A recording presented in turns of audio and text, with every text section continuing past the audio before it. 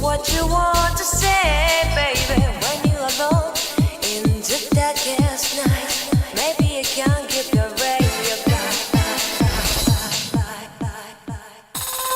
Open your heart and show your eyes change your destiny. And grow your love, baby. The future is waiting for you. And show your eyes change your destiny.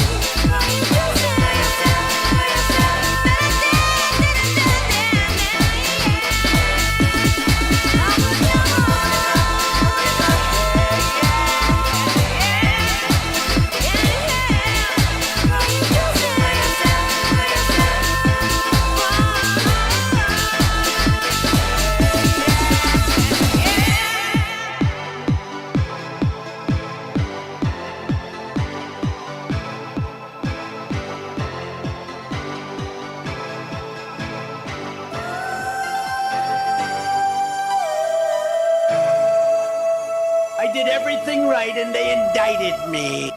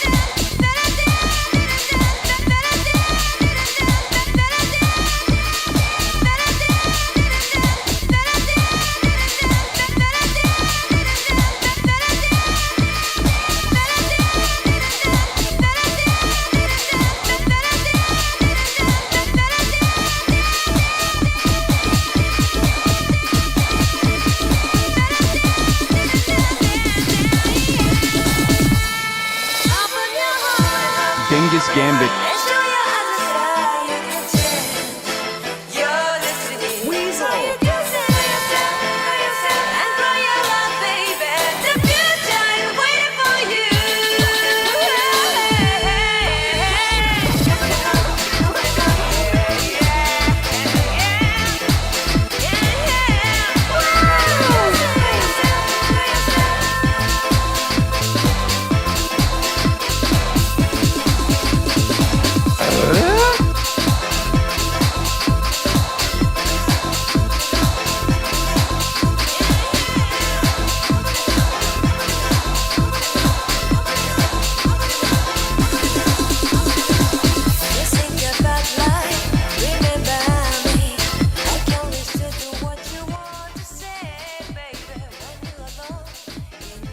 Happy birthday, Sam Seder. Happy birthday. Welcome to the stream, everybody. Whoa, what just happened? Oh my god. Advisory, thank you for becoming a member. And welcome to the cat cult. Or so it's been called, I don't know. Welcome to the Machete. Do you remember Machete Gang, chat? I need to find something to like consistently call you. This is what I've been told. I've been told I need to refer to you as like the same thing every time. So what would you like to be called? What sounds good?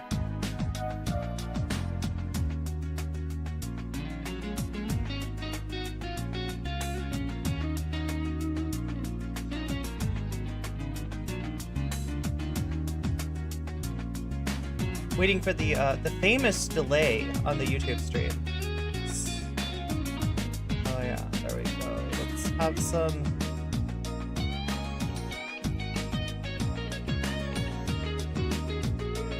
There it is, boom. There's your Twitter link for today if you want to help me out with this, right? Gonna give my thread some love over there on twitter.com, which I refuse to call x.com. The Goon Squad? Are you goons? Team Irene?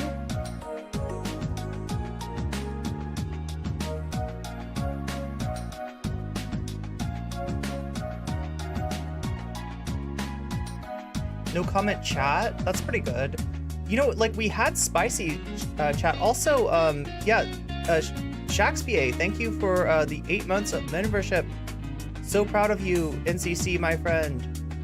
I am proud of you as well, and we're hoping that you will get unbanned really soon. If you don't know, Shaxpa, for some reason, probably for free speech, ironically enough, got banned from Twitch for a couple of weeks, and that ban is about to expire any second now, anytime now. We're hoping that Shaxpa will be back on Twitch. Oh my god, already with the I got so much stuff to do. Here we go. This is the link, and then I feel like the music might be too loud. It's usually too loud. It's a good rule of thumb that if I've got music, it's too loud. Anyway, that's better. That's better. We're good now.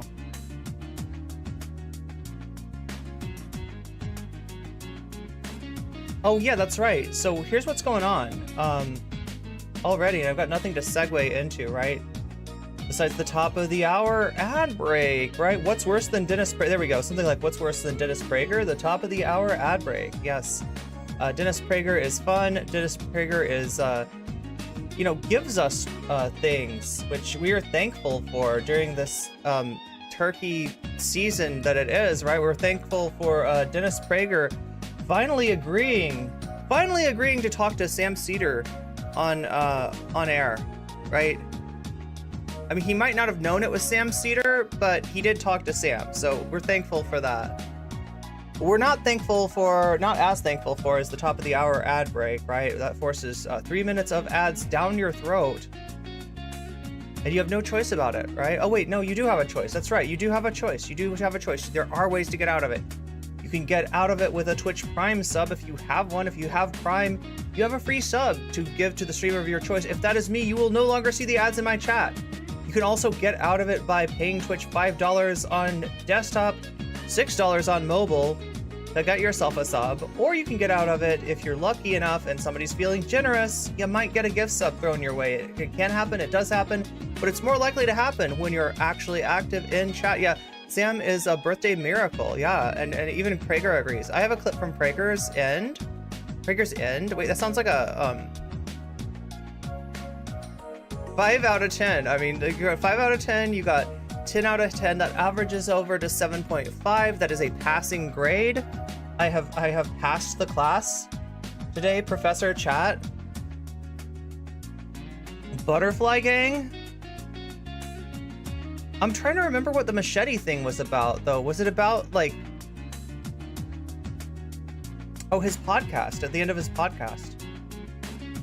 Oh, so you clipped it on the Prager end of things. I see what you're saying. Yeah, when Sam called. Sam called in. So, I gotta remember not to give too much away in the beginning, because I gotta explain this later on. The lady with the machete. Oh, wait, what was the lady with the machete? Oh my god, chat, you are my memory. I'm trying to remember what's the deal with the machete lady? Is this thing on? We were called the machete ladies. That's all I can remember. There was somebody with a machete that was kind of based machete lady. I don't even remember what the deal was with that.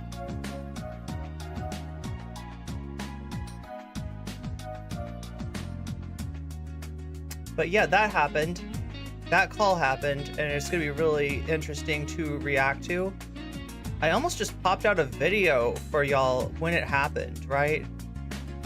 The only reason I didn't is because I thought people would want me to go over it on stream. So, you know, I hope you appreciate that. I am another machete lady. The pro-choice lady? Yeah, what was the deal with her? Why can I not remember the Machete lady? She seems pretty important. Base Machete lady would definitely destroy. Yeah, Stickman's got a stick. What's he gonna do? What are you gonna do with a stick against a machete? Different base Machete lady. Wait, that was a different base Machete. So there are multiple Machete ladies that are based.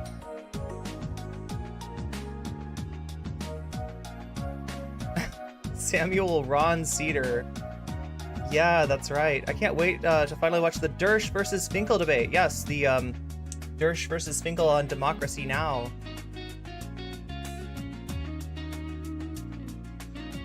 I'm trying to remember what that was all about. I mean, like, Butterfly Gang works. Something with Void Coffee.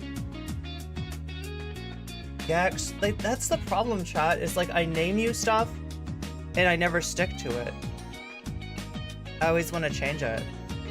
Right? So if I named my chat when I had started out, you all would have probably been called Alf Gang, right? And you could still find... Wait, do we have, like... We have at least one version of Alf in here. Don't we?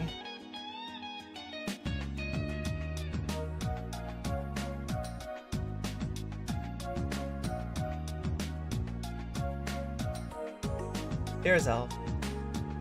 2 Alfs. Wait, we really have 2 Alfs? There's 2 Alf emotes.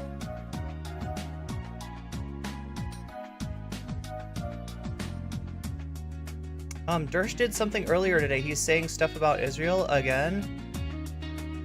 Isn't the Machete lady the lady trespassing on Jink's lawn? Maybe. Yeah, it sounds reasonable. I don't know. If any of you VOD frogs want to go back through the VODs, you know you can make clips from the VODs, right?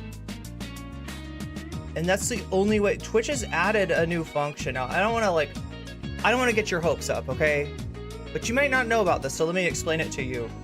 We're talking about Twitch talk, I guess, is what they're trying to engineer, right? Twitch does clips. They've done clips for a long time, but the way that clips work is that the only way anybody finds them is if they go to your channel and check. If they're like, oh, what clips does nocommentchick have today, right? Or if somebody like links it on Twitter, links it on Reddit, links it on some place on the internet, and a bunch of people are like, oh, that's a great clip, let me go over there and watch it, right? And then the clip blows up. I've had clips blow up before, through no fault of my own. Honestly, through what other people have said on my channel.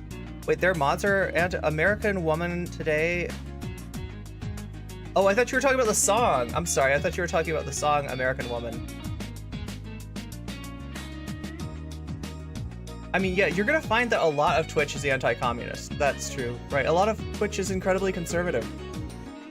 Dersh is saying Biden is putting too much pressure on Israel? Like, what did he do? Like, I know he's taking credit for the hostages being released, but I mean, the fact is that they would have, like, you know, at any time if there had been a ceasefire, there would have been like a hostage release, right? That was an option that was always on the table. Ad break has ended. Welcome back. Welcome back. If you just were unfortunate enough to see the ads, understand that happens every hour, not at the top of the hour. I don't know why. That's happening at 30 minutes. Oh my God, Twitch is screwing me. Twitch is doing me every which way. I'm not comfortable with it, right? He did nothing, and that's too much. Yeah, I know, right? Unless he's like actively cheering for more civilian casualties, I guess it's not enough. Upon asking the streamer to read marks, this person did not want to read marks, huh? Okay. Well, there's a lot of Twitch, that's like that, and there's reasons for that. There's reasons for that. I don't know if I should get into them right now. But basically, Twitch is associated, you know, there's eyes on Twitch, right? And one of those sets of eyes is a Discord humbly called the Politics Discord. I know, it sounds boring, right? It's not boring, though. It's full of Nazis. It's a Discord for Nazis, and I'm sure there's some good people there too. There's some fine people as well, right? But yeah, Nazis on that Discord. And, you know, they've made it their life's work to drive off anybody who's actually leftist from Twitch, to kind of move the Overton window, if you will, so a leftist, if you hear that, you're generally dealing on Twitch. You're generally dealing with a sock dim. If you hear sock dim, you're dealing with a liberal. If you hear liberal, you're dealing with an enlightened centrist. If you hear centrist, well, that's an intellectual dark web person. If they say that they are center right, they're probably Nazis. That's how Twitch works. Everything is just shifted to the right, thanks to the wonderful people over there at that Discord, and a few other people, right? You know, you can talk about Destiny. You can talk about just the way the platform works, right? This platform was around during Gamergate and still very much has that mentality, right? So that, you know, you've got a section of Twitch users that are just really intolerant of anything to the left of, I don't know, David Pakman. Yeah, there we go. Anything to the left of David Pakman, who we'll be talking about. That's right, David Pakman got in hot water, got in drama with Vaush, right? Or I think, you know what? Here's what happened. I think that Vaush called David Pakman bloodthirsty, and then David Pakman reacted to that. So there's that. David Pakman, who is closing in apparently on 2 million subs on YouTube, be the third leftist. Did I say leftist? God damn it! Now it's getting into me, chat. Leftish, I guess. Lefty is what I think he would say. The third lefty YouTube channel to cross that. Wait, is that even true? What about Second Thought? Isn't Second Thought big? Yeah. Of all the words to use, yeah, Vaush chose bloodthirsty. So, and then yeah, we're gonna talk about that. We also have to talk about the Daily Wire's new movie. The Daily Wire is making a movie about me, about trans athletes. That's right. About what it's not, though. There's no trans athletes in this movie. There's a bunch of guys that want to play sports and win, and so they, I guess, call themselves trans and sign up for the women's league. It's look, if you like, here's what's funny about this movie, right? Is that the Daily Wire is all over social media claiming that this is the movie that no big studio would touch. And there's a reason for that, right? Because they've made this movie like 8,000 times. This movie exists in so many forms. There are so many versions of this.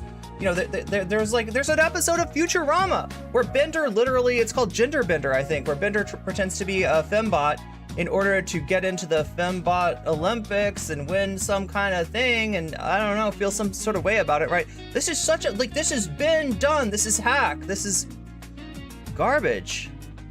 It does suck. It does indeed suck. Someone in TYT chat saying Second Thought was a tanky, and like half of the chat was like, no, I like him. That's the oh wait, in TYT chat, wow.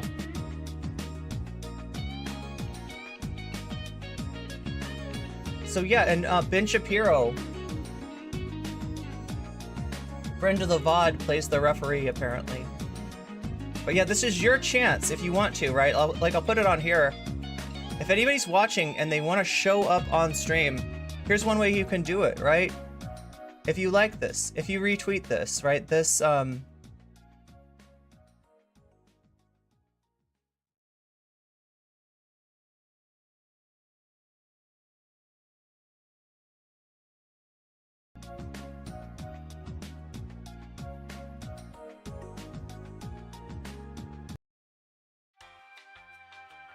owned by my own music. Okay, it was bound to happen. Dirch calling all college activists the Hler youth. Also wrote about a book called, oh my god, yeah, Dirch is a character, for sure. Can't believe he's a tanky. His videos seem so reasonable, but he's actually a tanky. He wants to lock you all up in gulags, right? He wants to lock you up in gulags for thought crimes against the Ingsoc, apparently.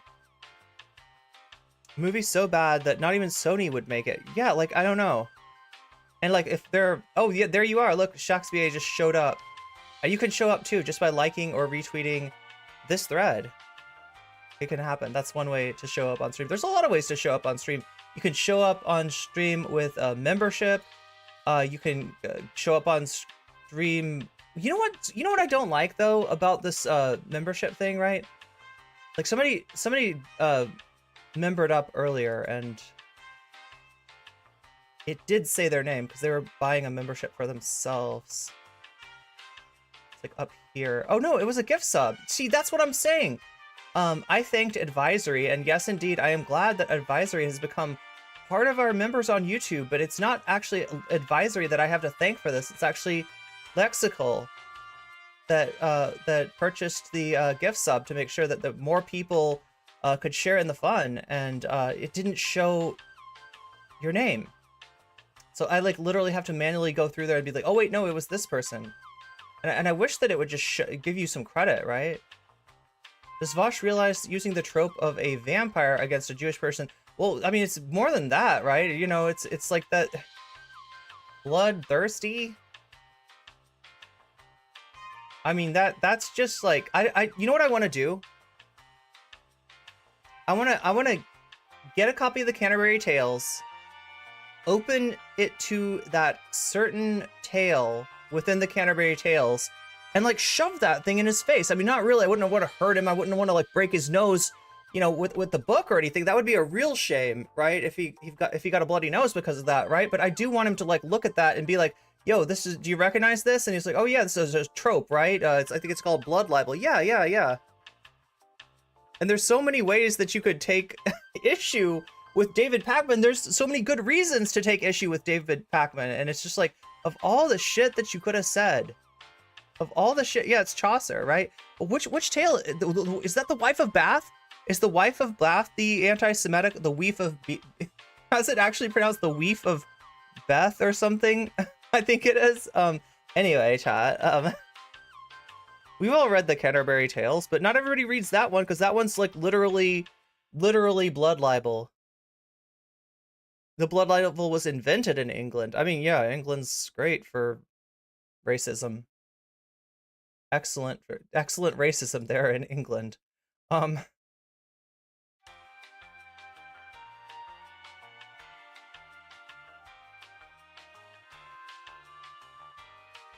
bunch of people were okay.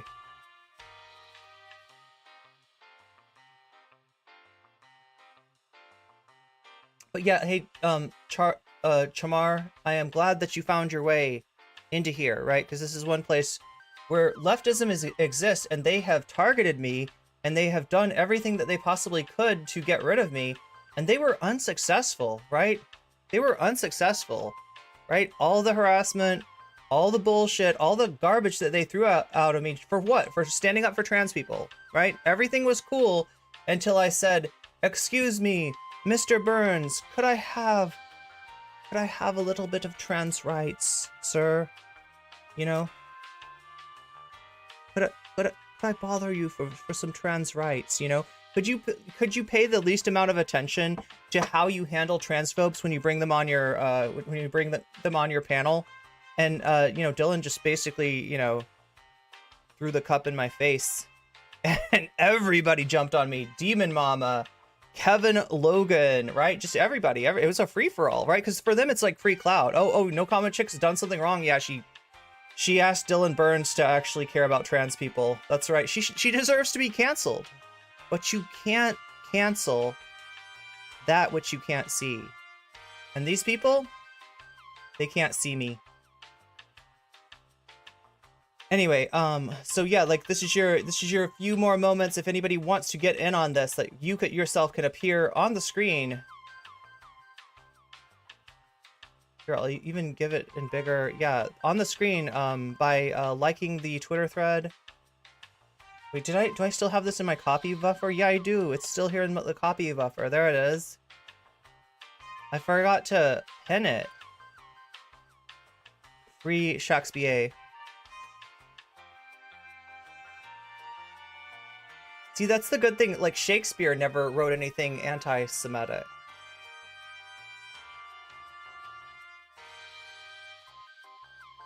Okay, I think people get the irony of that, right? I don't have to explain that one, right? Why can I not pin this? Let me pin this. Oh my goodness. Wait, what is going on with this?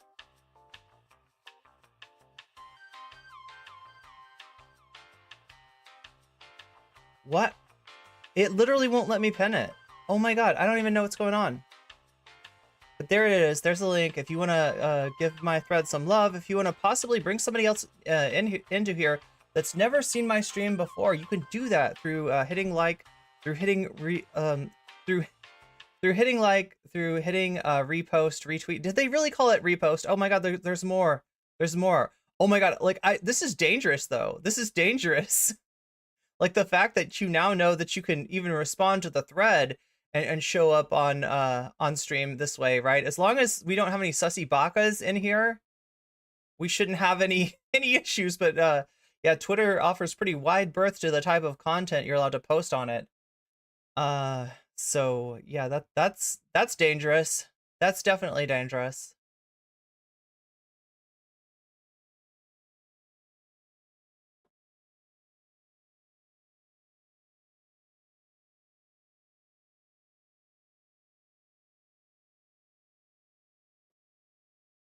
Not as dangerous, though, as Sam Seder.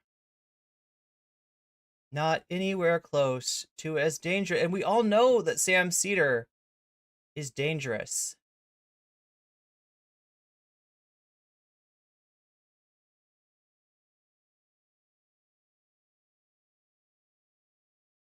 We know it because Steven Crowder is afraid to talk to him. Tim Pool is afraid to talk to him. Tim Pool even alluded to a bunch of people that producers from other shows that will not have Sam on because he's so dangerous, right? He's a danger.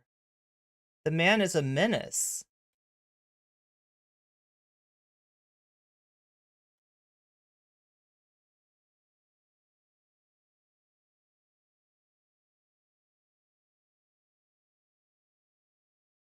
And why is he a menace? Well, he made a lot of videos exposing Dave Rubin back in the day, right? To the point where, and this is what he was trying to do. If you look up Dave Rubin, you're gonna run into some Sam Seder content. And Dave Rubin made an attempt to define himself as a leftist who had become disgusted with the left and who had decided to leave the left. I just got it. That he was the real liberal and the left had changed. The left had moved to the left. They were intolerant. They were the regressive left. And that he, being a good, upstanding, classical liberal, had no choice but to renounce the left. And the truth is very different than that. Dave Rubin is a grifter, an opportunist, a clout chaser, literally of all the clout to chase too. Like TYT, it's kind of pathetic, right? But that's whose clout he was chasing by, you know, starting up drama with them and then, you know, going on to every conservative platform he could find to talk about the regressive left and talked about how the left had failed him. And Sam exposed him at every turn and made videos. And that's why Dave Rubin wasn't able to get away with that rebrand. They may have, okay, and I don't know this for sure, right? But they may have like ruined that man's career, right? They may have stolen the grift right out from under him. And that's what really scares people. And honestly, that's why I got the reaction I did with the Dylan Burns stuff, right? It wasn't just that, like, you know, the trans girl disagrees with me, right? It was the idea that Dylan wanted to present himself as an ally to trans people, and that me calling out what his platform actually does, which is spreading tropes about trans people to a naive liberal audience, was in danger of undermining his brand. So just like getting in between a mama bear and her cubs, you never want to get in between a grifter and their money, right? And that's what I did, and that's why I paid the price. That's why Sam has paid the price, right?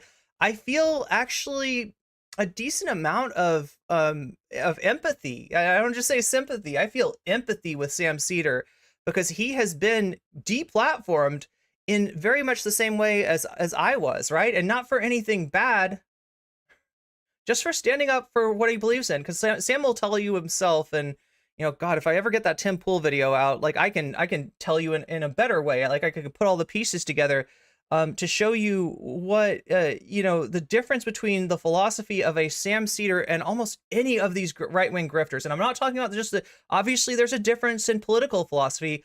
I'm talking about a difference in content strategy, in that Sam Seder does not care about your career. Sam Seder does not care about your channel. Sam Seder does not care about your money. All the other people, like, even when they disagree with each other, they will play nice. There's a certain line in the sand that they're not allowed to cross, and that's when it starts to hurt somebody's brand. That's when it starts to make it hard for somebody to represent themselves as they're trying to represent to themselves to the internet, right? And since Sam Seder cares about, like, politics, man, and not about, like, making friends, that's why Sam was just basically deplatformed, I guess you could say. And it's funny now because, who's laughing now? Sam's sitting at 1.39 million subscribers, but honestly, if BTC is over 2 million by now, if David Pakman is closing in on 2 million, and if the Young Turks are even bigger than that, like, Sam's paid a price. They live from what I can tell, like, Sam Seder and his family live like a very modest life for being as big of a political internet figure as he is. And a part of that is because he didn't have the ability to cross-pollinate his audience with as many other shows, because so many of them are like, oh no, don't have Sam Seder on. He doesn't play nice. He doesn't play nice. I don't play nice either, right? And I don't feel bad about that. I don't judge Sam harshly because of that. Like, right, if you listen to Tim Pool, it'll be like, oh man, this guy's like obsessed with Dave Rubin. I mean, I don't know. If you look on his channel, type in Dave Rubin on Sam Seder's channel, you're gonna come up with like 87 videos. He made like 87 videos on the guy. Yeah, he makes a video, he makes a clip every time he does a segment that is of interest to his audience, right? So there's 87 times on his 3-hour show that the subject of Dave Rubin has come up, because it's that's his beat. An important message. What? We're going to be on conference call with... So what you missed that happened right before this was Sam was on, and this is kind of ironic, right? Sam was on with another caller. He takes calls almost every day, takes IMs, takes calls, responds to, the chatters, responds to the audience, right? But in the middle of the call, his producers let him know that a longtime caller, Ronald Reagan, was calling them and saying that he was on hold on the Dennis Prager radio show, right? So he's called into Dennis Prager, he's on hold, he's about to be off hold, and he's like, Sam, it's your birthday, happy birthday, like, let me bring you into this conference call. So much like the same way that Ethan Klein conferenced Sam in to the conversation with Steven Crowder, we've got Ronald Reagan calling into Dennis Prager and conferencing Sam into this conversation that Dennis Prager would never have, right? Like I say, this guy's deplatformed. This guy's bad news, right? There's wanted posters, right? You know how, like, at a store sometimes you'll see like a bunch of pictures of people and it'll be like shoplifter, this person did this person, people that are banned from the store, people that are banned from the restaurant, right? If you looked behind like a counter, you might have seen something like that. If the right wing had that, Sam Seder's would be the biggest face on there. It's like, what, this guy right here, do not let this guy in. Like, this is like letting Alf in, right? This is like what it would be for me if I like left to go pee and one of the mods like let Alf in, and Alf was like on my stream like talking about who knows what, right? This would be like the same sort of thing, right? This is like Alf getting on my stream, right? Sam Seder getting on a right-winger stream is a nightmare, as Steven Crowder put it. And it is every bit as much of a nightmare when he gets on Dennis Prager. Maybe Prager. How many Tim Pool Jesse Smollett videos, right? How much time do we got? Oh, I love the hold music though. Hello? Hello? Hello? Hello? Is this Ronald Reagan? Yeah, Is this me? Hello, Sam? we're on in a minute. We're on in about a minute. On the Salem Radio Network. Returns from break in 1 minute and 15 You want seconds. to This is just a great take it? birthday gift. Thank Yeah, you, you Prager. want me to just go right into it? I told him that my son is in college and he's attended college anti-Israel protests. It's really upsetting. So you might not have heard that, but Ronald Reagan's saying that he told the screeners, right? So how this works on a radio show is they have screeners. They have people that are hired to answer the call, to say, "Hi, caller, what is your name? Where are you from? And what do you want to talk to Dennis Prager about?" Right? So that way, if it's like Sam Seder, and they're like, "I'm Sam Seder, and I want to talk to Dennis Prager," they're like, click, hang up, right? Or if it's somebody that's like, your refrigerator's running, then click, right? They don't want to get pranked. They don't want to get embarrassed. They don't want to have anybody do anything weird on their show. And they don't want anybody to show up Dennis Prager, most of all, right? So there's somebody to screen the calls, but Ronald Reagan calls in. They don't know who Ronald Reagan is. Only long-term viewers of the Majority Report with Sam Seder would know who Ronald Reagan is, right?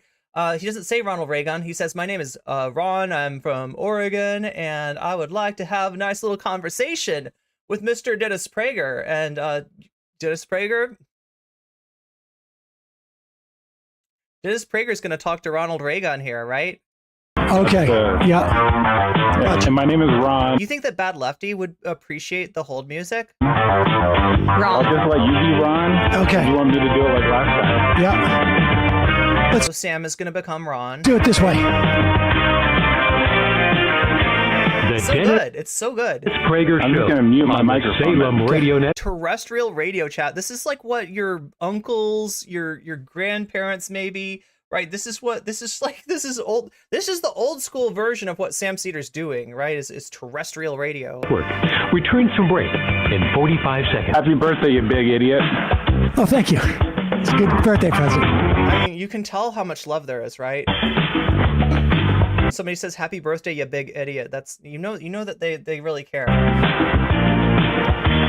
You remember this music differently? What Are you telling me they subbed out some music for another? has happened to the Democrats? And that philosophy is being planted to earth.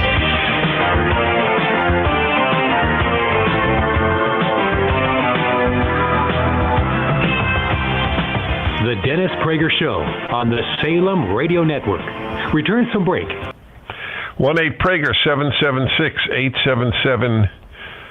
My dad told me, he's a pastor, told me my mom listened to a lot of Prager radio. Is it called Prager radio? And he rolled his eyes. Yeah, God.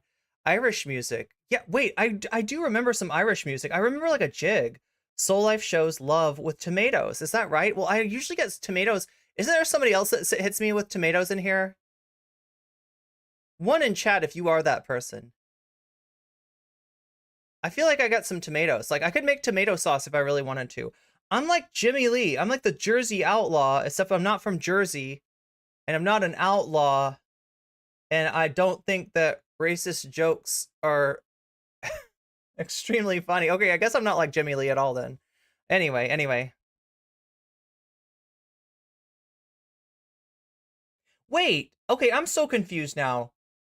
Okay, so I already gave you like a top of the hour ad break, right? And it wasn't the top of the hour, it was the bottom of the hour. But right now, I'm gonna let you know it's kind of the top of the hour, and Twitch is telling me that you're about to get an ad break. So if you're in here and you don't have a and if you don't have like a little symbol by your name, a little Persona 2 icon by your name, right? You're about to get sucked into the top of the hour ad break, right? 3 minutes of ads beamed directly to your eyes, Clockwork Orange style. Believe me, chat, it is not a good thing, but there is some hope, right? You can possibly get out of this with a Twitch Prime sub if you have one. If you have Prime, you can hook it up to Twitch. You can get a free sub. Once you get that free sub, you give it to the streamer of your choice, and you no longer see ads in their channel. So if that's me, you'll no longer see ads in my channel. You could also get out of the ad break through paying $5 to Twitch. Somebody once said it is only $5. That holds true to this day, right? It's $6 though if you're on mobile. You can also get out of it with a gift sub or a community sub, which you might have given to you through the beneficence of a very generous person, right? But it happens more often if you're actually active in chat, because that way they know you need the ad. They know that you need the protection from the ad break. So But yeah, we're about to get ready to go with this. I'm sorry for the dual ad break, like the dual warnings, but also people in Twitch, look, if you don't get out of the ad break, could you at least like tell us afterwards that like indeed the ad break is happening at the top of the hour? I don't know why it happened at the bottom of the hour. That's so weird. Are they giving me 2 ad breaks now? What is up with Twitch? 243-776. Albany, Oregon. Ron, hello. It's Ron. Hi, Dennis. Thanks so much for taking my call. I think I told your screener that my Ron Hugo Seder from Gowanus, Oregon. Yes. My kid is in college, and there are protests going on there. And needless to say, Thanksgiving was a little bit rough. I'm gonna have some Void coffee. I don't know. Go on. Well, my child, I don't want to say the college that they go to because I don't want them to be chased down or anything. Oh, yo. I was wondering if he was going to do that. So, Sam said chase down or anything. And normally, right, you don't want to like dox somebody. But there's a real reason to be worried, about there are groups literally doxing college students right now. They'll if you say something, if you speak up for Palestine on a college campus, there are people that try to dox you. They try to find your name. They will park in front of your place of residence with a giant jumbotron car, right? A car that, like a jumbotron, like at a stadium, right? There's these trucks that have the, jumbotron, lighting on the side of them, and it'll show like a picture of your face. It'll park outside of your thing and tell everybody in your neighborhood that you're an anti-Semite for standing up for Palestinians. And not only that, right? They put your shit on the internet. They try to make sure that you can never get a job again, right? Because if a company looks you up and the first thing they find out is noted anti-Semite, so and so, right? You're gonna have a tough time getting a job. But these aren't anti-Semites, right? These are college students doing what we would hope more of the country would be doing, which is standing up and speaking up for people suffering massive amounts of civilian casualties right now, violence that needs to come to an end. And instead of being rewarded, they are punished. They are blacklisted, right? So yeah, Sam's talking about something very real. You're getting the ads. Okay. But my concern is that my son doesn't appreciate what's going on in Israel at all, and doesn't understand what the dynamics are there. And it is increasingly a problem is what's going on these campuses. That's right. Anti-Semitism is a problem in this country. It is rising. I'm not sure if I subscribe totally to the idea that it's a function of secularism because, obviously the Spanish Inquisition, we had a lot of anti-Semitism that existed before any type of secular movement. So I'm going to try to, when I make this video, I'm going to try to put this in post-production, okay? But something that they cut out from this clip, right, because, it would be a very long clip otherwise, was the fact that Dennis Prager, prior to taking Sam's call, like he came on, he gave a little rant, and he was talking about the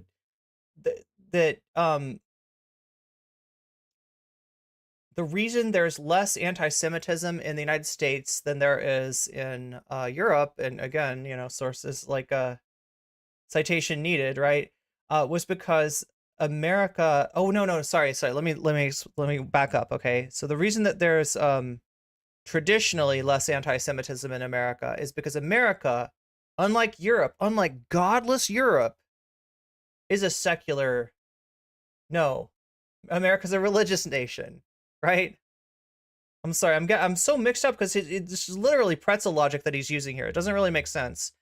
The country that literally has an establishment clause in its constitution separating church and state. No, is really freaking religious. Is really Christian, and that Christianity kept anti-Semitism from happening here, whereas it did happen in Europe. Right? So that's what he's saying. And the reason that we're seeing anti-Semitism now, which I guess he means is college kids complaining about civilian casualties in Gaza, right? That's Anti-Semitism, according to Dennis Prager, the reason we're seeing that anti-Semitism now is that America has become secular. So America back in the day, what's weird is though, it's the opposite, right? We have the Establishment Clause. We have a judicial separation of church and state, you know, which has been it's been violated in spirit, I guess. Like, look at the Pledge of Allegiance, right? The Pledge of Allegiance is, you know, appeals to God. I mean, there's language about God, you know, in the Constitution, but as far as the law itself, right, it's supposed to not respect, you know, any established like religious authorities one way or the other, right? And so he's got it backwards. He's got it backwards, right? America's not more secular than ever. We are closer to eroding the line between church and state than we ever have been before. In the United States, it is. I make it clear in the Okay, so here's his explanation. Yeah, in the United States. column. You're right. American Christianity was totally different from European Christianity. But I mean, this was a Judeo-Christianity. It was pro-Jewish. That's why I read to you John Adams, who was a committed Christian. Well, that's true. That but, Jefferson I mean, and Jefferson. Again, like citation needed, right? Citation needed. America has been the home to a lot of vile anti-Semitism. I don't know if I can objectively compare it to Europe, but this is, and even with the founding fathers, I don't know. I feel like with the founding fathers, you don't have to scratch much paint off to find really nasty stuff there.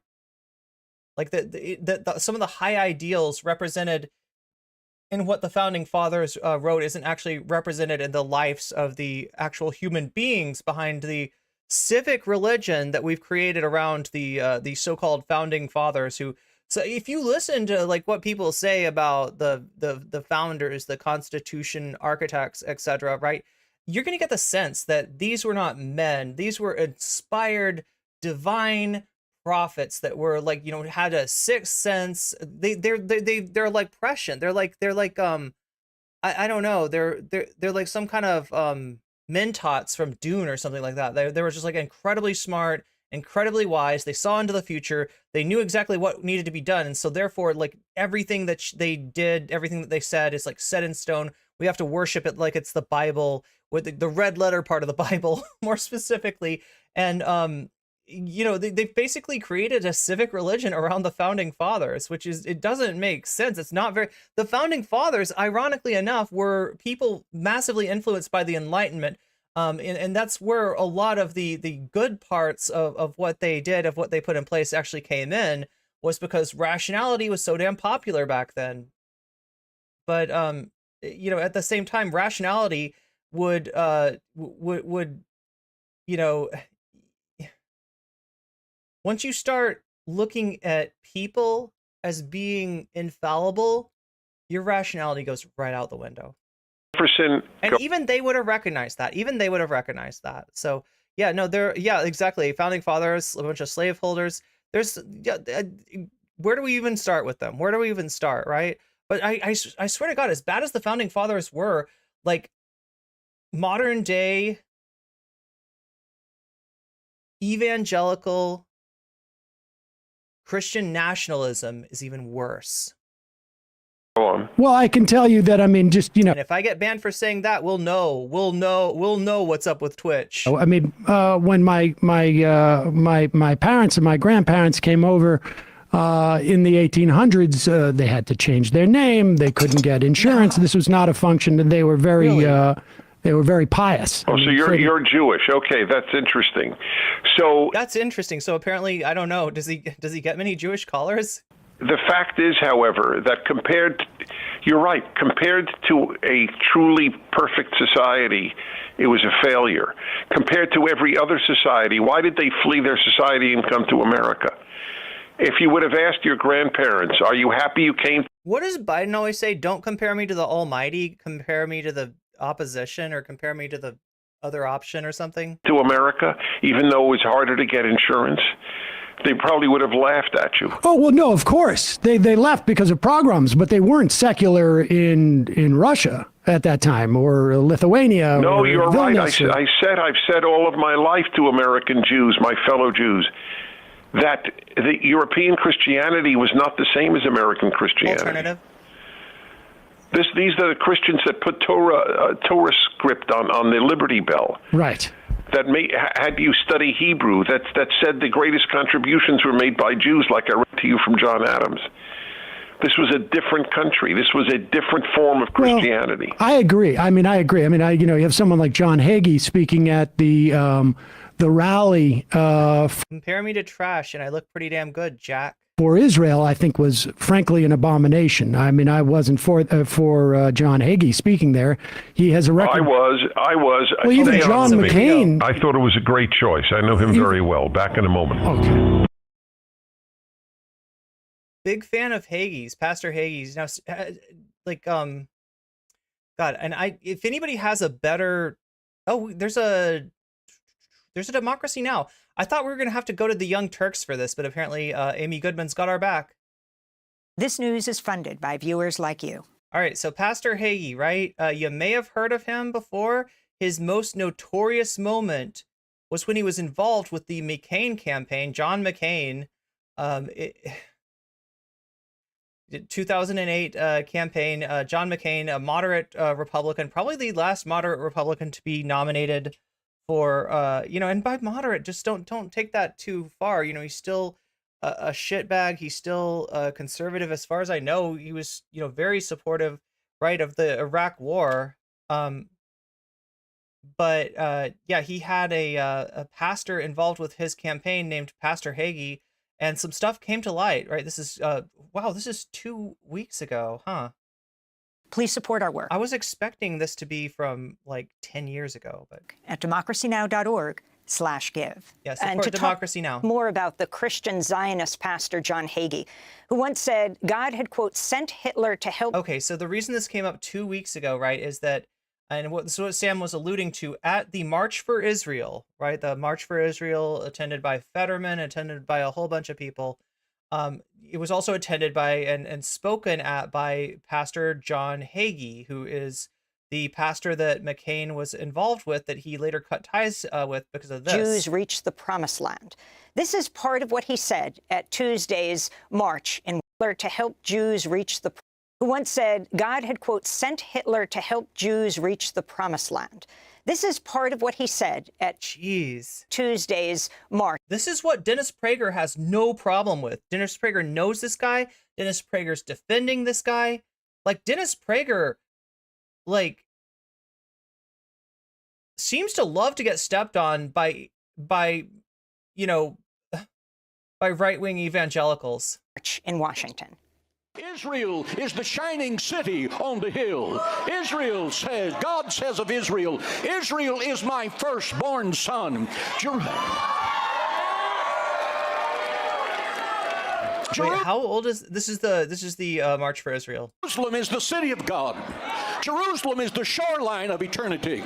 Jerusalem is the eternal capital of Israel today and forever. So they brought this anti-Semite back to speak for Israel, to speak against anti-Semitism.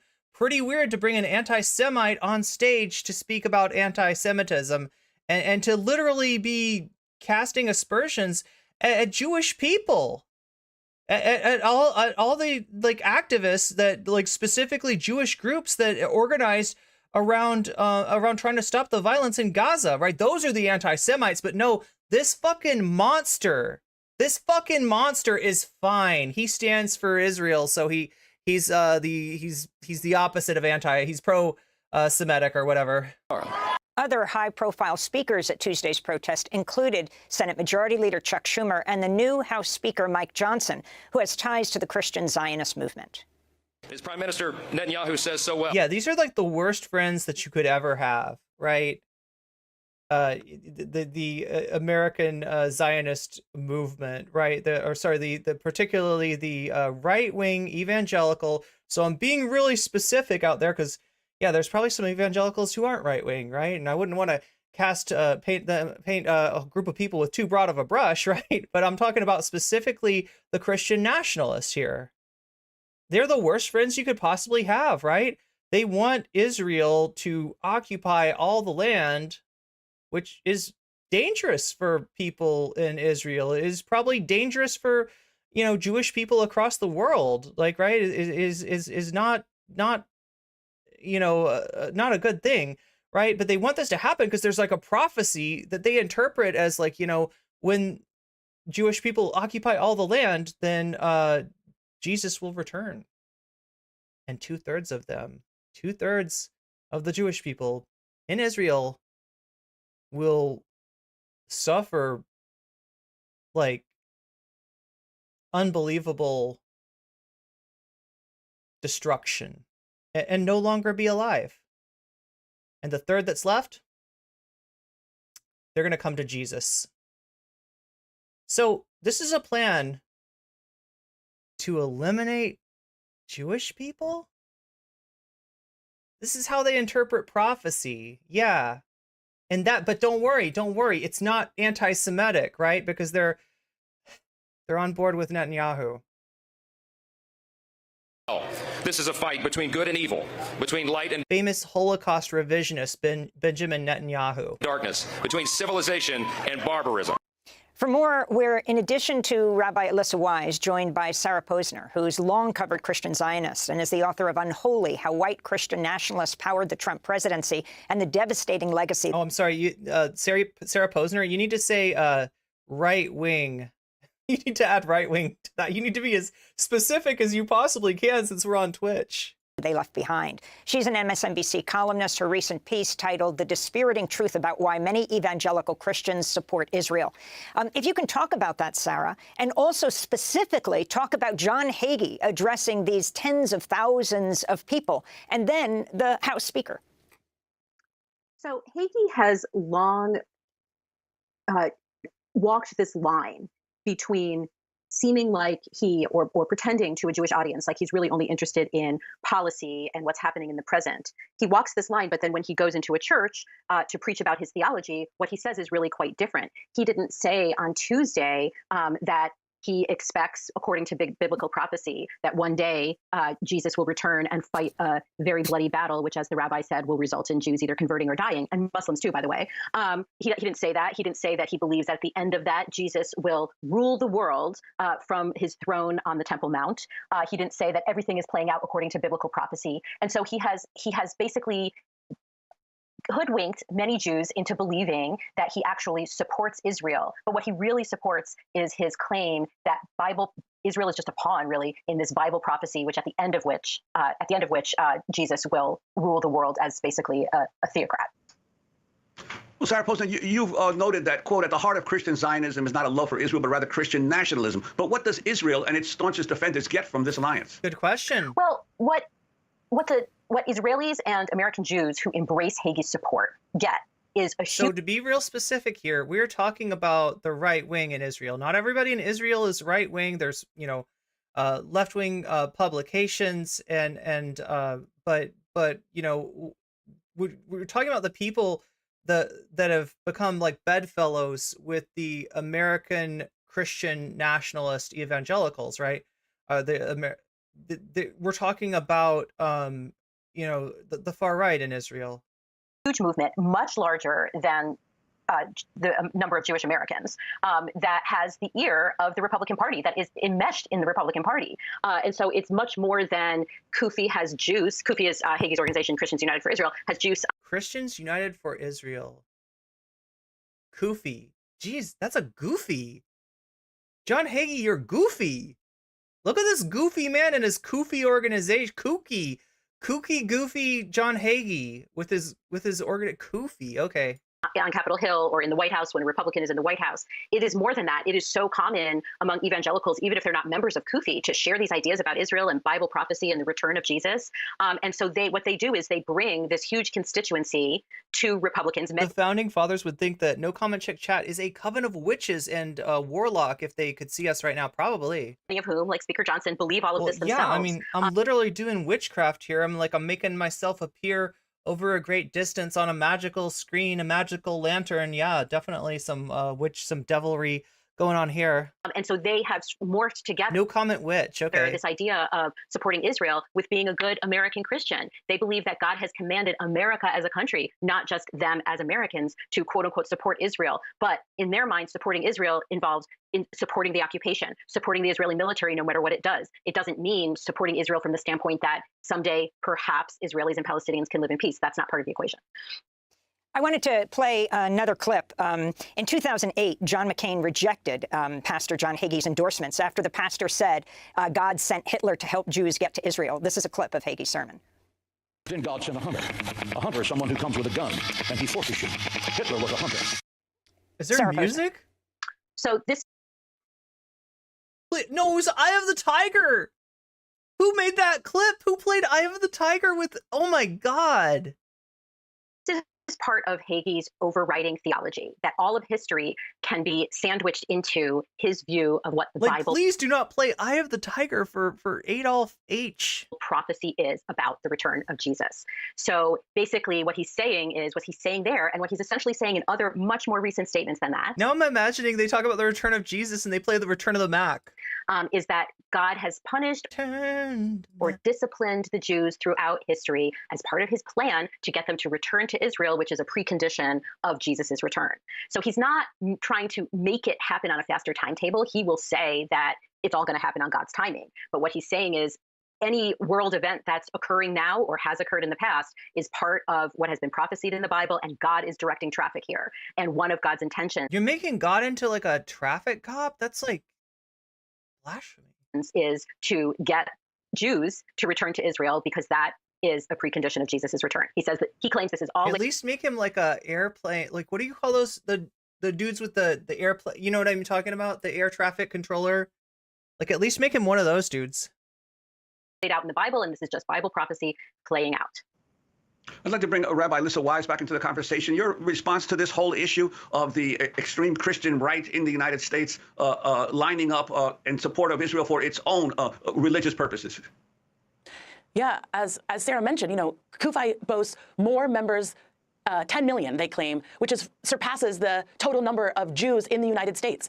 So one thing that's really critical is that white Christians need to be mobilizing just as American Jews are. American Jews are getting arrested by the hundreds, as you mentioned.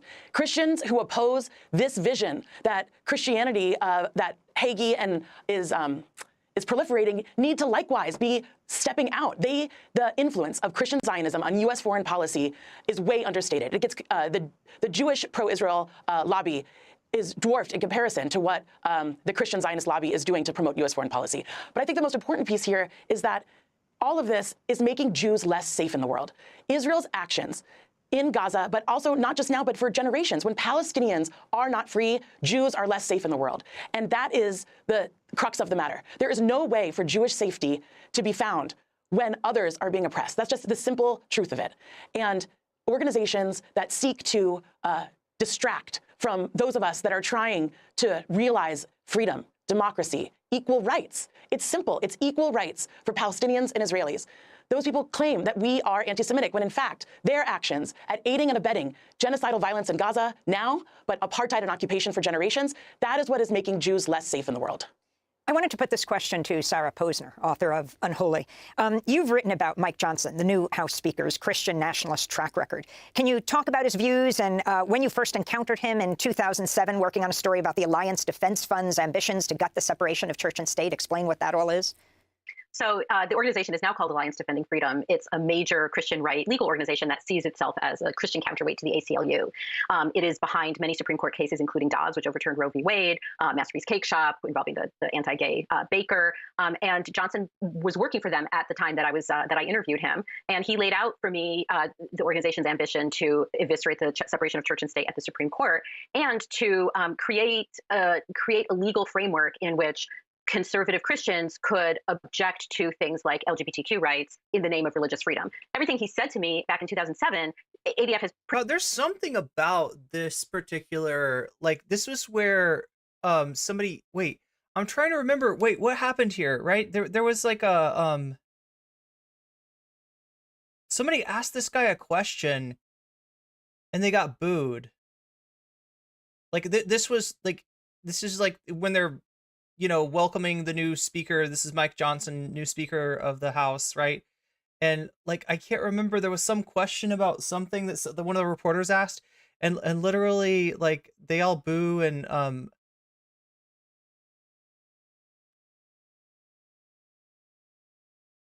LGBTQ. yeah, that's like Virginia Fox, right? With the on the right next to Bobert there.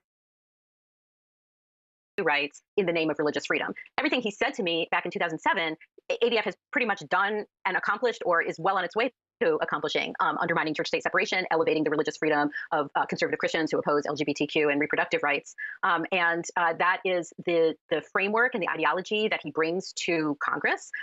He also believes that God created civil government and that the government should be run from what Christian nationalists would call a biblical worldview. So his entire ideology and framework and way of looking at the world. You see, there's no masks there. Nobody's wearing a mask. And way of looking at they're packed in there. They're close together. Nobody's wearing a mask. Government in particular is very classic to the T of the Christian right of, you know, Christian nationalists, whatever you want to call it, believing that their biblical worldview is what should dictate law and policy in the United States. Is there this phenomena of the Christian Zionism largely centered in the United States, or have you seen similar movements in other advanced industrial countries, especially in Europe as well? Sure, it's worldwide. There are organizations that bring together Christian Zionists from different countries, that in particular bring together Christian Zionist legislators from different countries. So it's definitely a worldwide movement, but Hagee is. Yo, I read reporting on Christian Zionists. I read that as, oh, for a second it looked like I was like, I had to blink my eyes, like reporting on Christian zombies. It's probably the world's foremost and most well-known Christian Zionist. And her book is called Unholy too, yeah. In part because of his decades-long preaching on the question, but also because of his founding of CUFI in 2006. It is an unholy alliance, but look, one thing that's definitely like the opposite of unholy, like it's one thing that's very, look, okay, so one thing that is unholy also is the top of the hour ad break. It's completely unholy, right? You will be possessed with whatever 3 minutes of ads Twitch decides to throw at you. And there's very little that you can do about it, but there is something that you can do about it. If you have Prime, you can get out of that ad break for free. You can put money in my pocket. You can get yourself some emotes. And you can take money away from this big Bezos Corp, right? By using a Twitch Prime on my channel, and then you will no longer see those ads, right? You can also get out of the ad break by buying yourself a sub that costs $5 on desktop. It costs $6 on mobile. I've been told it might cost more in Canada. I don't know why they decide to screw Canadians, but they do. But regardless, if you can manage that, you will also no longer see those ads. And you know, if neither of those two options work for you, there is still a way, right? If you are active in chat and showing off the fact that you don't have a Persona 2 character next to your name, right? There is a decent chance that somebody might take pity on your soul, realize you're about to get sucked into the ad break, which is coming up in like 3 minutes, right? 3.5 minutes here. You're gonna have another ad break here. And if you don't want to be a part of that, you can always just be active in chat, which, you know, I appreciate, and you'll appreciate it if somebody decides to have mercy upon your soul and get you that, give you that gift sub and save you from those ad breaks. So that all can happen and more. Also, I wanted to take this time, just a chance here to mention that people have been donating to my Throne, right? My Throne account. It's like a wish list thing, right? Things that I need. I think everything on there is for like stream. Does that work? Do we have a Throne command, or does it just, maybe it's just the timer? Oh my god, I can't believe I don't have a Throne command. I should have a Throne command. Does it work on YouTube? But anyway, some of you have been donating to some of those goals, right? Equipment. I think I've also got a boxing bag on there too.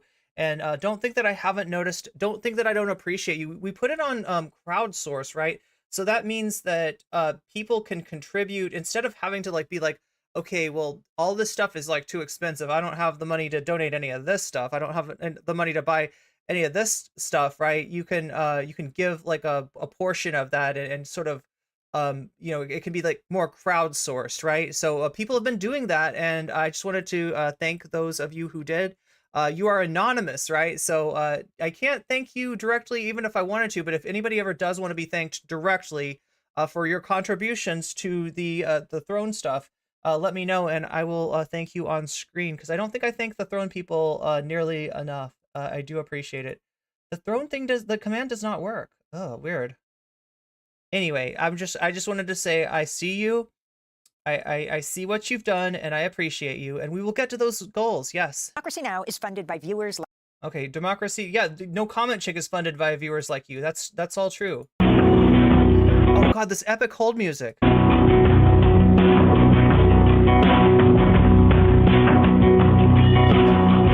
Okay, that's definitely copyrighted. That's got to be copyrighted right there.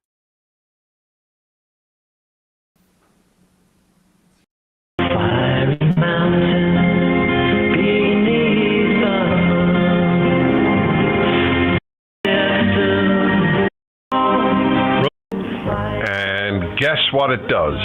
I'll give you a moment here to think about it. Sean is baffled. It's fascinating. Sean, I don't understand. It's sleep. Hello, sleep. What? Folks, a lot of you have problems falling asleep or staying asleep. My heart goes out to you. It's not a problem I've ever had. I'm very lucky, and I know it.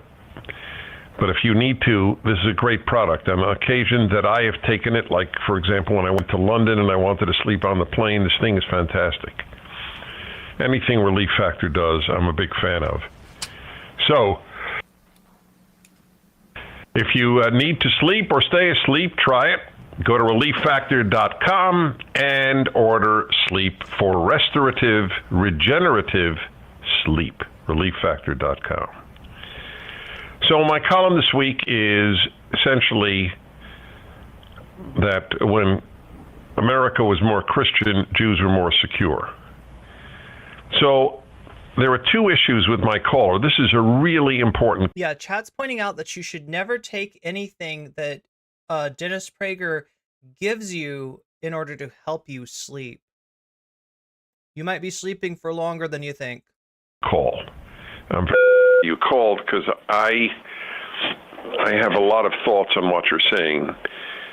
So this is Ron in Oregon, and there are two issues. One is that his son, this is a Jewish family, and his son has been participating in anti-Israel protests at his college. And the other is that he doesn't fully agree with me because look at all the anti-Semitism in Europe, which was done by Christians, and he's absolutely right. But as I've said all of my life, American Christianity was not European Christianity, and Jews, the best place Jews have ever lived outside of their own land has been the United States of America. So your last comment was that you were distressed that at the rally in Washington for Israel, they had Pastor Hagee speak, correct? Yes, that's right. I mean, I never totally agreed with John McCain about all things, but when he distanced himself in 2008 from Hagee, I thought that was the right thing to do. And the reason? Well, I don't think the idea that, and this is what Hagee believes, obviously not what I believe, or I would imagine not what you believe, is that Hitler... Does he not remember?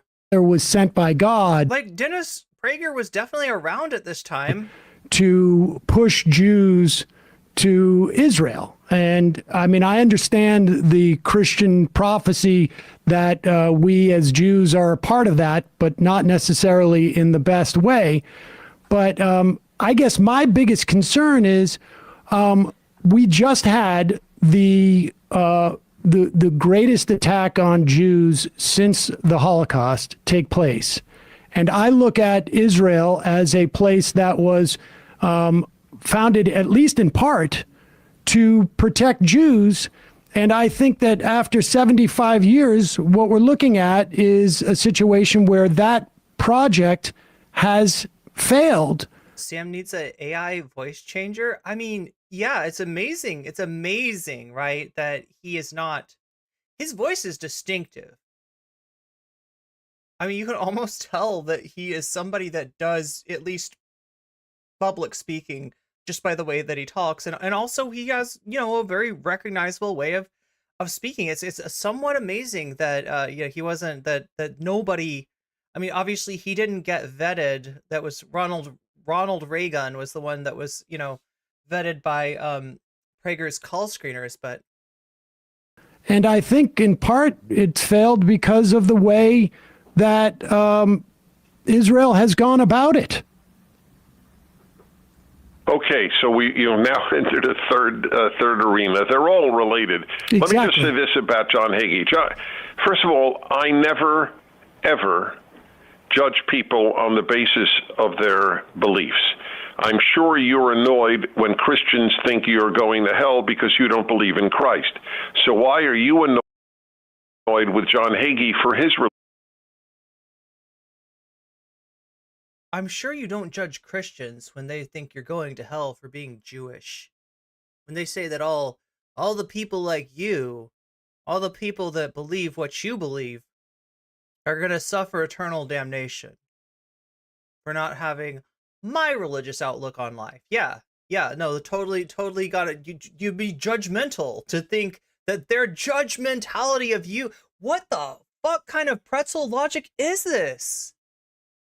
Like, that's the thing about, Dennis Prager. And if we watch the Amon animation of Dennis Prager, like, I think he's protected. He's like, he's depicted as some kind of a centipede or a worm or something like that. And, just all twisting around. It kind of fits, right? This guy's logic is so twisted up, right? Never be judgmental. So that, when the Christian nationalists come and judge you, you're going to be like, that's fine. That's fine. You think that I'm going to be extra crispy. You think that I'm going to be an extra crispy order of like Satan fried chicken down in hell. Like what the, yeah. Like, no, don't judge. Don't judge. Religious beliefs. If indeed that's what he said, I have reviewed it. It's not fully clear. Like, that is Christians being very unchristian, right? You don't need to judge them. Their own viewpoint, their own religious figure, has basically condemned them for that kind of shit. But let's say he said that. God sent Hitler. Lest ye be judged, yeah. My father, who was an Orthodox Jew and fought Hitler in the U.S. Navy for 3 years, believed that God sent Hitler because he couldn't believe that the Holocaust just happened and God watched it. There are a lot of Jews. Yes, but that is okay. So fine. So what exactly? How remarkably different was my father's view? I don't agree with my father, but it doesn't matter. As I said, I judge beliefs, but I don't judge people by their beliefs. So John Hagee has been one of the most pro-Jewish, pro-Israel figures in American life. He has founded the largest organization of Christians. It is the CUFI. Christians United for Israel. I know that. But Dennis, that actually relates to my other point. Because I'd eat the devil chicken, yeah. Because Satan probably is well, I mean, assuming that Satan is evil and racism is evil, it's not too much of a stretch to think that Satan is probably racist, right? And if Satan is racist, then he probably makes some damn good food, right? Because as Dylan Burns has told us, the best food in the world is food made for you lovingly by racists. I do think that intent is important here. So it is true that that Israel has a lot of support from CUFI and other Christian Zionists. Wait, but do people not know Amon animations? They want the Jews there so that they... Are there people in chat? One in chat if you're unfamiliar with Amon animations. Go through hellfire. And I don't know, you're spelling it right. It feels like you know. I don't know that, the Netanyahu... That's not true. The Netanyahu... That isn't true. I know that is exactly the prophecy that Hagee is talking about. And, no. And I will also say this. With Netanyahu, also making common cause with yes, because he's making right-wing. common cause, because the greatest support in America for his country is coming from Christian Zionists. Well, but I think that's problematic in the end. Why wouldn't he make common cause with them? Well, I'm trying to explain. I'm trying to explain because I think what it breeds is a type of singular nationalism in Israel, which has left Jews unsafe. The road that could have been taken with Zionists. So we know that there was a that strand of Israel Zionist is thought. At fault.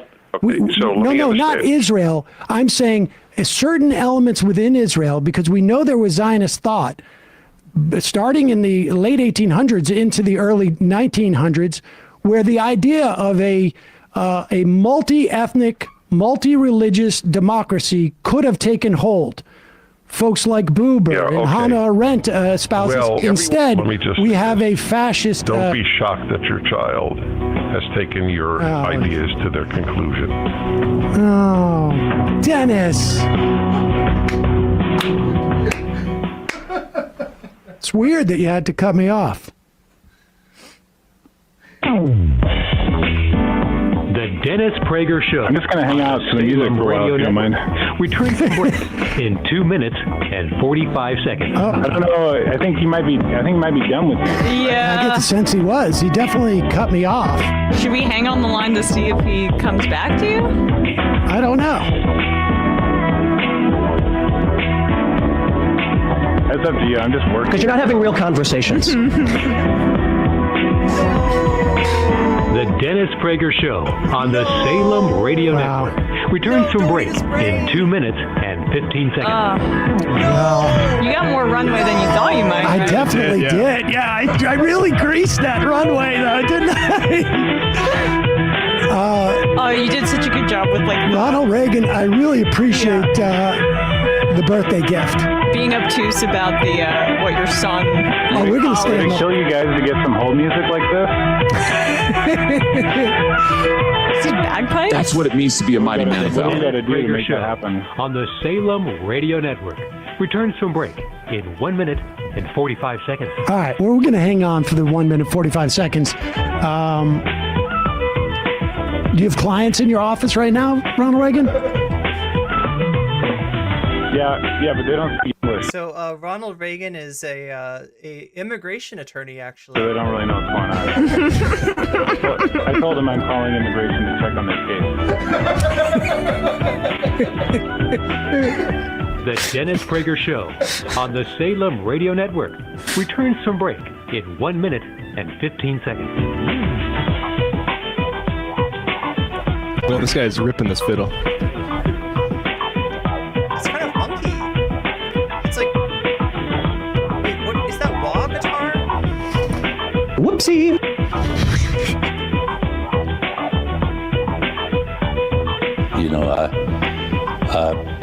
The Dennis Prager Show try to encourage on the Salem people Radio to post Network. and try to break in 45 seconds.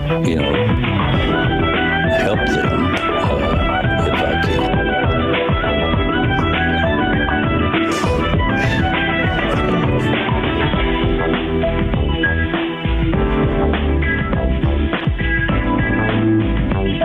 What has happened to the Democrats? The Dennis Prager Show on the Salem Radio Network returns from break in 15 seconds.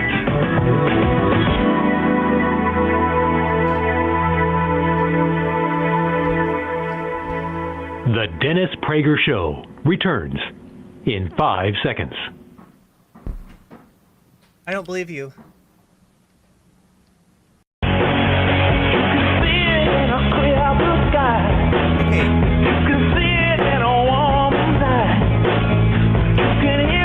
Who is that? What is that? Rolling Stones? Like, if that's Rolling Stones, we definitely do not want that playing over.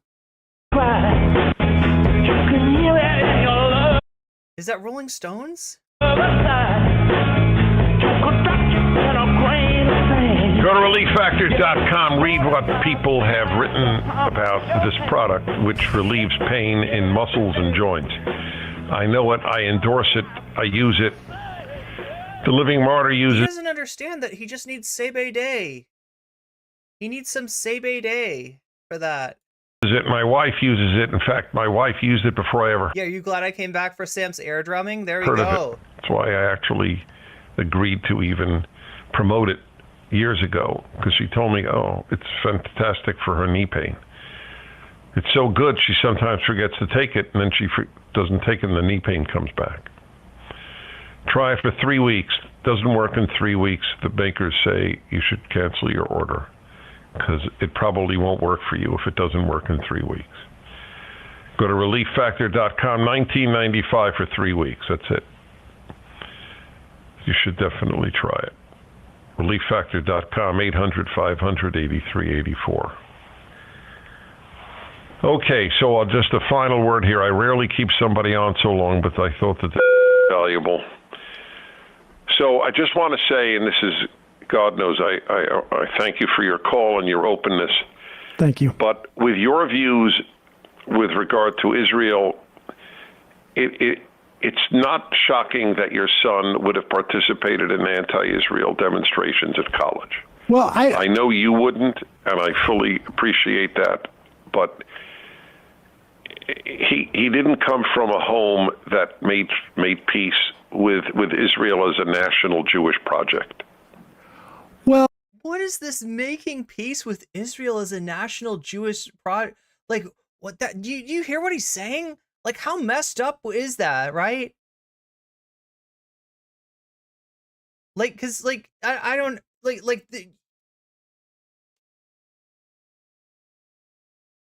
he's describing the infliction of civilian casualties, group punishment, purposefully like starving a people, like putting them on quote unquote a diet, and then coming in to mow the grass from time to time, by which he means inflicting civilian casualties, right? That's the national. Like, don't associate that with a culture. Don't associate that with Jewish people, when the strongest advocates against it in this country are themselves Jewish. Don't fucking associate. That's gross. This is disgusting what he's saying. This is offensive what he's saying. I would like, it's not for me to tell a Jewish person that he's being anti-Semitic, but I don't know what the fuck you want to call this. This is gross. Well, I don't think that's true, actually. I mean, certainly much of my Hebrew school, and I at that point was more conservative than Orthodox. But much of my Hebrew schooling was oriented towards Israel. Many of my teachers were but were that's former irrelevant. It's your views. Well, look, you said. But all I'm saying is I'm looking at this as a practical matter, though, Dennis, because as a practical matter, if the part of the Zionist project was to provide a safe home for Jews, I mean, and surely you know this as well. We have Israelis now who are in bomb shelters 4 times a day, and that it has not worked.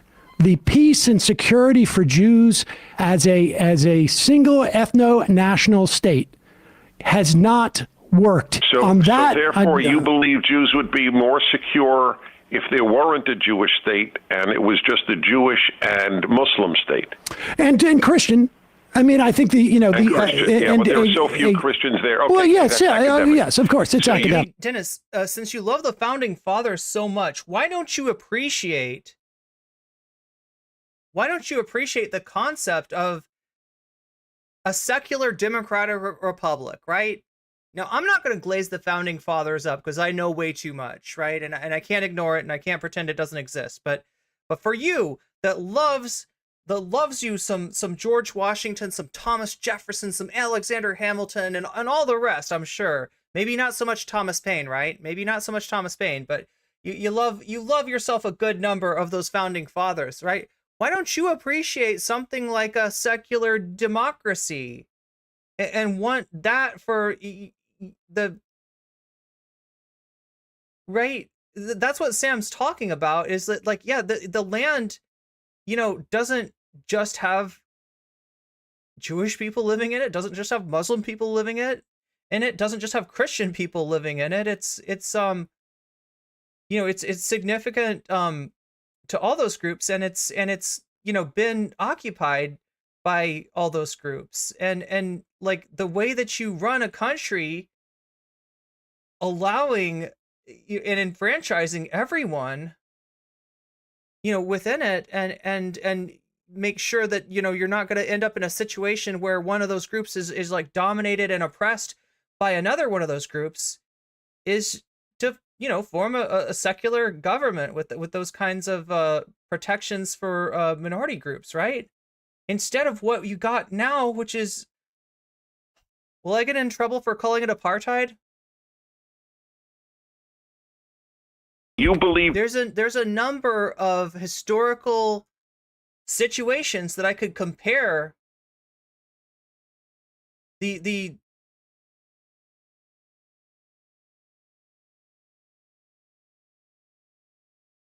situation of the Palestinians too, and none of them are good. Jews would be more secure with majority Arab rule. I think absolutely. But you're envisioning a situation that doesn't have those. See, this is why a secular nation is good. He starts off this call saying that the danger to Jewish people in America is the increasing secularization, that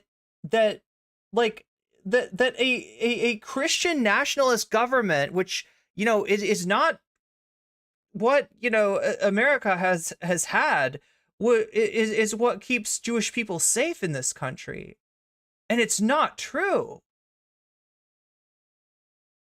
Multi-ethnic society could be set up. I mean, listen, this is the same thing that people said about South Africa. Look, I got to leave it at that because we've talked so long. Okay. Well, Dennis, I really appreciate your having this conversation with me. The listener decide. Thank you.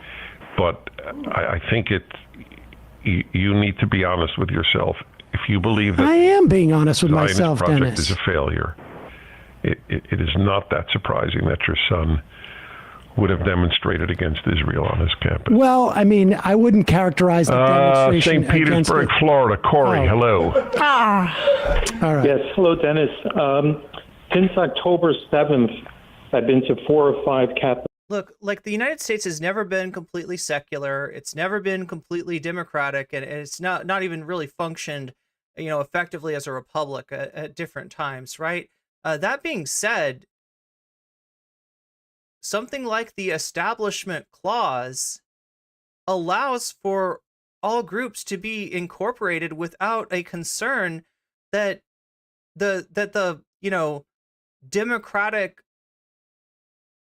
mechanisms in the country are going to be used to oppress one group.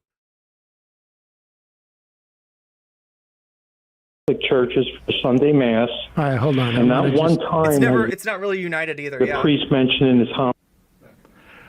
I guess, he left. All right. Reagan hung up. We got the held over 2 commercial breaks. I mean, I thought he was taking commercials. I got news for you, folks. That doesn't happen. You got to really know. Like I did too. I can't believe you got on that long. And he's. Oh my God, Paul Squall, thank you for glazing up NCC. You've spoken to him before, right? Like he's supposed. And thank you for the biddies. Supposedly knows your voice. Well, I mean, I don't. You got on for like a second the one time, and he hung up immediately. Yeah, it's pretty amazing. I mean, it was nice to be able to reach his audience, and I don't think I went super hard, but to have that long of a time, I feel bad now because my son's not in college. Yeah. He's in elementary school. And your name is not Ron. And my name is not Ron. And no wonders. And you're not in Oregon. But Ron is one of my nicknames. But, my good friends, his good friends call him Ron. If Dennis wants to avoid this kind of deception, he can just come on the Majority Report and debate Sam long form without those kinds of obstacles. Wow. I'll tell you something. There was... Oh, yeah. You thought... So if you didn't notice, right, I was like... I think I was in chat this day, and I was talking about how... maybe this is just how terrestrial radio is. I don't know. But the ad break was listed to be, I think, 4 minutes. Like, that was what was planned for. He took it a little longer And you can't really tell. You can't really tell what was playing on Dennis Prager's end of things, right? Because like we're hearing the music, some of it copyright maybe. Hopefully I don't get a strike for that, right? But we're hearing the hold music essentially. What's playing on his radio station ostensibly is ads, right? And it's longer than Twitch's ad break. So if you think you've got it bad here with these 3-minute ad breaks that you're forced to suffer through until somebody is, kind enough to pull you out of that, or you figure out a way to get out of it yourself, right? Just imagine you're a Dennis Prager listener. Better yet, don't imagine that. That sounds like that's a horrible fate. That is a true eldritch horror. 12 minutes or 9 minutes, 10 minutes of ads in what was literally like 30 seconds. I thought he did it to avoid and end the conversation, but he was actually just taking scheduled ad breaks. Yes. No, I don't think so. I actually don't think so. Keep getting them checks, Dennis. Okay, here's what I think. I think that he was figuring out what he was going to say. I think that he didn't expect to get a call like this. It almost sounds like, he's surprised that, the caller on the other end is Jewish. Maybe he doesn't get a lot of calls from Jewish people. He didn't, I think he didn't know how to handle this situation, right? Because he's thinking that this is a listener of his who is, definitely has a different outlook on Israel Palestine than he does. Definitely has a different outlook on the the closeness to the Christian nationalist compared to Dennis Prager.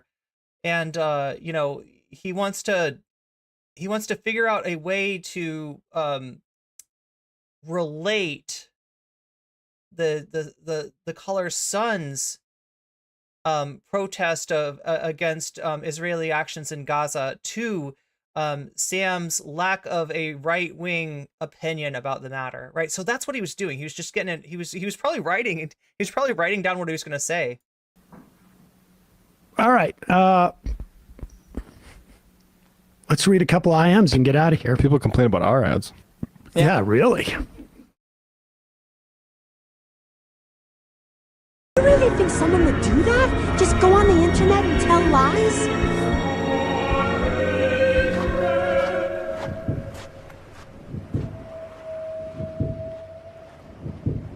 And here's a little Easter egg that I didn't notice until this morning when I was looking at this. I was remembering this Sam Cedar What a Nightmare. Do you see what's standing behind Crowder? Like, I didn't even notice this, right?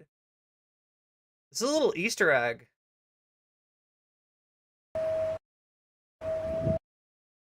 Do you see this?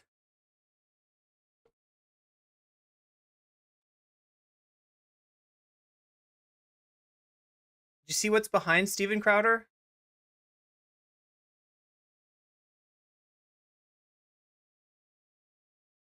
I'm afraid your father will have to remain in his coma for several more months.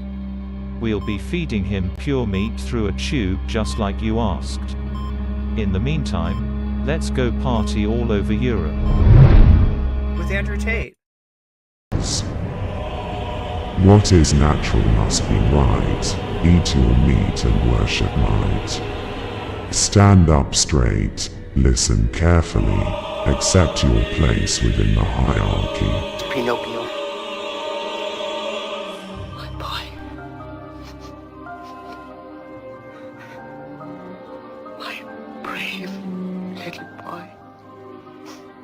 Clean your room, pray to God, obey your lords with 12 new rules. Pinocchio! Oh, Pinocchio! Think of all the cash, think of all the suits. Don't you think the world needs 12 more rules? You watch what you say, and you will find out What is some natural things you must say be make you come right. apart, Eat your make you meat fall and apart. worship It's a might. feeling of chaotic Stand up weakness and straight, dissolution. listen It's carefully, a sense of accept self-betrayal. your place And then within if the you hierarchy. tell the truth, that pulls you together and strengthens you. 12 more rules. 12 more rules. 12 more rules.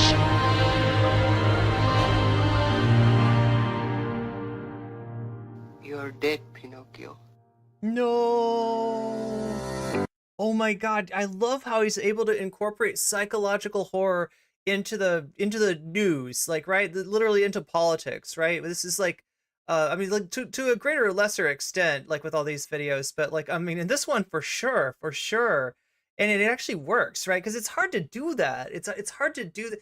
Like there's a real danger of coming off like super cheesy if all you do is like you were like, yeah, it's Dennis Prager. Oh no, but he's actually Cthulhu. You know what I mean? If it was just cheap and tawdry like that, it wouldn't be good. But this guy has a real vision. So yeah, give Amon Animation support. He's doing good work. He's making cool things. Well, somebody, you know who is not doing good work?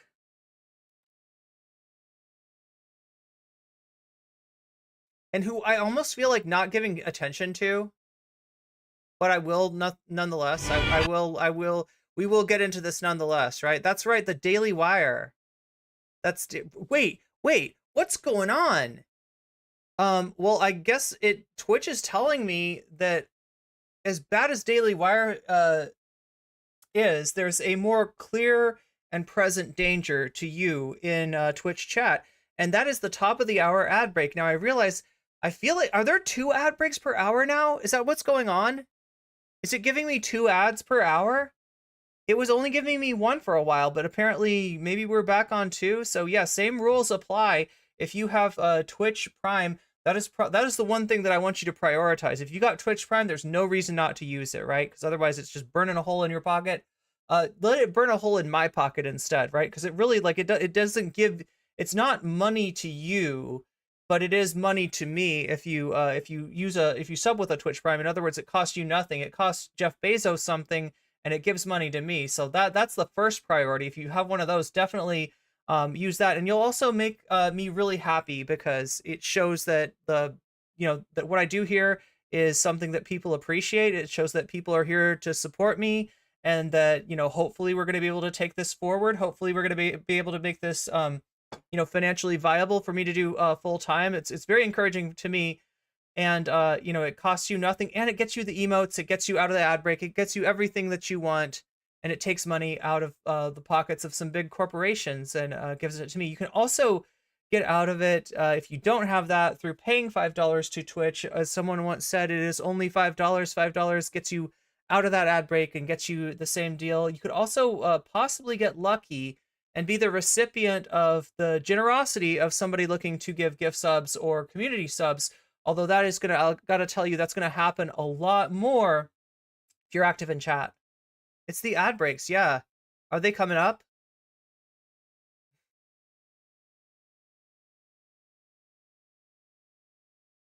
Yep, there they are. Oh, wow. Okay, I see what it's doing. So I kind of lied to you, but not on purpose. The ads on Twitch it's giving you 2 ads every half an hour. It reverted back to that.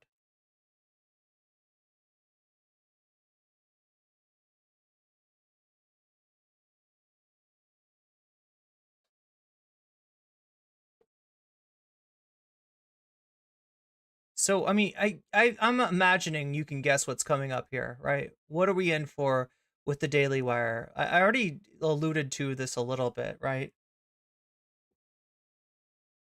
They have done a trope that is so freaking common in media that I think that, honestly, here's the truth of the matter, right? People stopped doing this trope, like person pretends to be a woman in order to get into women's sports leagues, easily wins the trophy, easily wins the medal, easily wins everything, and then, I don't know, somehow learns a lesson, I guess, right? It's usually how it goes. Like I said, there's a Futurama about this. I'm sure South Park's done this. Like every cheese dog, schlock factory has done this exact like trope, right? But Daily Wire, if you listen to them, you would think that this is something brand new. They're brave. They're the only ones brave enough to do it, right?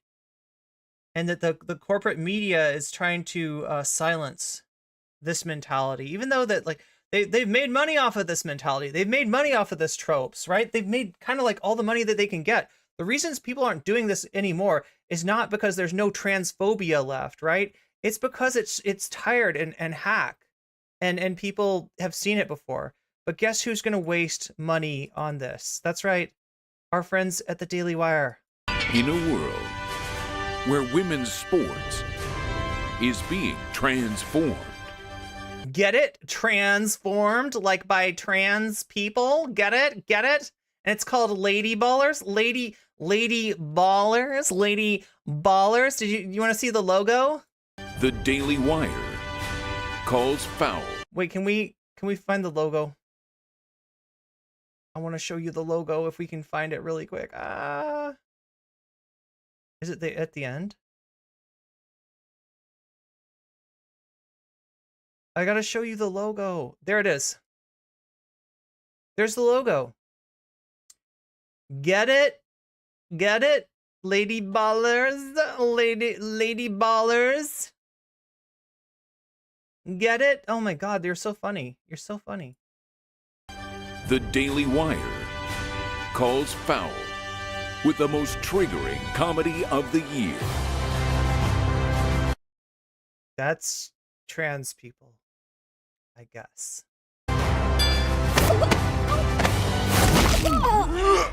That's the thing about trans people, is they don't understand the difference between professional wrestling, which apparently they're very into, and like high school or collegiate wrestling, Greco-Roman wrestling, right? They're like, yeah, let's just use some WWE maneuvers here.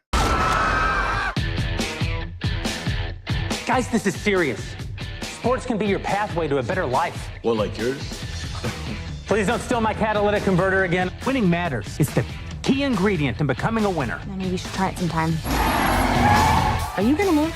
I am not. It reminds me of an Adam Sandler movie. Did anybody ever watch? So you might know this about me. I've talked about this before.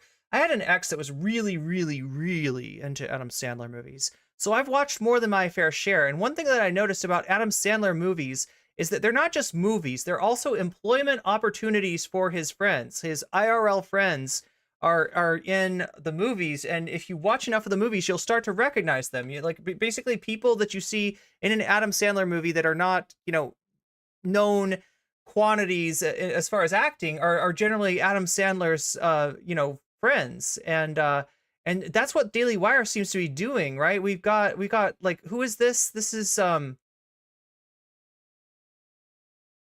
this Jeremy Boring? Is this the Bentkey guy?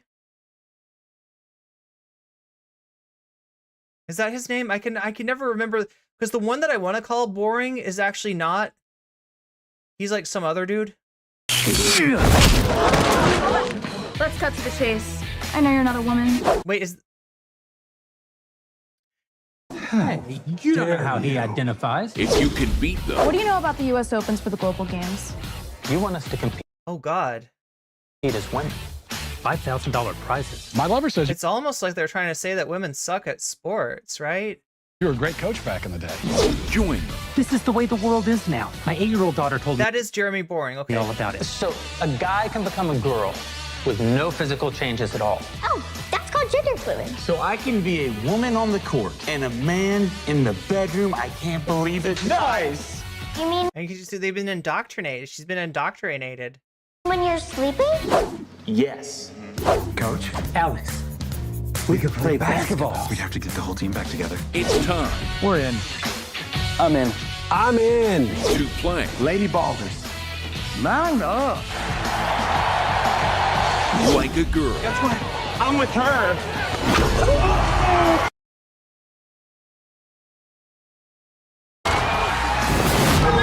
So wait, what is this? Are they like a WNBA team? This is my turn. From heroes. Day one of being a... The thing that this is covering up, right? And I've talked about this before, right? When you're talking about athletic performance, you're generally looking at a bell curve, right? And if you want to separate, if you want to separate the sexes out, you'll see two bell curves, right? But you're not seeing two bell curves like where you got the men over here scoring really high and the women are just off the map. There are two bell curves that overlap. And that overlap means that there are female athletes that you know, put up better numbers than male athletes, right? But you just wouldn't know it from this. Like, this is like this is just reinforcing misogyny. Girl athlete? They're also, you know, missing the fact that like actual like trans people in sports, you know, take blood tests. There are like, you know, there are requirements like having been on you know, a hormone regimen for a certain amount of time. You know, this is this whole idea that that you know, somebody could be like, oh yeah, we're gender fluid, and that means that on the court we're ladies, and on the in the bar we're men, right? It's just like it's just not really. I don't feel like I have to debunk this. I love you, girl. I feel like I've talked about this stuff enough. Two sheroes. We could dominate every woman's sport. Running, swimming, soccer. I said sport, Felix! It's ladies basketball, boys. Nobody watches. Excuse me. Are these seats open? Oh yeah, we got Ted Cruz. We got Ted Cruz. Never mind. Somebody didn't give Lion Ted the memo that this stuff doesn't work electorally, right? They've tried this stuff. They've tried this stuff, right? They've tried using like trans women in sports as an electoral issue in campaigns, and in every single instance, they've underperformed on it. Getting dunks.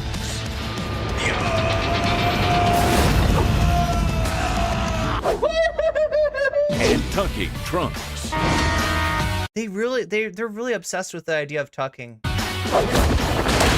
she didn't. Wait, I think that isn't Michael Knowles in this too? That's the. It's bait. It's cringe, but it's definitely bait. Like they want me to respond and be like offended at the biggest. Okay, that's what's his name? Clavin. That's Andrew Clavin. I've ever seen on a lady. I don't care. Ben Shapiro's not impressed. Lady Ball. Oh wait, earlier was this Brett Cooper? Was this Brett Cooper back here somewhere?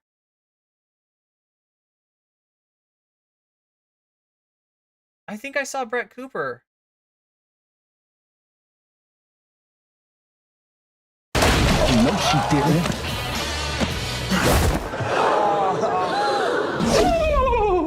Yeah, that was Brett Cooper. Right there, wearing the...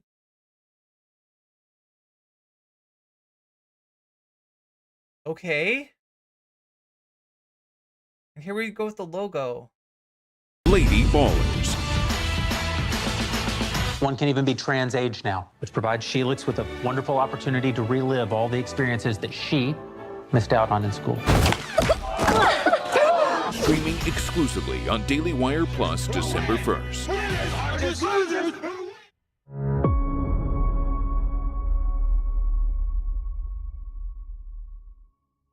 Okay, Jeremy Boring talking on Tim Pool about how why the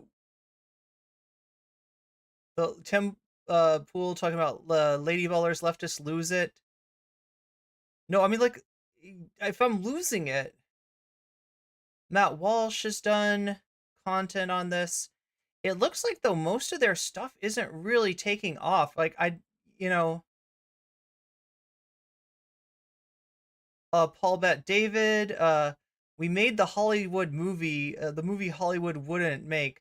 I don't know. I don't know how much time I want to spend on this, and especially this is going to be like a 3-hour stream here because we're not hitting the sub goal. So I think I'm just gonna move on. Like right there's more content to this that we could watch, we could react to. I just don't expect any of it to be particularly like high yield, and I want to make sure that we can give Vaush versus Pakman its due.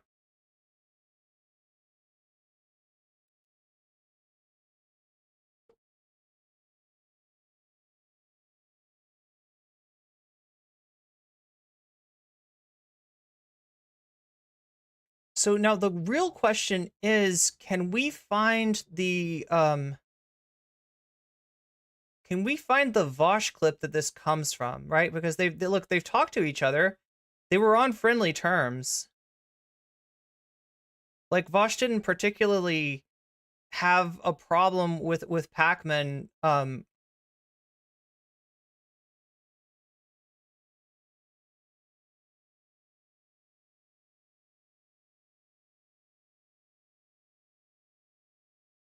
You know, they've interacted in like a friendly way.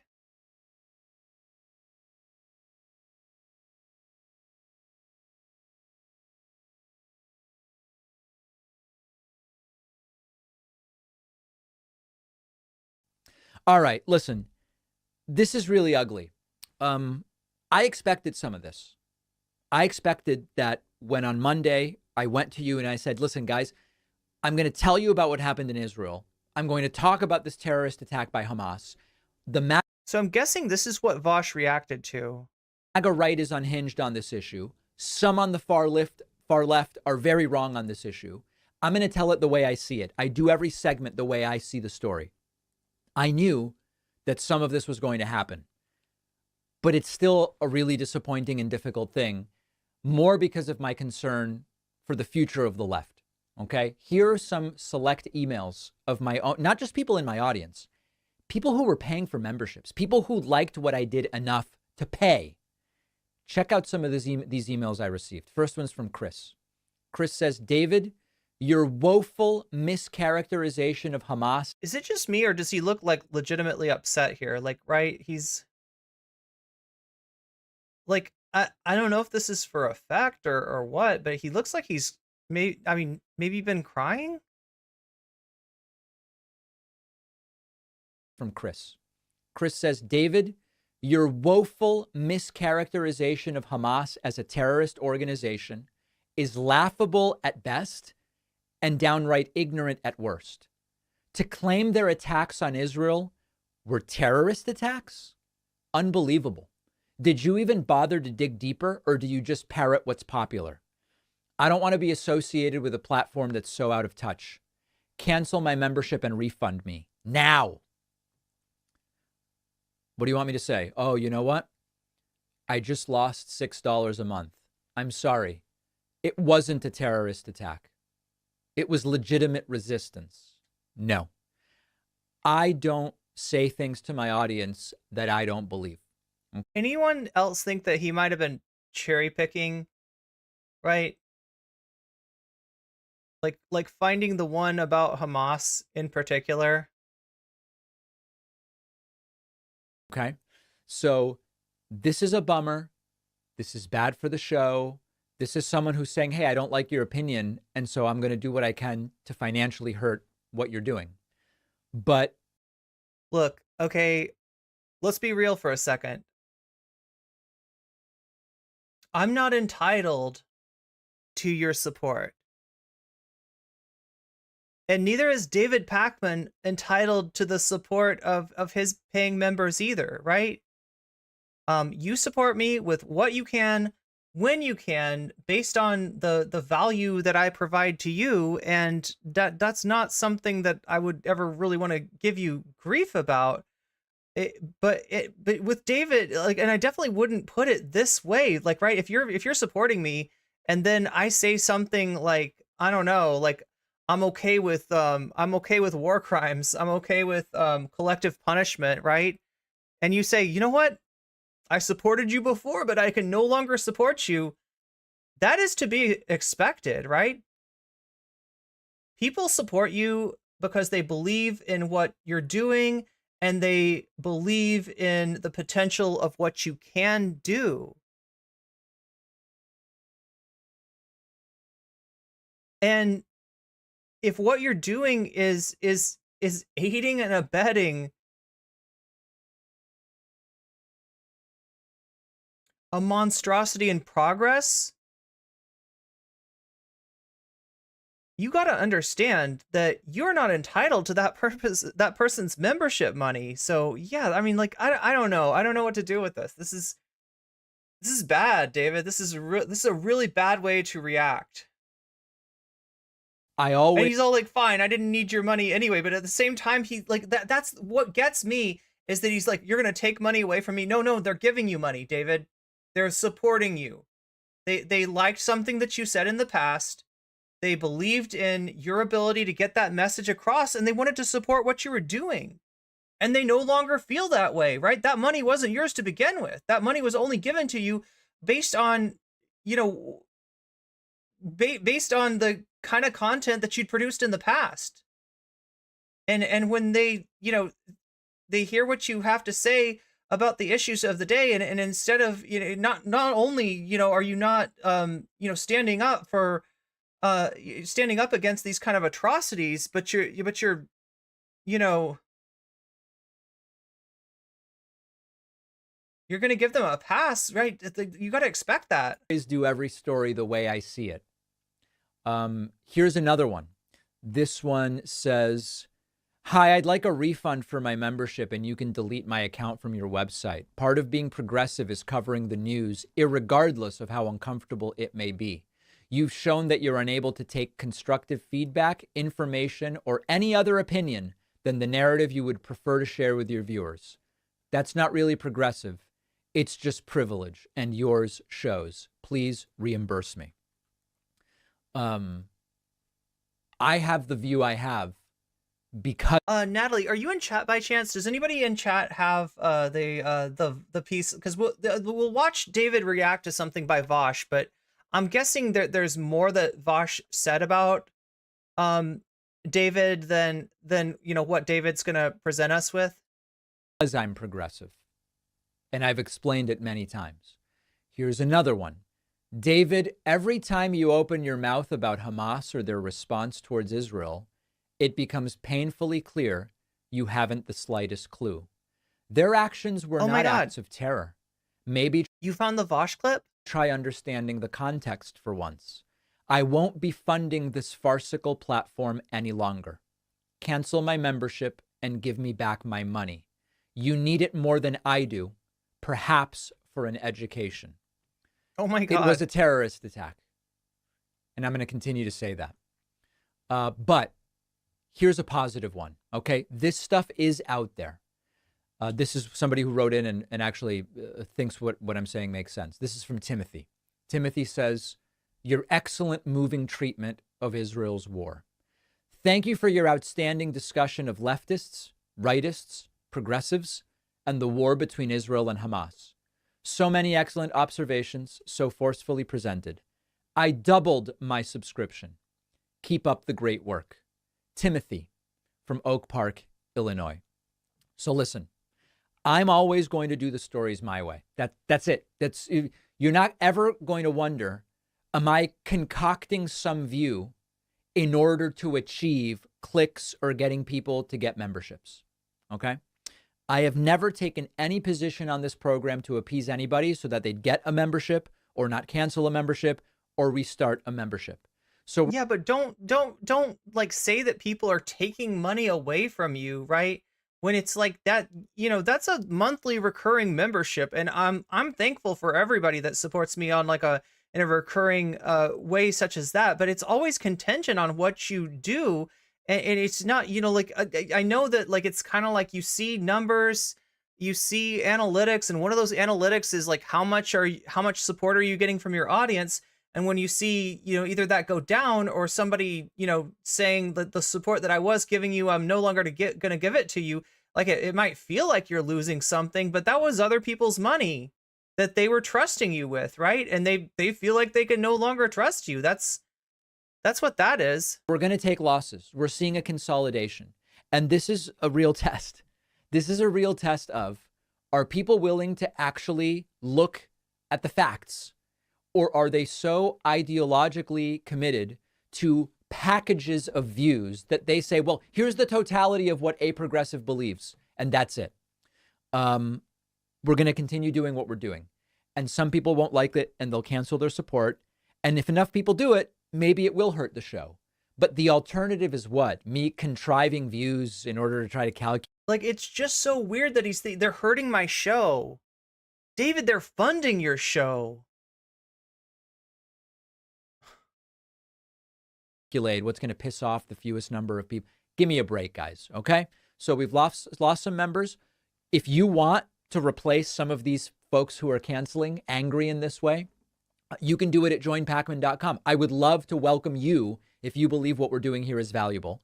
And I would also say, if you don't like what I'm saying and you don't want to sign up and support, that's okay too. You don't have to. Nobody has to. Everything here is optional.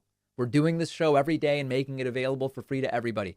And if you don't like what I'm saying, you can certainly find alternatives where I'm sure you will find someone saying what it is that you want to hear. Okay, so yeah, I mean, like, look, that's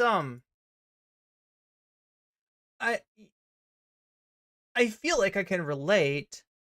I sort of maybe understand where some of those feelings are coming from. I mean, like, not on an ideological basis, right? But in terms of the, you know, wanting to create something, hoping that it is of value to people, and you know, that you know, it may be valuable to some people and to not others. But you know, and obviously I'm operating at a completely different level. David Pakman, I'd assume, you know, makes more than the money that he needs to survive on out of what he's doing online. I'm still, you know, on the other end of things. I'm still, you know, not quite, you know, in sustainable territory, right? And but like, I sort of understand that.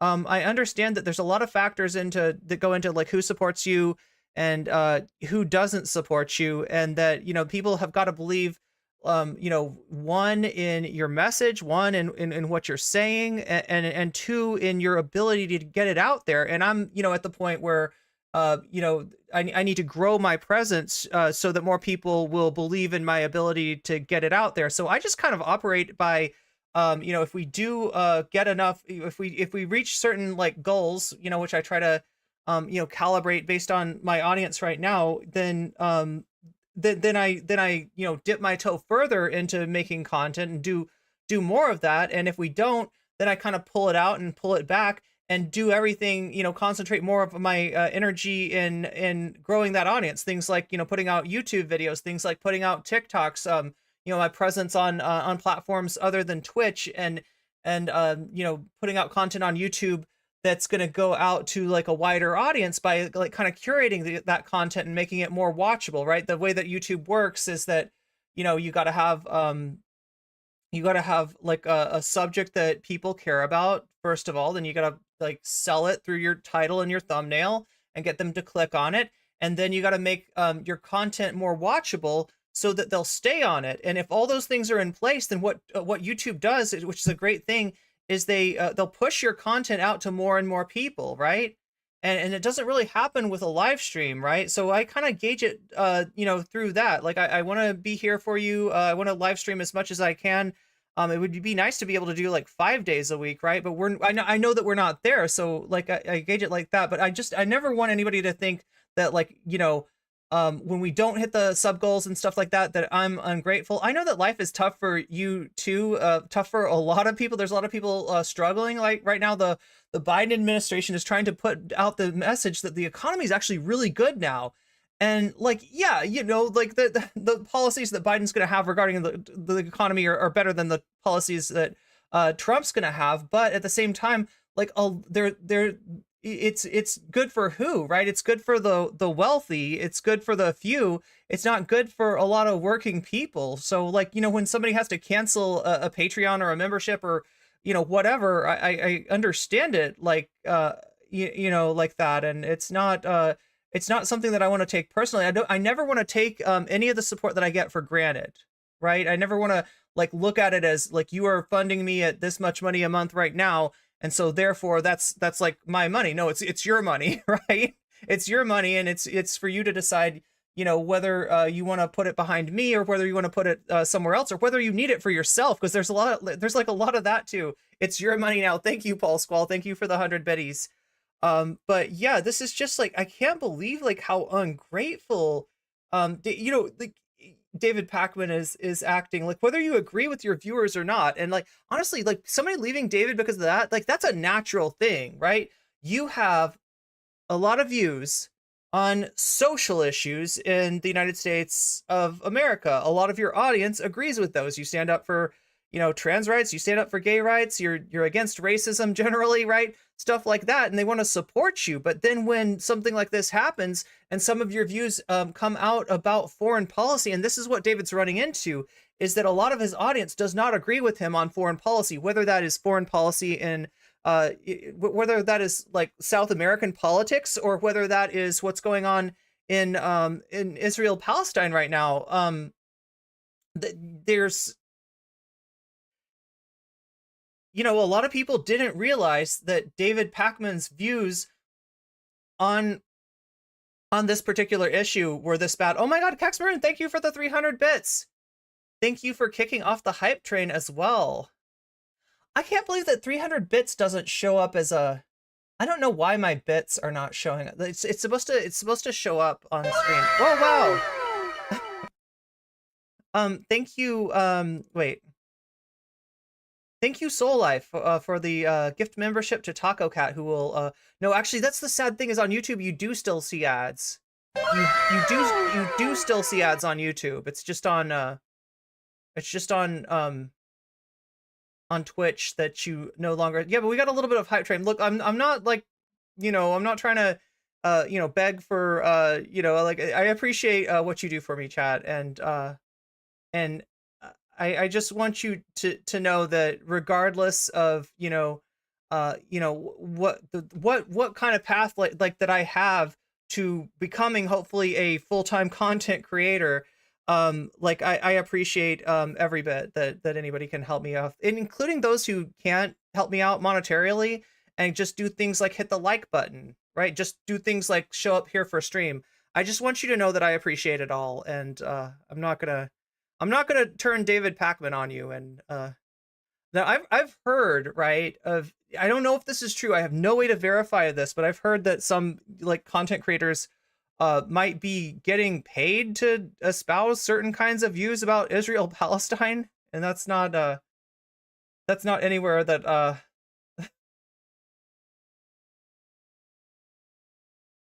it seems like one of the more legitimate reasons to cancel subscription. Absolutely. But yeah, that's so anyway, that's Pakman. Oh, Natalie gave me let's take a look at this. Natalie sent me a Vaush VOD. Also, Natalie, I didn't get a chance to read what you said with this, so if there's anything that I'm not noticing, feel free to let me know in chat. I'll try to scroll up and see. Did you say Deepak do just that? Deepak has always had really fucking stupid opinions when it comes to Israel. When I raised a bunch of money for the Palestine Children Relief Fund, he like offhandedly said it might be going to Hamas. He's always been like a Zionist (parentheses negative). People got mad at me when I said that before, but like literally, he's literally like taking the worst possible positions on this. Apparently his community is going after him for it too, because like, yeah, it's getting increasingly unpopular to be just. Wait, can mod snooze ads? I heard they were gonna add. I heard they were gonna add that. Just like a bloodthirsty psychopath when it comes to the ongoing. Okay, so sorry to be hitting you with the twice the mentions of the top and the bottom of the hour ad break, which apparently that's what we're dealing with once again. We've got 2 ad breaks for twice the fun. And by fun, I mean existential horror, right? 1 minute and 30 seconds every half an hour of pure advertising and not being able to see what I'm talking about, whether it's Vaush or whether it's something else. Like, you'll miss out on that, right? Unless you have a subscription. You can get one by using a Twitch Prime. That's has the benefit of being free for you and putting money in my pocket and taking money away from a giant corporation. So that's a pretty good deal. You can also do it by paying $5, right? If you have the money, only if you have the money, because like I said, a lot of people, people have their own needs, and I want you to always take care of those first, right? So you can pay $5 to get out of the ad break. I think it's $6 on mobile, and it might be more in Canada. I've heard it's more in Canada. Right, and that'll get you out of the ad break too. The other way is if you're active in chat, right, then your little non-Persona 2 avatar having a name will show up, and when it shows up, it's gonna you're gonna be more likely to be the recipient of a gift sub, because people giving those sort of things tend to look for like, hey, who's missing a subscription? Who's being forced to watch the ad break? So yeah, the more you chat, the more likely you're gonna be the recipient of somebody's generosity. So there we go. Twice the ad. See, I miss it. Like, as bad as the 3-minute ad break is, like, I kind of would rather just do it all, you know, once an hour rather than twice an hour. Going destruction of the Palestinian people. Which, like, fuck, dude, holy shit. It's 29 pesos in Mexico. Wait, a sub is?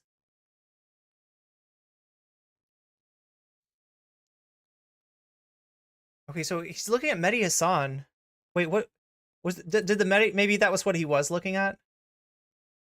I'm guessing the Mehdi Hassan post didn't have anything to do with. Now he's reading the news. To steelman a pro-Biden argument, Joe is working on the Saudi-Israel defense deal, possibly the best-case scenario for Palestinians. Part of the deal involves Israeli recognition of Palestinian territory, mostly West Bank, though. Nah. Yeah, I gonna have to agree with Vaush here. That's not a. So the problem with the peace process, especially as it went forward under Trump, is that the Palestinians were effectively cut out of the negotiations, right? These kind of deals that they're trying to work with Saudi Arabia and other, other Arab countries in the area are essentially trying to, like, it's making a separate peace, like, without the Palestinians, without the biggest stakeholders in those terms having, like, anything to do with those negotiations. This is a really bad deal for the Palestinians. Fucking bullshit. No.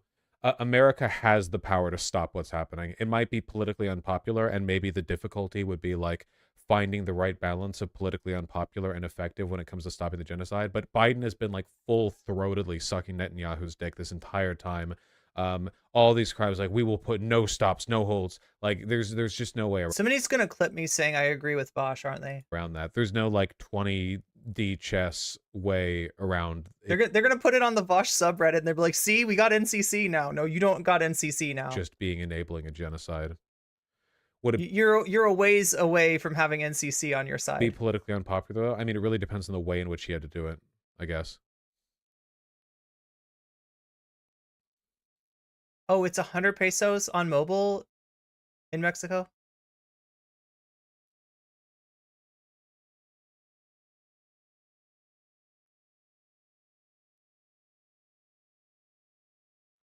Created in the 1980s to supply the U.S. in case of a regional war, the War Reserve Stockpile Allies Israel, or RWSA-1, RWSAI, is the largest known to network of what are effectively foreign U.S. weapon caches. Highly regulated for security, the stockpiles are governed by a set of strict requirements.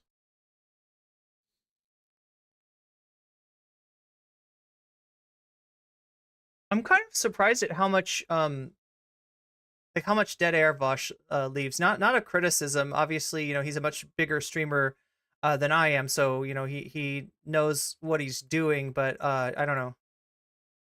Cool. This is why I don't read more articles on stream. Cool.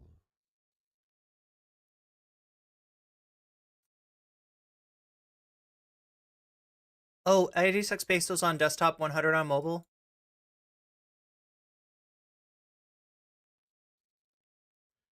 Bernie's op. It's pronounced cash. New yeah, York right. That the word CACH, as in like a weapons cache is pronounced cache, not cache, which is French for hidden. Is still not exactly calling for a ceasefire. Yeah, fuck him.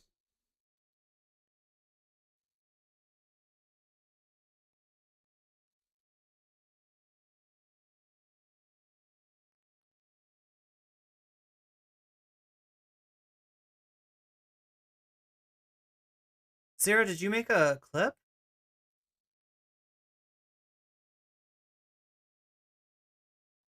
Natalie's chat above. Let me scroll up.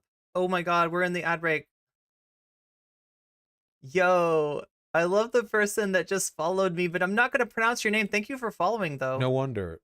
Biden doesn't have to do anything behind the scenes to curtail Israel. And that's also like, you could excuse any politician in that way. Wait, let me see if I can find Natalie's. Did you miss Vaush calling him bloodthirsty? We've had days of no bombing and hostages are being exchanged. That seemed to come out of nowhere. Hamas offered to... So I mentioned that earlier. Here, let me just...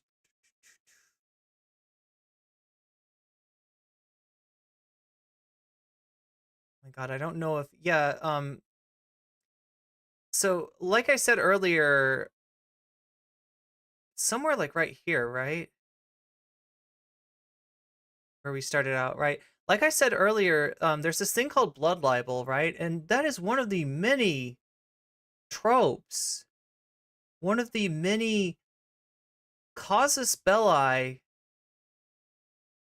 that have been used to justify violence against Jewish people, right? And I don't want to get into it too much, but it's just a nasty story that got made up about how Jewish people make their matzah bread that's not true, that there was a secret ingredient that was extracted from Christian children, right? And like I said, you can find this kind of stuff like in the Canterbury Tales. Like this is all too common, right? And when Vaush said, you know, if I think he called Pakman bloodthirsty. Here, let's see. It's better to vote for Trump. That doesn't mean that it's not Biden's fault for making himself so unlikable here. Like, if Biden personally came to your house and kicked down your door and fucked your mom and shit on your face, he would still probably be a better president than Trump. But, like, I'm not going to get mad at you for saying, fuck that guy, I'm not voting for him, you know? I understand and appreciate the raw mathematics of the situation, and we do need as many people as possible to vote for Biden, but holy shit, Biden is making it really fucking difficult to both to vote for him and to advocate for voting for him. I have no stomach for, like... He's making it hard to argue against, it's not made from adrenochrome. Well, no, it's made, you know... Anyway, yeah, it's definitely not made from...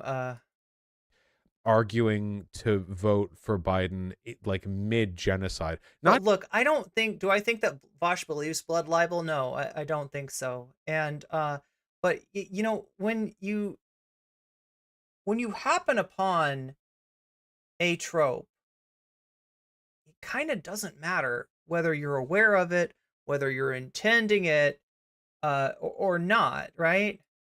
Not even like, you know, it's just happening incidentally, but he's and like... there's so many other ways. There's so many other ways to say that, like, you know... Like, gleefully fucking enabling it and ignoring the possibility, you know, of a different path on any level. It's fucking insane. It's somewhere here, right, where he says it. And we'll see it again on the David Pakman clip. Now, interestingly enough, David Pakman does not comment on the fact that, you know, that Vaush uses the word, the phrase bloodthirsty. Did you say Deepak do just that? Deepak has always had really fucking stupid opinions when it comes to Israel. When I raised a bunch of money for the Palestine Children Relief Fund, he like offhandedly said it might be going to Hamas. He's always been like a Zionist, parentheses negative. People got mad at me when I said that before, but like literally, he's literally like taking the worst possible positions on this. Apparently his community is going after him for it too, because like, yeah, it's getting increasingly unpopular to be just like a bloodthirsty psychopath when it comes to the ongoing destruction of the Palestinian people. Which like, fuck, dude, holy shit. Yeah, so it's kind of like a situation where, like, look, I get what you're trying to say, dude, but of all the freaking phrases to use, right?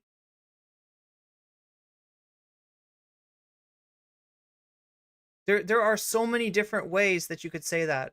I forgot if I mentioned the tale where they have blood libel in Chaucer. Yeah. In the Canterbury Tales, that is the wife of Bath, or I believe it's pronounced wife of Beth. And I used to know how some of this stuff was pronounced in Middle English, but yeah, it's one of the tales in the Canterbury Tales that you know, if you don't know, the Canterbury Tales is a story of a bunch of people who go to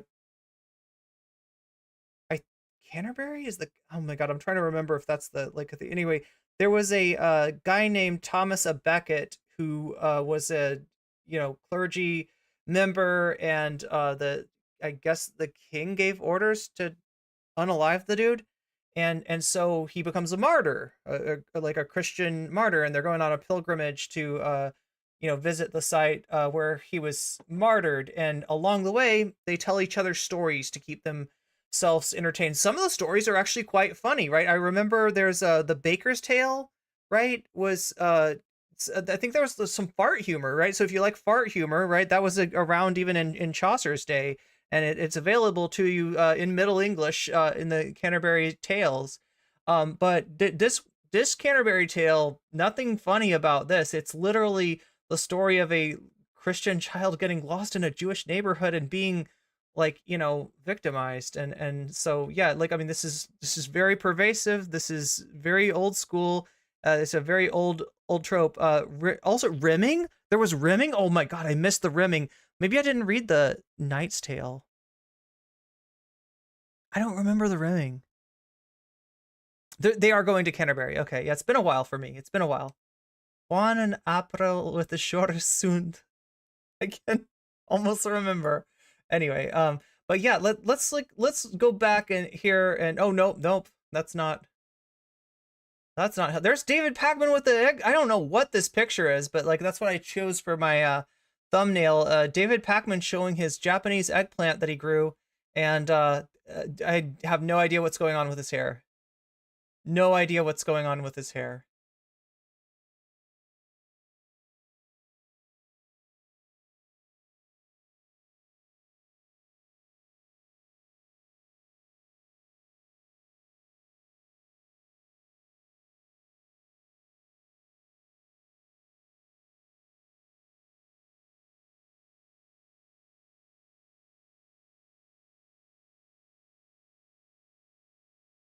What's funny is that the one, the line that Vaush actually did cross in this criticism of Pakman is just not mentioned. I sort of get it though, because when people don't see dog whistles and you try to call one out, you end up looking silly.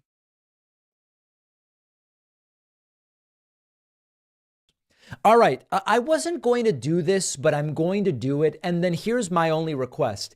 You tell me. And look, Vaush fans, in case you're watching, because I know you are, I know you're there, I can feel your presence, right?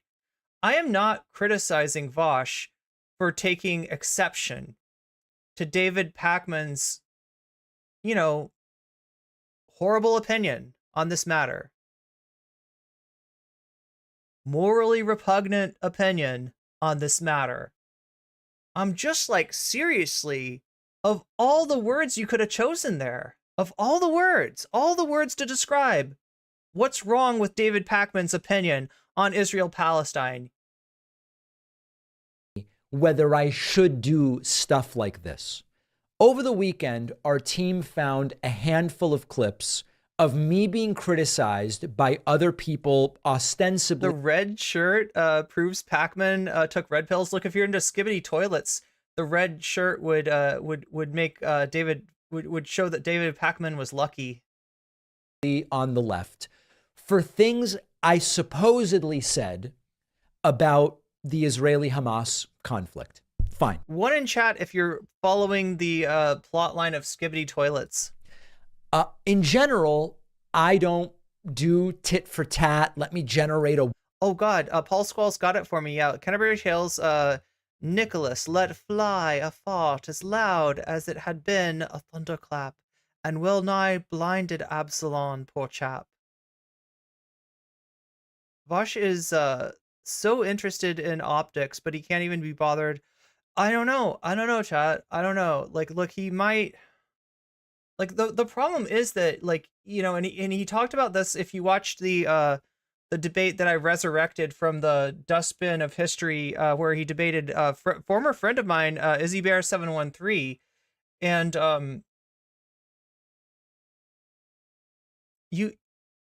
Vaush talked about the attention economy. What is the attention economy? It's basically this, right? If there is a concert and the cornet plays a beautiful solo, but the trombone falls into the orchestra pit what do you think is going to be in the news tomorrow? Do you think we're going to hear about that beautiful cornet solo, or do you think we're going to hear about the body trombone player? Maybe it's a tuba player. I don't know. Like, chat, like, right. This is so in other words, it's like there is no bad press. There's only press. There's only attention, right? And if you get attention for doing something because a lot of people feel like it was wrong, the people who don't see what's wrong with that are going to support you. And you're going to get, you're going to get that attention. You're going to get that support. You're going to grow. And Vaush did grow. Vaush did utilize this, like, social media tactic to great effect. And that's why he is, his channel size maybe like outpaces his real contribution to the left online. And so when he does something like this, I don't even know if it's like it wouldn't be on purpose. Like he's like, haha, I am anti-Semitic and let me insert this dog whistle in here that like, I don't think he's doing that. I think he's doing the thing that like, he's like, I bet some people will freak out if I say bloodthirsty. And when they freak out, then I'll have all my people being like, he didn't mean it like that. You think Vaush is anti-Semitic, blah, blah, blah, blah, blah, right? So, it's just, he courts controversy. Same thing that he did with J.K. Rowling. Just tuned in to hear Canterbury Tales being quoted. English lit moment. Yeah, well, we're talking about the anti-Semitism in Canterbury Tales and its connection to the trope, the anti-Semitic trope of blood libel. And Vaush has just kind of stepped in that exact doo-doo, in that exact pile of doo-doo. It's like, okay, so chat, if you're in a dog park where nobody comes around and picks, does the thing with the bag and picks up the dog doo and throws, puts it away, right? If you're in a dog park like that, it's no surprise if you end up with dog doo on your feet, right? But if you're in a park where like 99.999% of the dog poo gets picked up and there's one dog turd and you step in it, that's kind of like, really like this park is like 99.99999% not covered in dog shit, and yet you stepped in the one place that there was dog shit, right? And then if you ask me to buy you new shoes, then I'm just like, did you just want new shoes? Is that what this is about? Just look at his red shirt. Doesn't it look like he took red pills today? Possibly. I think he doesn't give a poop. Yeah, so I never know. Proud side piece. Thank you for the follow. It's a lot of anti-Semitism there. Yeah, and it's like, this is the worst time to like, this is an issue where like, I actually agree with Vaush, right? In calling out David Pakman's stand on Israel-Palestine, Vaush is right, which makes it worse that he, of all the phrases that he could have used to describe it, he chose bloodthirsty, right? And I don't know if this was, I don't know if this was on purpose. I don't know if this was by accident. I don't know, why he did this, but, we have seen him before, like with the J.K. Rowling situation, right? He responds to J.K. Rowling, a fucking TERF, with misogyny, guaranteeing that he's going to be, quote, retweeted by her, and that he could use oh, look, the TERF, quote, retweeted me. Look at, like, now he makes himself interesting again, right? And like, look, on some level, yeah, there's probably a non-zero sum of misogyny in Vaush's community and in Vaush himself, but he wasn't doing that stuff to be misogynistic, but he did that to get attention, and he gave the TERF what she wanted. What she wanted was a trans rights advocate, somebody that she would call a trans rights activist, right? To conflate that with MRAs. She wanted somebody like that to do something misogynistic. Vaush gave that to her. J.K. Rowling wins. Vaush wins. Trans people lose. That's why it's, that's why that. And he was so frustrated that even ContraPoints called him out on that. Yeah, outrage bait. That's what he's an expert in that. So war and respond to this stuff. What I'm increasingly doing is not reacting to the vast majority of this stuff and really trying to take on a personal he's above it all level an attitude of, hey, you know what? Not everybody's going to like me.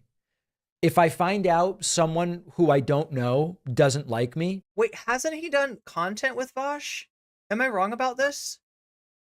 Hasn't he like talked to Vaush before? I feel like they've had like, you know, like, cause here's the deal with Vaush, right? With liberals in general, he gets along. He makes a point of getting along. And, you know, like if there's something like what David said that he absolutely doesn't agree with, he'll let them know. But in general, he plays nice. He did have Vaush on his show once. Yeah, and Destiny too.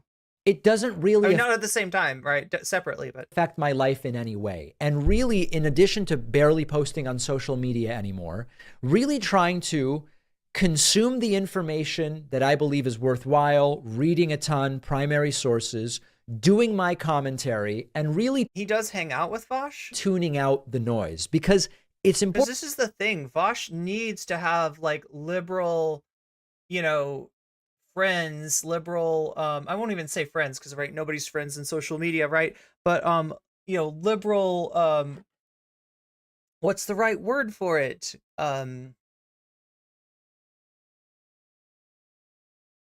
Acquaintances. I don't know what to say, right? But you get what I'm saying. Like he wants to have people like liberals that he can do content with, right? Because when he pisses off the left, when he pisses off the actual left, he's kind of a lib himself, right?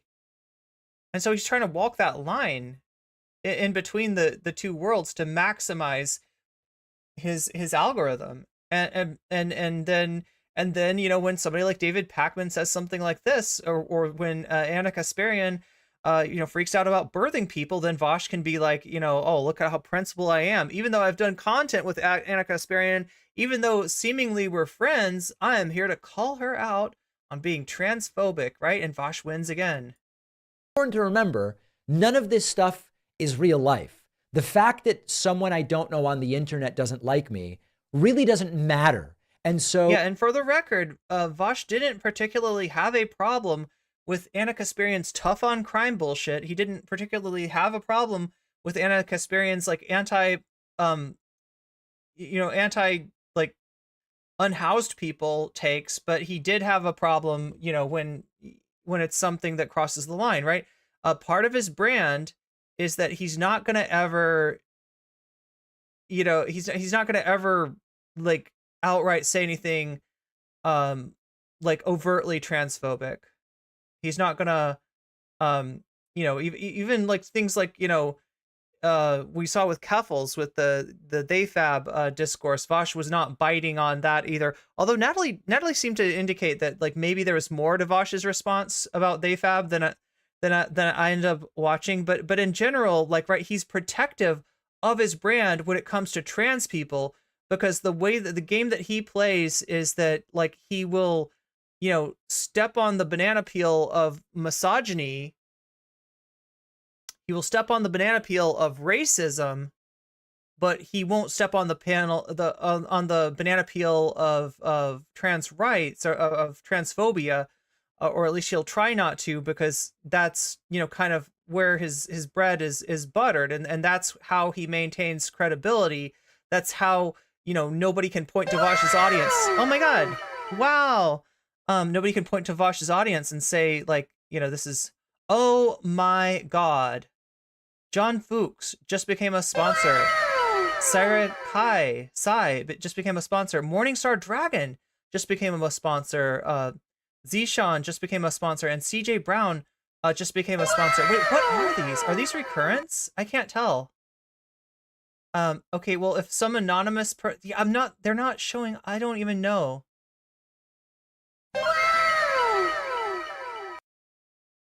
I don't even know who to thank for these. Is YouTube just not showing me, like... Is YouTube just not showing me who I have to thank for these? Or, do we have, like, a... Did you see the Bad Empanada did a video about people being accused of anti-Semitism? I did not. I'm guessing in relations to, Israel, Palestine. Their names are in chat. Yeah, well, see, I don't think that this is like 5 people decided to become members at the same time. I'm guessing when 5 happened at the same time, it's because somebody gave gift memberships, but it's not showing me the thing where it's like, you know, so and so gave gift memberships. So but whoever you are, if you don't if you want to remain anonymous, that's fine too. Thank you regardless. And if you don't wish to remain anonymous, feel free to let me know who you are. It's from Twitch. Wait, what's from Twitch? Wait, the YouTube memberships are from Twitch? Is NCC on Rumble? Could be. Wait, what are we talking about? How could I get YouTube memberships from Rumble? No, these are definitely like on YouTube, right? Because the Twitch ones go different. If somebody wants to give a gift membership right now, I can show you what the Twitch alert is. It's the bubbly sound, right, with the jellyfish. If somebody gives a gift sub, or if somebody gets a sub or whatever on Twitch, you hear the bubbles. And if somebody does it on YouTube, you hear the wow, wow, because I'm like, that's what I'm like. Those were Twitch subs. There's no way. There's no way. It's not showing that to me on Twitch. Streamlabs showed the memberships, but YouTube showed nothing.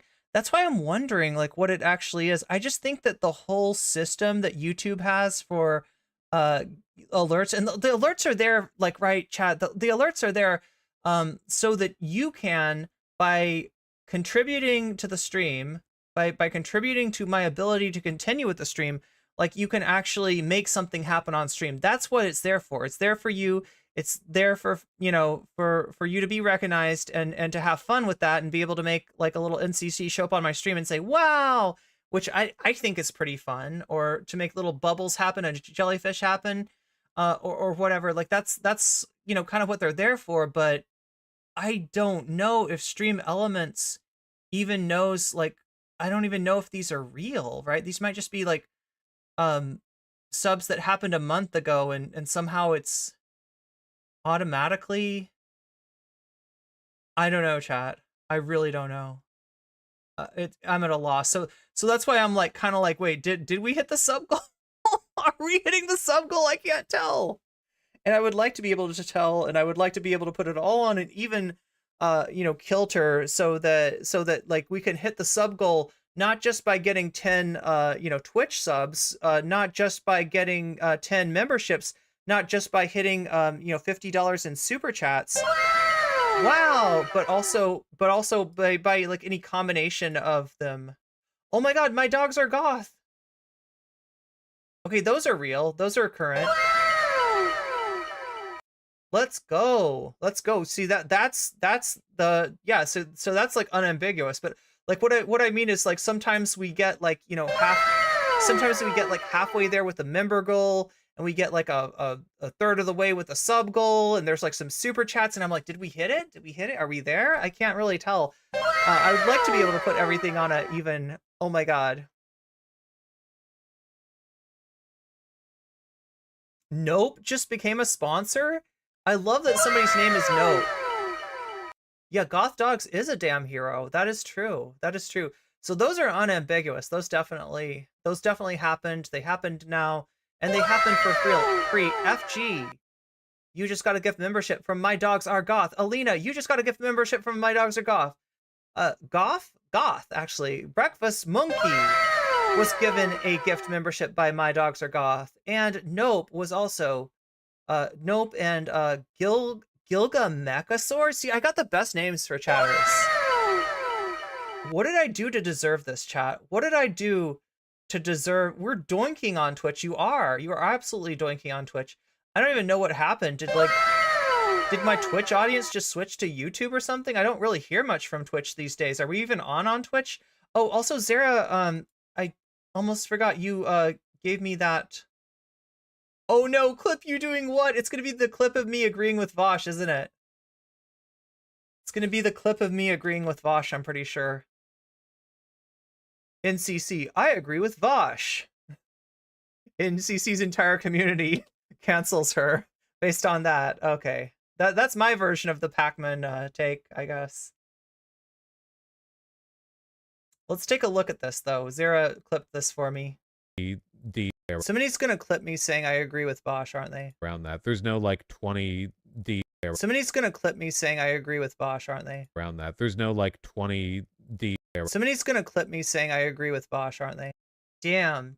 Well, I should probably make that a featured clip. No, the problem is then I'll get Vaush people. Vaush people will see this and be like, it's unironic. She loves Vaush. She loves Vaush. She loves Vaush's art. She loves Vaush's anime takes. She loves Vaush's taste in music or lack thereof. Yeah. It's important. Big fan. And the way I've been thinking about it is, in 10 years, will I regret it if I don't respond to random people on the internet who don't like me? I don't think so. So I'm increasingly not engaging with this stuff. I am going to respond to one of these. Did I say your name? Is it my dogs? My dogs are goth, right? Not my dogs are gothic. I hope I haven't been saying your name incorrectly. My dogs are goth, unless I'm missing something. My sub was just a gift. Was a gift just passing on. Oh, thank you so much. Like, I still don't understand. To what do I owe this honor? To what do I owe all this support? But I will let you know that I massively appreciate it. And beyond just the material needs that I have to keep body and soul together, to maintain ownership of my apartment, to be able to pay for the internet and my phone and all the other luxuries that I get to enjoy, right? I also just appreciate the fact that people support me. People care enough to support me like that. That in and of itself means a lot. And even if you don't have money to get gift subs or even a sub for yourself, you can still contribute by hitting that like button. That in and of itself actually has a massive effect on the algorithm. In fact, chat, I gotta talk to you for a second, right? We never do this. We never do some housekeeping. All right. So I recently had a video about Anna Kasparian. Some of you may have seen it. Some of you may have seen it like a month ago when I recorded it originally, right? But you know, like I take the videos and I edit them down to maximize like view time and stuff like that. And I did this with this Anna Kasparian video, and it actually did pretty well. It is, out of the last 10 videos that I've done, it's the #2 video in terms of views.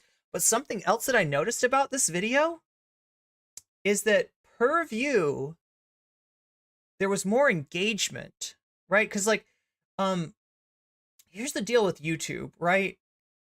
If you start a YouTube channel and you got 50 friends, they're really good friends, and you say, hey friends, why don't you sub me on YouTube, right?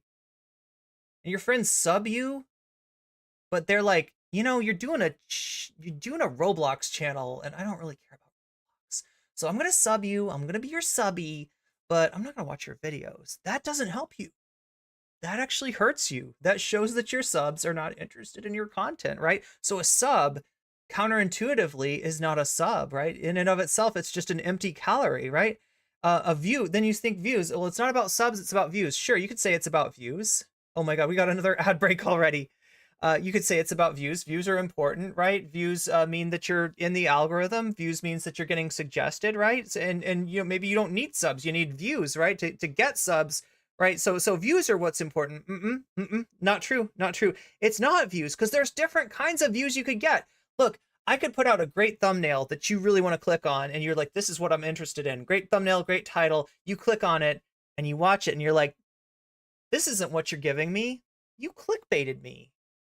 That's not a good view, because you clicked off of that video after 2 minutes. You figured out that I was bullshitting you right after 2 minutes and you clicked off. So now my watch time is bad. And more than that, when you see my icon pop up and again, when another video gets suggested to you, you're going to be like, that's that bitch that clickbaited me. I don't trust you now.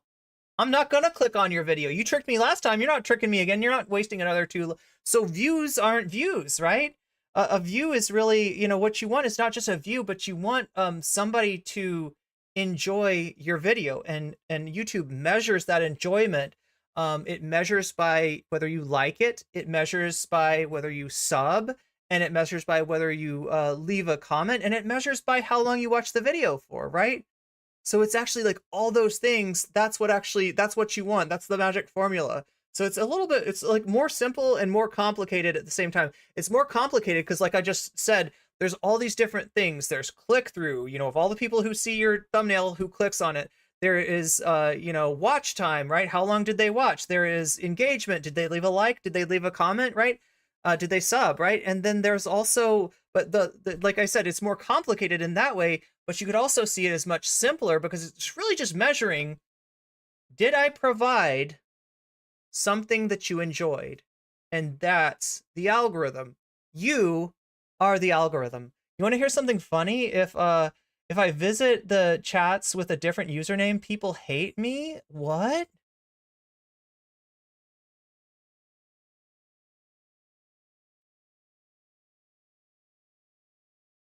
Sarah has an effective siren song? Is this true, Sarah? Do you have an effective siren song? That's like a Final Fantasy attack, right? It casts silence. That's what he's saying. I'm not mad. Pakman, he had Vaush on his show once. Yeah, they had a conversation. Not mad.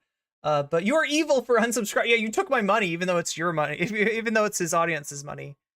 But so yeah, like that. So yeah, I just wanted to say that, like, what I'm saying though is that how I'm doing on YouTube is like a more complicated matter than I guess I realized when I started doing YouTube. And when I look at my engagement from like, so like, you know, if you believe like the Twitch politics assessment, my channel's dead. I'm done. I'm yesterday's news. I don't matter, right? I was important for a while. I dunked on Dylan's friend, Confederate thinking veteran, or whatever his name was, right? And people really liked that. But then I did a clout grab with Dylan, and people really didn't like that, and I was over after that, right? If you believe that narrative, right, then you'd think that like my channel's, you know, yesterday's news. But when I look at the engagement that I got on my videos prior, right? So at my zenith, according to Twitch politics, right, when I was like the most influential that I ever was, I wasn't getting the likes, I wasn't getting the comments, I wasn't getting the subs, right? People watched my videos because they were about people that they cared about. They didn't watch my videos for me. They watched my videos because they thought I was good friends with Demon Mama. They didn't watch my videos for me, right? And they didn't do all the things that indicates to YouTube that they really enjoyed the videos. Now it's a completely different story. It's completely turned around. So when I look at my real analytics, my channel is, you know, I mean, it's stronger in subs, it's stronger in views, it's stronger in every metric, but the one that's really important to me is that I'm getting those likes, I'm getting those comments, I'm getting signs that I'm really connecting with people, that I'm really resonating with people, and that is you being the algorithm, and thank you. Thank you so much, right? Because, like, I mean, we know what the real story is. My channel is twice as strong as it was during my supposed, you know, golden days, right? This is, you know, we're stronger than we've ever been, so. Because it's the only person who said something in these clips that I actually know who they are. The other ones my team found. Okay, so who else, chat, say it in chat, okay, who else do you think his team found? Right, so this is what he's saying. He's saying, my team went through and we found a whole bunch of YouTubers saying bad things about me. And the only one I recognized was Vaush. Who do you think the other ones were? Because I bet you know.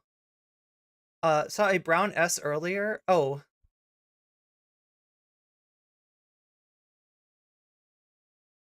Great, now whenever I see an unfamiliar troll, I will think it's Soul Life in disguise.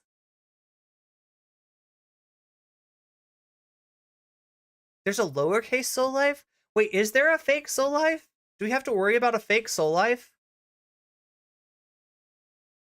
You were stronger than you were back then, and your chat is too. Yeah, absolutely. Oh yeah, chat. Look, if you watch any of my videos from that back then, right? Watch the speed of the chat. That's a great thing. You know, I could look in my analytics and see how many messages total were sent during a stream, right? But you can even see it by watching one of those videos and be like, you know, it'd be like there'd be this, you know, my dogs are goth would have said that, right? But Christy Z would not have said that. it would have been like, you would have seen my dogs for our goth and their chat like hang up there for like, I don't know, a minute or something, and then another person, and then another person, and then another person. But that's not how we're doing it now. Yeah, 1,000 messages today, so that's pretty good.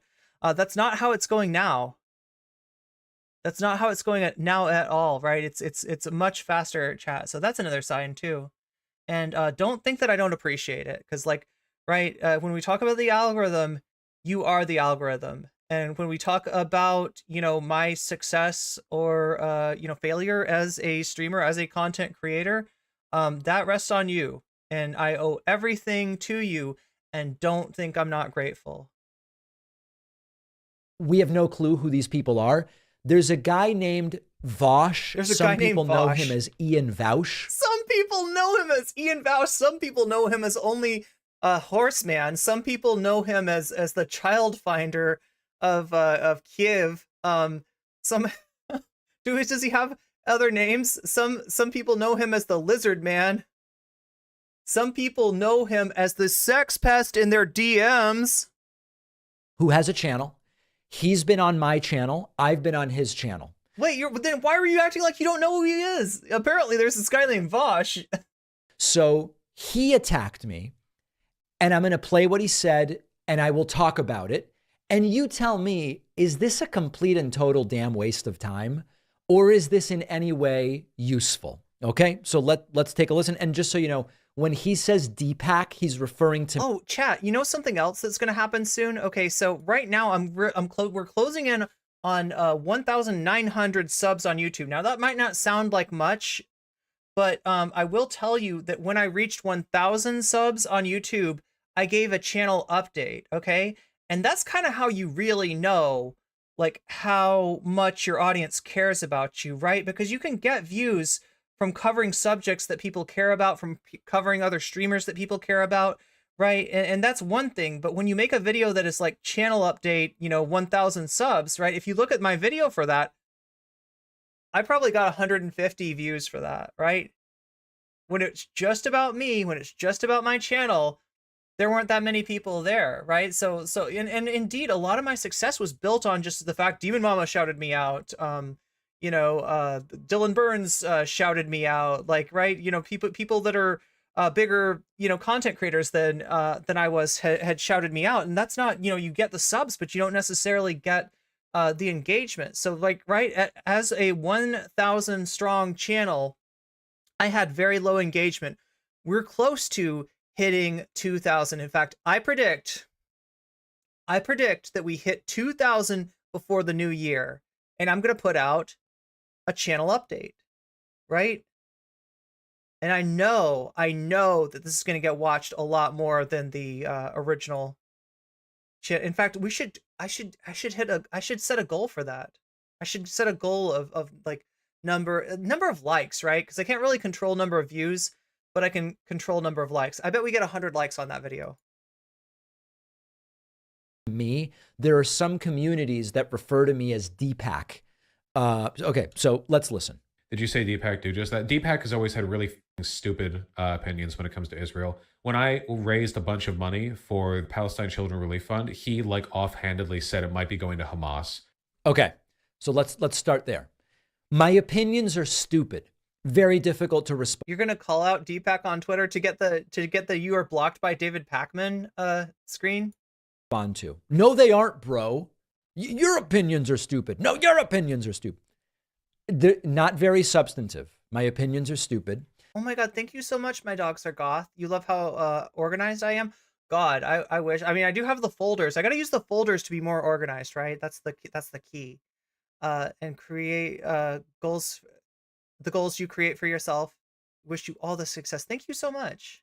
Then he says, I said the money he was raising was going to Hamas. Now, I looked for this. This was... I mean, chat, you know, making content is speaking through the silence. What I mean is when you start out as a content creator, nobody knows who you are. Nobody knows your name. And nobody's got any reason to listen to what you have to say.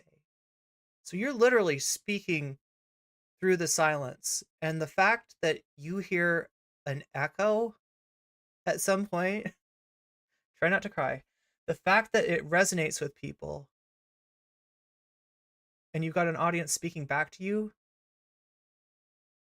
that's the closest thing to a miracle that I've ever experienced.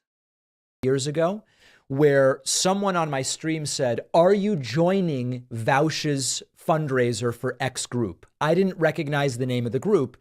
And what I imagine I said, and I admit I don't remember, I remember the event, I don't remember exactly what I said. What I imagine I would say.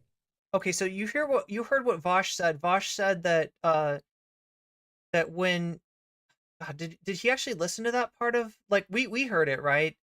And it was Vaush saying that David Pakman said that he was worried the money would go to Hamas.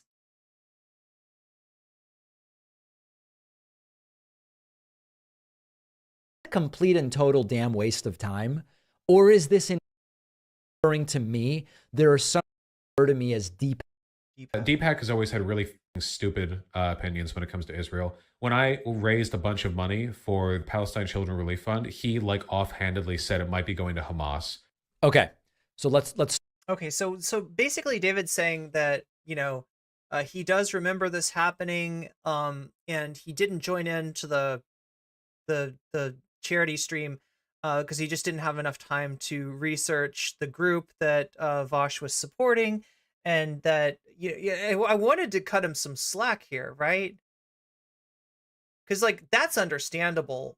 There's a lot of charities out there that where not a lot of your money actually gets to the people that you're trying to benefit. That's true, right? You do have to be careful, you know, what you're supporting. And there are probably content creators out there who do a charity event and they're only trying to, you know, they want to check the box, right? The Help the Children's Fund. Okay, let's support the Help the Children's Fund. Like, let's take it one step further and make that the Save the Children Fund. All right. So we're gonna saving children. That sounds like a good idea. Children deserve to be saved. Okay, great. Yeah, you just supported QAnon. Good job. That could happen. That could happen if all you're checking off is the box of optics, right? Then you know it doesn't take long to find a charity to support. So I want to be sympathetic to what he's saying, but look at where he goes with this. Start there. My opinions are stupid. Very difficult to respond to. No, they aren't, bro. Your opinions are stupid. No, your opinions are stupid. They're not very substantive. My opinions are stupid. Then he says, I said the money he was raising was going to Hamas. Now, I looked for this. This was years ago, where someone on my stream said, "Are you joining Vaush's fundraiser for X group?" I didn't recognize the name of the group. And what I imagine I said, and I admit I don't remember, I remember the event, I don't remember exactly what I said. What I imagine I would say is, I am super careful about fundraising for any charity until I know damn sure everything about it. There are so many charities that we later find out sometimes are funding Hamas or other groups. There's the Holy Land Foundation for Relief and Development. Turned out money was going to Hamas. The International Relief Fund for the Afflicted and Needy. Turned out money was going to Hamas. So if I said it, I would not have said Vaush is giving money to Hamas. If I said anything along these lines, it would have been, I don't know about that group. I'm super careful before I join any fundraiser. And in particular, in this case, because of that. There's nothing wrong with raising money for Palestinian kids. I'm just by nature skeptical of charities, especially in opportunistic, fast-moving situations. I wasn't able to find what I said. Let's continue. Here is Vaush's critique. My positions are stupid. Okay. He's always been like a Zionist, parentheses negative. I've always been a Zionist. Now again, Vaush, again. Maybe leave out the parentheses. I know you weren't saying echoes there, okay? But again, of all the ways you could have said that. How can I respond to that? Because like, how is this guy claimed to be obsessed with optics when he's just like He's got dog shit all over his feet. He's constantly doing this. And I don't know when it's like, because he wants attention. He wants somebody to call him out on it so he can be like, oh, this person thinks I was being anti-Semitic just because I said parentheses when actually it would have been 3 parentheses that would have been significant. Like, I don't know. I don't know what he's doing. At this point, why is he like this? Zionist as a word has essentially no meaning. I'll explain to you how the conversations usually go. You're a Zionist. Oh, okay. What exactly did I say? Well, you said you like the bombing of Palestinian kids. Oh, really? When did I say that? Well, I don't know. It's not that you said it, but it seems like you aren't as worried about... Okay. Look, when you say Israel has the right to defend itself, and that ends up equating to 10,000 plus civilian casualties... Zionist is a really silly term right now because some people use the term as an insult, as an attack. Very few people use it to describe any cohesive set of ideas. So, for example, some people will simply say, I don't think it's legitimate to suggest that Israel as a country be eliminated to solve the Israeli-Palestinian conflict. I'm one of those people, right? For me, and it depends on what you mean by that, because like Israel as a one-state nation that enfranchises all of its citizens, regardless of their faith, right? As a secular democracy is one thing, and Israel, the way it is now, is very different than that. Solution isn't going to be the destruction or elimination of Israel. The fact that I think Israel has a, quote, right to exist, to some people makes me a, quote, Zionist. For others, Zionism means I believe Israel should take the entire Palestinian territories, or I believe Israel should build more settlements, or things I don't believe. So, okay, look, those are bad things, and I don't want that to happen. I don't want, I don't want Palestinians like pushed out of Gaza or whatever kind of like, mass displacement of Palestinians they're talking about now, whatever kind of like, ethnic cleansing that some right-wing shithead wants to propose, right? That's bad. But like also what's going on right now, the situation with Gaza being an open-air prison, the situation with the settlements that already exist, the way that the West Bank is sliced up like Swiss or partitioned like Swiss cheese, the way that, people have to go through a gazillion checkpoints just to get from one place to the other that's like 5 miles away, right? It's already intolerable. Zionist in this context tells us very, very little. What I can tell you is YouTube's flagging that I'm in against chat? The illegal settlement in the West Bank. I want to stop the Gaza blockade. I want all violence to stop.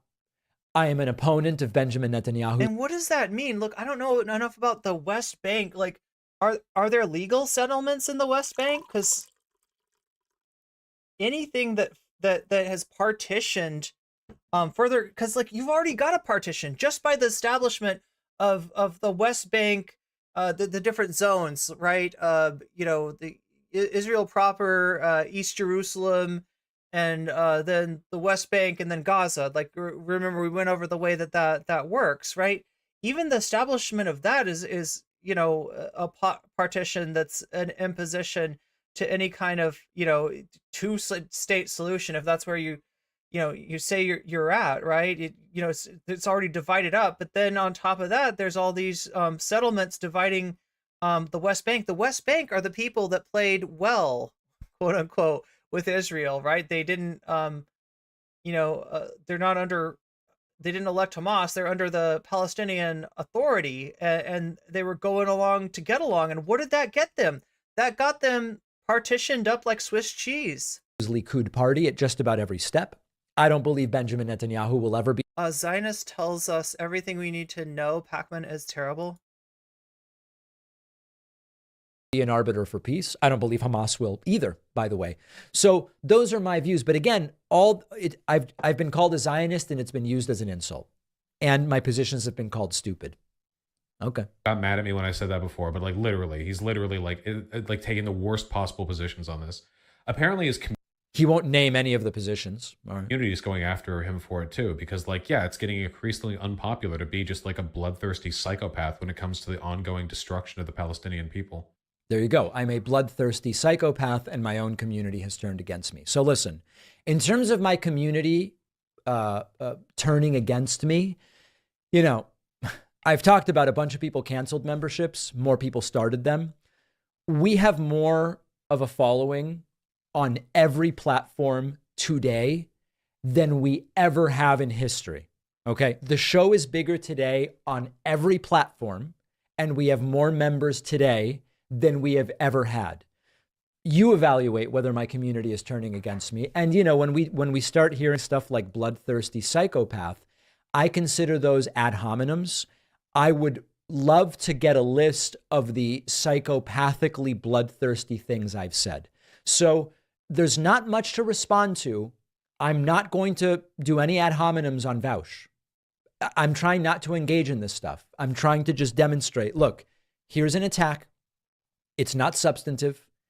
It's ad hominem, bloodthirsty psychopath, stupid opinions, etc.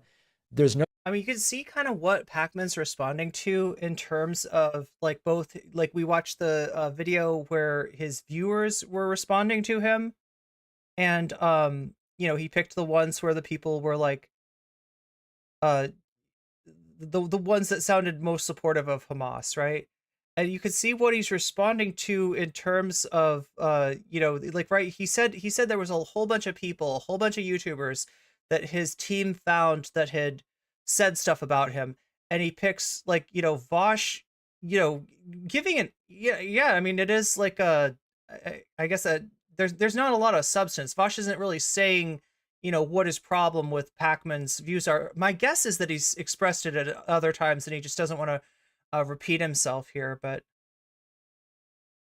no substance for me to respond to. And also, you know, this is the one with the, I mean, like I said, David Pakman doesn't call it out here, but you know, using something like bloodthirsty in this context is not good.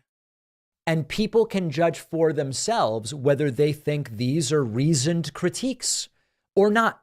I'm disappointed in Vaush. I am. He died on this hill. He immediately got defensive about his take on Israel instead of being open to learn some shit. It's his pride or ego or something weird. Being with Palestine is a no-brainer. Vaush relies on his problematic rhetoric because he is fundamentally opposed to positioning himself against. Oh yeah, that's the one take he doesn't want to. He doesn't want to have.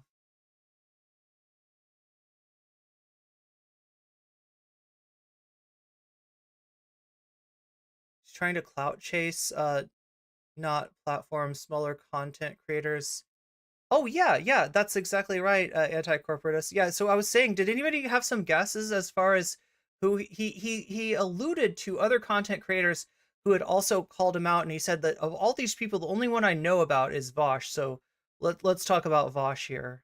Look, I get, you know, if you're a news channel, not wanting your channel to fill up with a bunch of drama, but it does feel like he's kind of cherry picking the ones where, you know, if you just call somebody like a bloodthirsty psychopath, you're going to make them look sympathetic when they react to your thing and say, I don't want to throw any ad homs in Vaush. I'll leave that to him. I don't want to roll around in the mud with him. Like, I'm above that. I'm above that.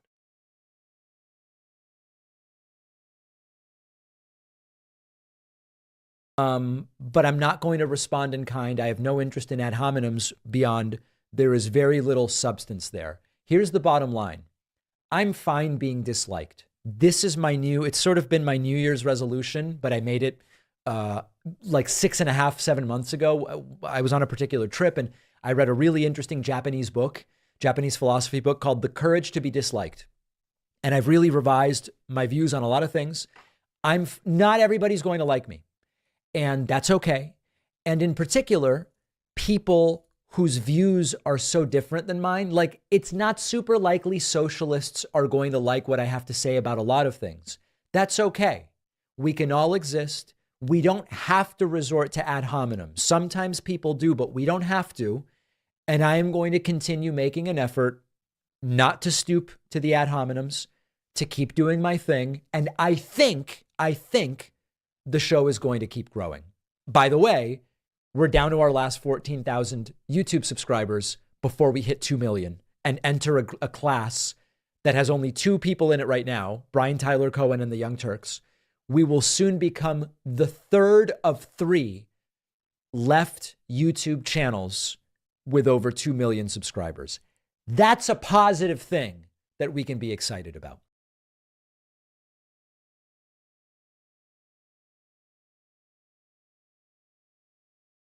Yeah, really exciting stuff here.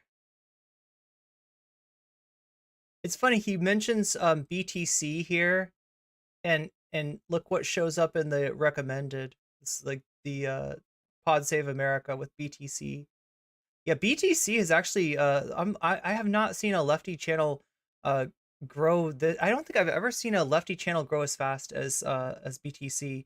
If you don't know, Brian Tyler Cohen is who we're talking about. He is he's a lib. He does one-off videos, usually about Trump. A lot of his stuff is following the in fact, I'd say that's the mainstay of his content, is following the legal action against Trump and kind of summarizing what's going on. And yeah, it's a niche that apparently paid off for him, because he's over 2 million subs by now. And whereas, like, you know, people like Sam Seder, Majority Report, like we pointed out earlier, at 1.4 million, David Pakman about to cross the line of 2 million, TYT is the exception. But then again, TYT's literally been around since, you know, close to the inception of YouTube. So it's not really that surprising that they've grown that fast.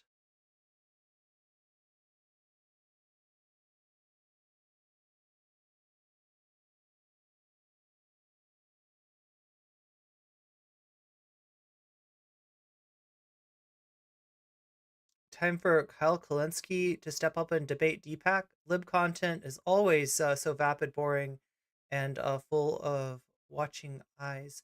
I wouldn't classify Brian Tyler Cohen as a... Oh, no, he's not a leftist. He's a lib, for sure.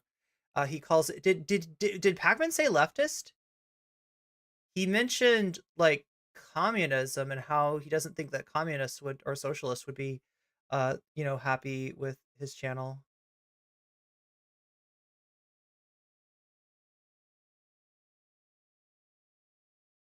He's a Dem cheerleader, period.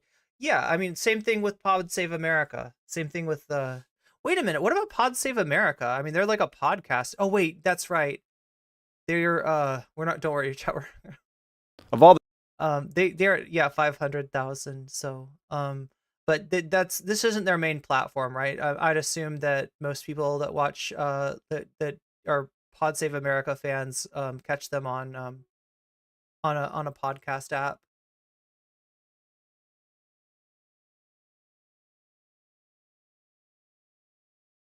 Yeah, but that gives you a little taste of how the algorithm actually works, in that they mention BTC. David Pakman mentions BTC in a video, and you know, the algorithm notices that, and then when it's looking for content to serve to me to keep me on the platform for longer, it's like, oh, you like BT? You watched a video that talked about BTC. Let's see if you like this video with BTC actually on it.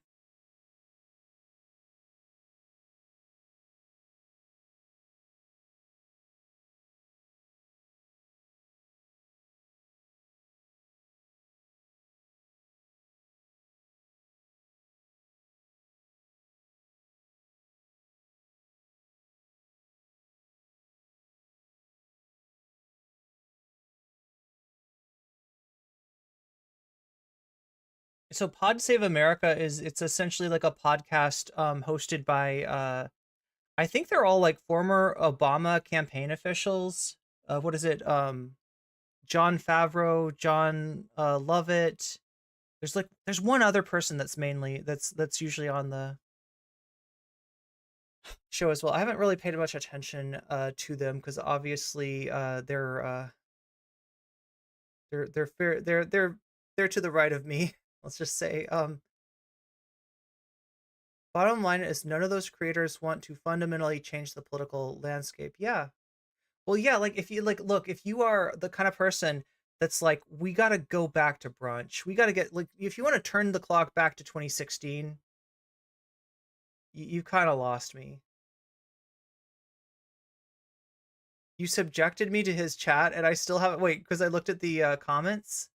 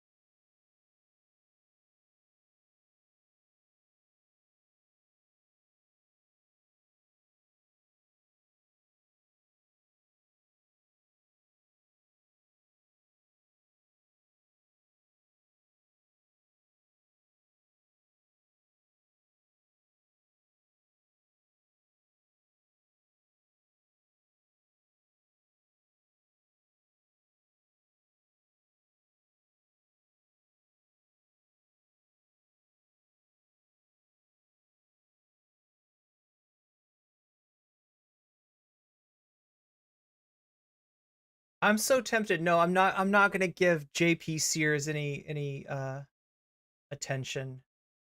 I'm tempted though. I hadn't really planned for hitting the sub goal. I wasn't really expecting that to happen. I do have I know that we talked about watching the rest of the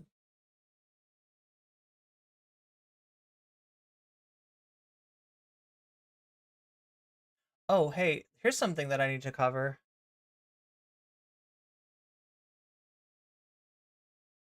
Most people don't bother to read or think deeply.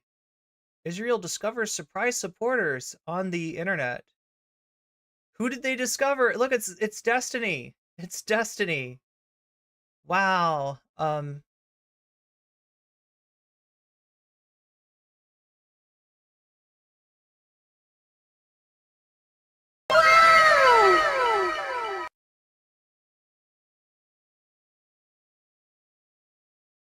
Discussions on the net are divided into good versus bad, and everyone has an opinion. Oh, it's actually more complicated than that.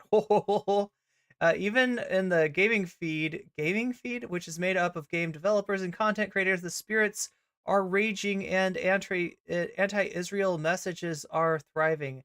Against all this stands Destiny, a popular streamer that works for a more complex, really complex. I mean, you've heard what Destiny said about this.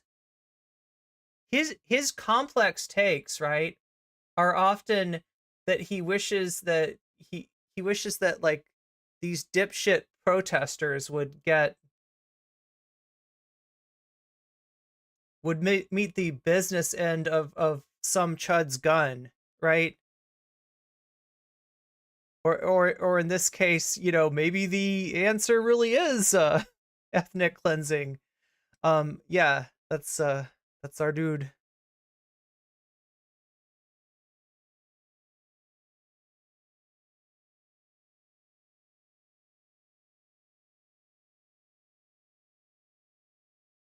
So yeah, unfortunately there's an interview here, but it is in Hebrew, and so I cannot exactly read it to you.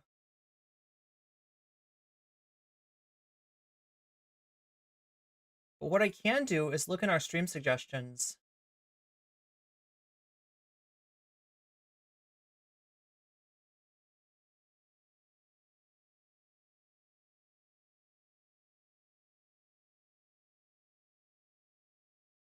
Yeah, why not? So I do wanna take some time and go through. If you were here during my people really liked the Norman Finkelstein stream that I did, and you understand why I did that stream. It was, like we thought that there might be a debate between Destiny and Norman Finkelstein. Apparently Destiny backed out of that debate, so it never ended up happening. And but I had talked about Norman Finkelstein. I had showed you some of his tweets, just like, for a couple minutes, right? And I think somebody, a few people were upset that I had mentioned him in a positive light and totally disregarded his transphobic stuff. So we watched some of the transphobic stuff. We looked at, his life, how his academic career was essentially just shit canned, through his through his standing up against Ellen Dershowitz. There is a debate that we started watching. We watched a lot of clips from it. It was a debate between Dershowitz and Norman Finkelstein, hosted by Democracy Now! Back in 2003. So just to put that into perspective, right, that is after 9/11, and that is in the lead up to the Iraq War. That's the context of that debate. I do want to watch that, but it seems like more of a premium streamium kind of thing. One thing that I have been meaning to get to you, one thing that I've been meaning to talk about with you, right, is this is Naomi Klein's new book, Doppelganger. And it's a complex book length idea that she's fleshing out. And it has to do with this concept, and I don't think she mentions the word here, but it's called diagonalism, right? And it's like a political philosophy that seems to come out of nowhere. It seems to be not right wing and not left wing, anti-establishment. But essentially what it does, and you'll see this in Twitch politics sometimes. In fact, I feel like a big utilizer of diagonalism is Twitch's own the specter that haunts Twitch politics, that being the politics Discord, the Discord of the home of Nazis, right? That has so much influence and has had so much influence for so long on Twitch poll. And there's a reason that we call it Twitch poll. There's a reason that we call it Twitch poll, right? As in /poll, right? Like the 4chan board poll is because it's fundamentally right wing. So when you hear somebody like Doobie, the far right frog VTuber of the server, the proprietor of that server, make an argument that appeals to the left wing with a right wing idea, like kind of justifies a right wing idea with sort of leftist rationale. That's what we mean by a diagonalism. And a lot of what diagonalism, a lot of the way that it's able to take a foothold is through the failure of the left, mainly when I'm talking about the left, I mean the Democratic Party, the failure to actually solve people's real issues, the people that the left leaves behind, the people that the left throws under the bus when it makes compromises. Because we don't have a left, we have a Republican Party light that is always just calculating itself to be slightly to the left of the Republican Party, which keeps on moving right. That's why United States politics are so effed up. That's why it's effed up beyond, like other countries in a lot of ways. That's why the Overton window is pushed so far to the right. And diagonalism is a huge part of that.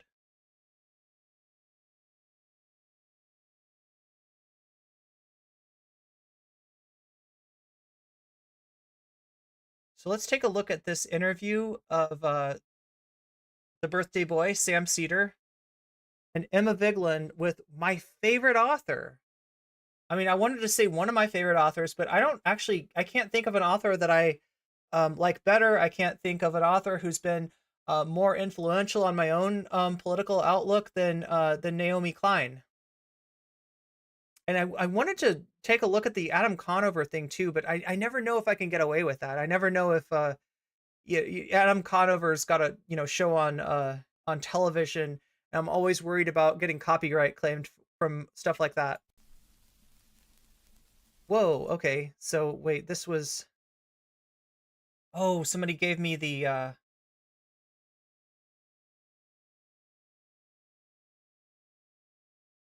This is like the whole... There it is.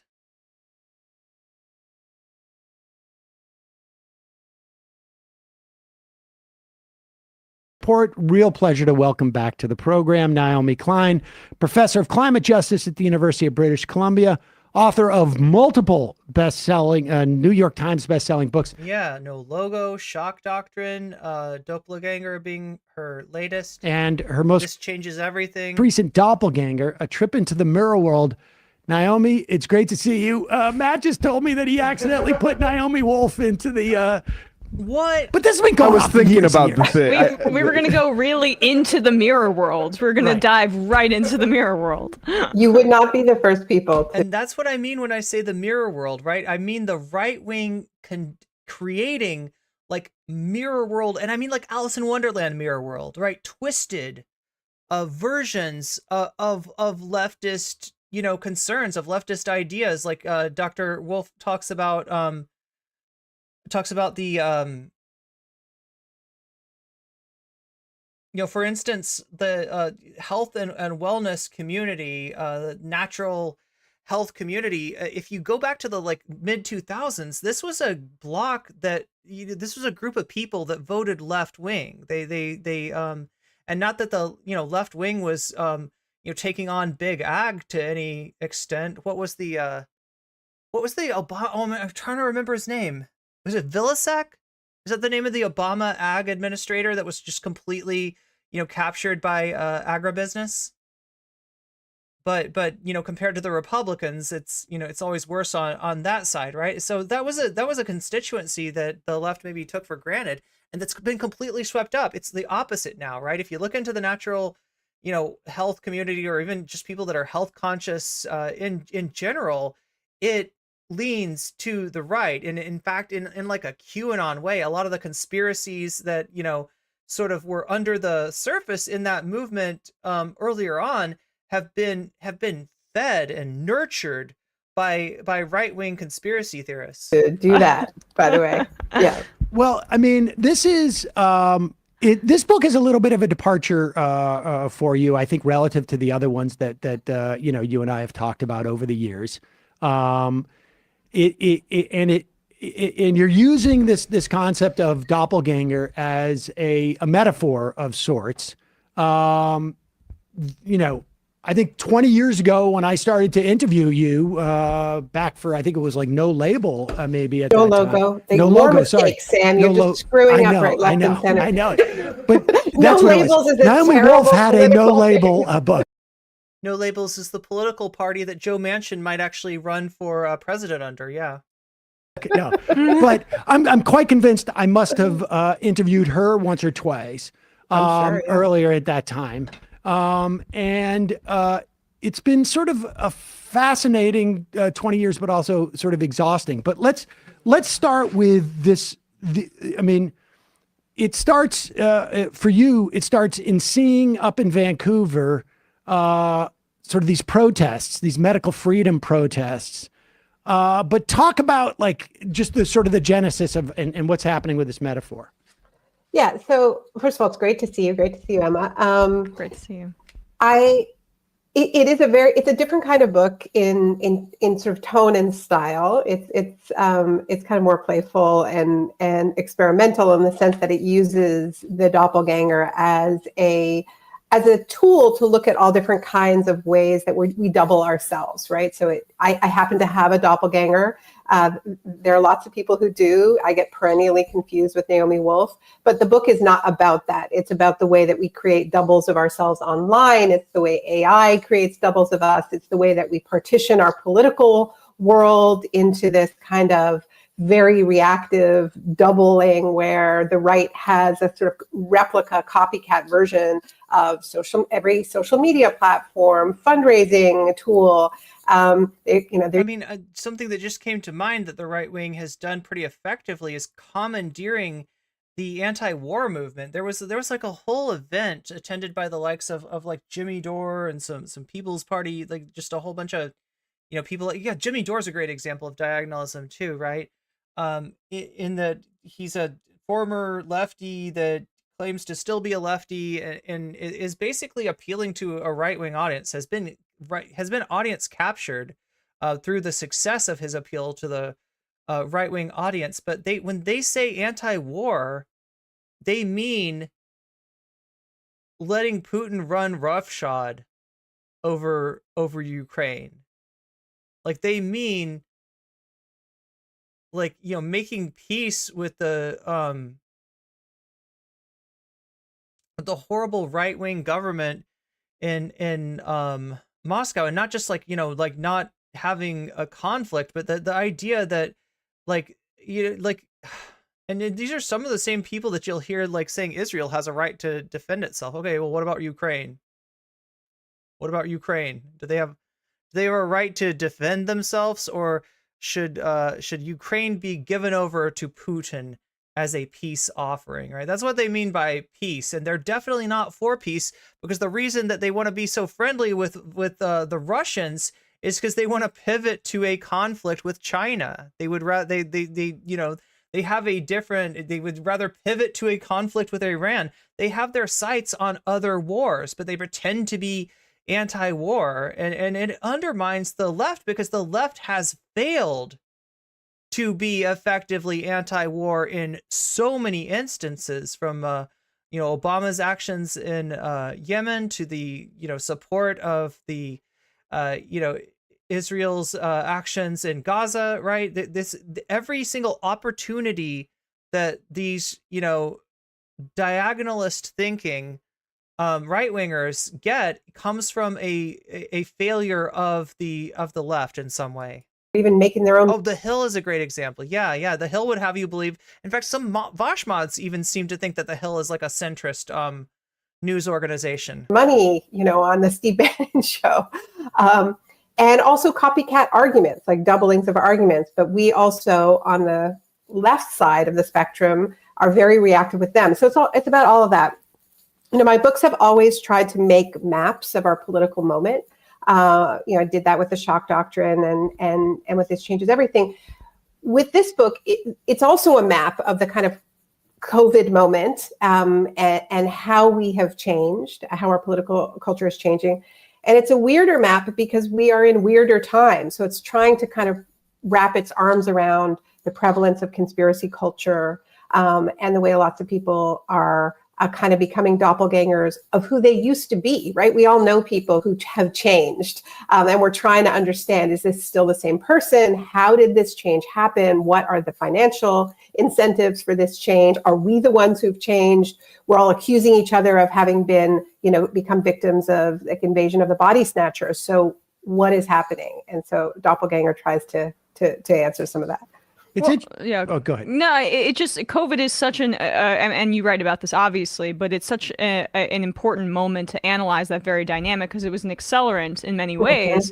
And you see the mirroring of certain arguments when it comes to COVID, right? Where the critique of big pharma on the liberal left side is the same kind of prism by which these anti-vaxxers. And look, when we're talking about liberalism as it manifests in the United States, we're usually talking about neoliberalism. We're usually talking about a very pro-capitalist viewpoint, and one that utilizes the aspiration, the value, if you will, of individualism, even hyper individualism, you know, to justify itself, to be like, this is what we offer you is an individualist, you know, vision, you know, which is appealing, especially to Americans. But in issues like a pandemic, that individualism turns deadly. If the individualism is like, my right to contract and spread a pandemic, then that's where your individualism starts to stomp all over my individual right to try to keep myself healthy. Choose to come at this argument, but it's quite, you know, anti-humanist and also skeptical of expertise and aligned with the right at this point. You know, what was that dynamic like writing about that?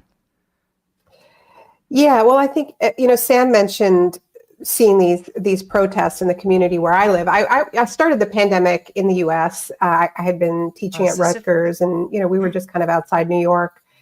And there was a little bit of Sisyphean Task says, that is my dad to a T. Hates Ukraine and NATO, wants to pivot to a theater in the Middle East and Taiwan.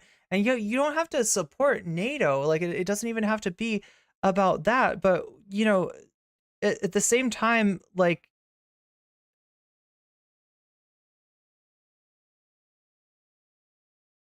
there's a lot of people that don't seem to get that the Russian Federation is not the Soviet Union in any conceivable way.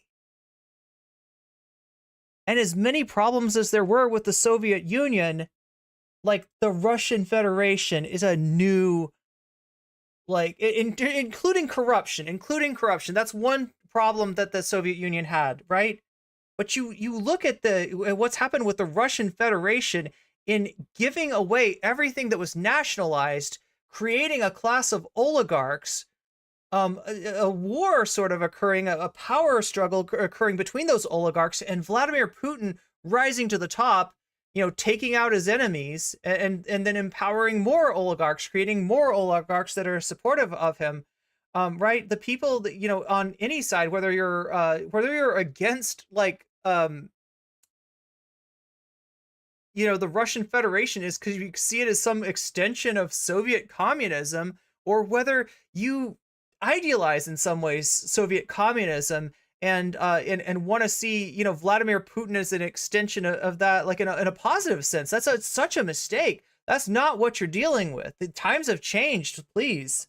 This starting to happen, you know, particularly outside of gyms, and it was mainly like the extremely religious. So I mean, like, I work in the fitness industry, right? I teach kickboxing, and the pandemic was a nightmare for me because, you know, everything closed down in my state, and there were times when I was just like, just please fucking let me work out. But, like, that's a wish, that's a hope. And when I think about what that really means, when I think about, like, actually opening up the gyms again, god damn, there's no way that you avoid a transmission. Now, we can talk about some of the things that could have been done in the government in terms of mandating filtration systems, in terms of mandating a separation, the ability of people to distance themselves from each other within a building, right? There's a lot of things that could have been done as far as that, right? But the fitness industry is about sweating, it is about breathing hard, and there is no way that you're going to operate something at peak COVID without creating like a super spreader center, right? So as much as, like, this was my, you know, this was my, you know, like, this was my livelihood, right? You know, and the other thing that I've done is massage, right? This is my livelihood, like, right? Being able to do this stuff that was absolutely closed down. I gotta say that, you know, my individual desire to be able to continue working in that industry should not supersede everyone else's desire to flatten the curve and to reduce the spread of but I definitely have seen it with other people in the fitness industry, with other people. Oh my god. Wow. I definitely have seen the exact sentiment that Naomi Klein is talking about here. Kelly Brading, thank you for the membership. Welcome. I wish we had flattened the curve, right? Yeah. See, so that's what I'm talking about. Is like, you know, even with what we did do, which in some states was a closure, you know, for a decent amount of time of fitness and exercise facilities, or at least the indoor. A lot of those facilities, what they do is they continue some form of their activities either through distance, right? You know, so if you're talking about personal training clients, you know, you can do that through Zoom. It's a lot harder and you have to figure out a lot of things, but it is possible. You know, some people would, you know, take it outside. Some people would, you know, do these activities outside. But if you imagine, like, you know, that they had given in to the, you know, and there's a lot of people in myself included, who, you know, fitness is more than just like me staying healthy. Fitness is more than just me like looking my best. Fitness is, you know, for me, a way that I control my attention deficit disorder. And I didn't, you know, have access to it the same way. But if we had given into that and said, okay, let's make this one exception, then what else do we get? Oh, no, religion, that's another thing that people want to have an exception for. Okay, we make an exception for religion, we make an exception for fitness. Pretty soon, we've got like a higher and steeper curve than we would have had otherwise. And we didn't even flatten the curve, like Sarah's mentioning. And the extremely fit, who were the first people to decide to not believe that COVID was real, right? So they were going, you know, streaming into calibrating. I didn't even get it. I was going to be like calibrating, but no, calibrating. I got it. Churches with the community where I lived had a very large Orthodox Jewish community that was breaking various lockdown rules. And then there were the gym owners who were like, no, we demand the right to lift weights, you know, even if this, you know, and so, you know, part of what I'm trying to understand is like, what is the... And let's be real about the gym owners, okay? They're not demanding the rights to personally lift weights. They can go in their facilities and do that. If you own a gym, you know, there's nothing stopping you from going in there and throwing up the, you know, throwing up some weight, right? They you know, they wanted to make money. That's what it was. And they didn't particularly care if they become a vector for the transmission of the pandemic, right? Because they can always like do their lifting after the place closes down. Common thread between these two, like why is there this kind of coming together of the wellness crowd and the sort of greenish left, right? And the far right. And because after I moved from the States to... Oh yeah, good point, Soul Life, especially since the fitness industry thought that working out protected them. Yeah, well, I mean, that's the problem with the natural like health community, is as much as there are, you know, there are ways that we produce food, you know, elements of our lifestyle in the modern world which get in the way of our health, right? Screen time is one that comes to mind. You know, the refined foods, right? The fact that it's so much easier, like if you go to the center of the grocery store rather than the outside of the grocery store where the fruits and vegetables are, it's so much easier to, you know, buy, you know, like prepared, refined, highly palatable, easy to eat food, but that's not making us healthy in general. You know, just really quickly, there's a principle called nutrient density, which is contrasted against caloric density. And, you know, it's calorically dense food is highly palatable, is easy to prepare, is, you know, sometimes more shelf stable. Nutrient dense food is like none of those things, but you know, it has a big impact whether your food is dense in nutrients or dense in calories, or somewhere in the middle. It has a big impact on your health. But at the same time, there a thought arises from this, that I am the one who knows this. I'm the one who understands this. I'm not like the other people. I'm not like the sheep. I do not follow the herd. Okay, I am eating clean. And it's a different thing for everybody. Like some people think eating clean is like Jordan Peterson. Yeah, I eat, you know, I eat, what's that kind of beef called? The really expensive beef from Japan. I can't remember, right? But like I eat only the best grass-fed beef, and therefore I'm gonna stay healthy because of that. Or you're a vegan and you eat all the, you know, the green leafy vegetables, and you're gonna stay healthy from that. Look, you should be eating, you know, like junk food is bad for you. True. But like abstaining from junk food does not turn you into a superhero. It does not bounce pathogens like out of your breathing, you know, range, right? It's to Canada to be near it's not magic. My parents who are in their 80s and not well. Wago, thank you, or Wagyo. And this stuff is a lot stronger outside of big cities. And so I've talked to a lot of people who are in rural communities who've seen a lot of this, where it's not so much the far left as I call it the far right. Like there are people who are interested in alternative health. Oh yeah, Kobe beef too. Yeah. Maybe they're interested in GMO foods, but mainly from a wellness perspective. And then you started hearing that people who are vaccinated are actually GMO people. Like the vaccine has.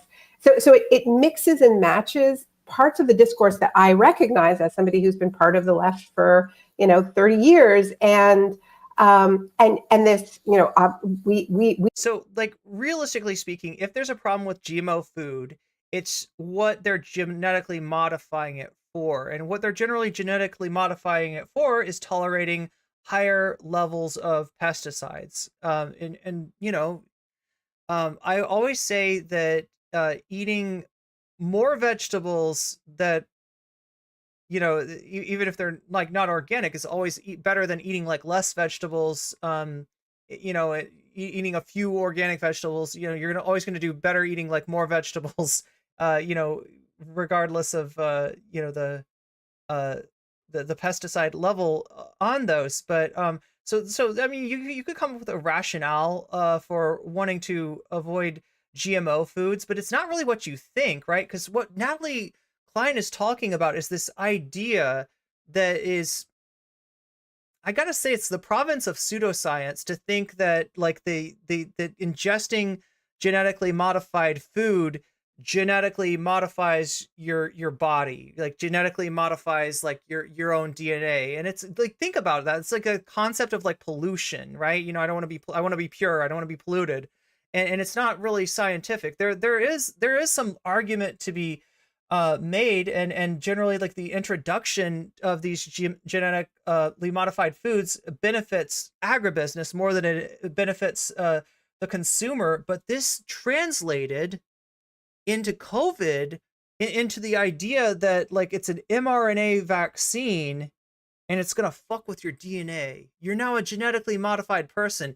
And she's not going to talk about this here, right? She gets into this in her book, but these people that had this rhetoric, including like her doppelganger, right? The reason it's called doppelganger, God, there's so much that she's skipping over here because she wants to get to the point, right? But the doppelganger of her is Naomi Wolf, right? She is Naomi Klein. There's also somebody named Naomi Wolf. Naomi Wolf was a pop feminist author back in the day who, there's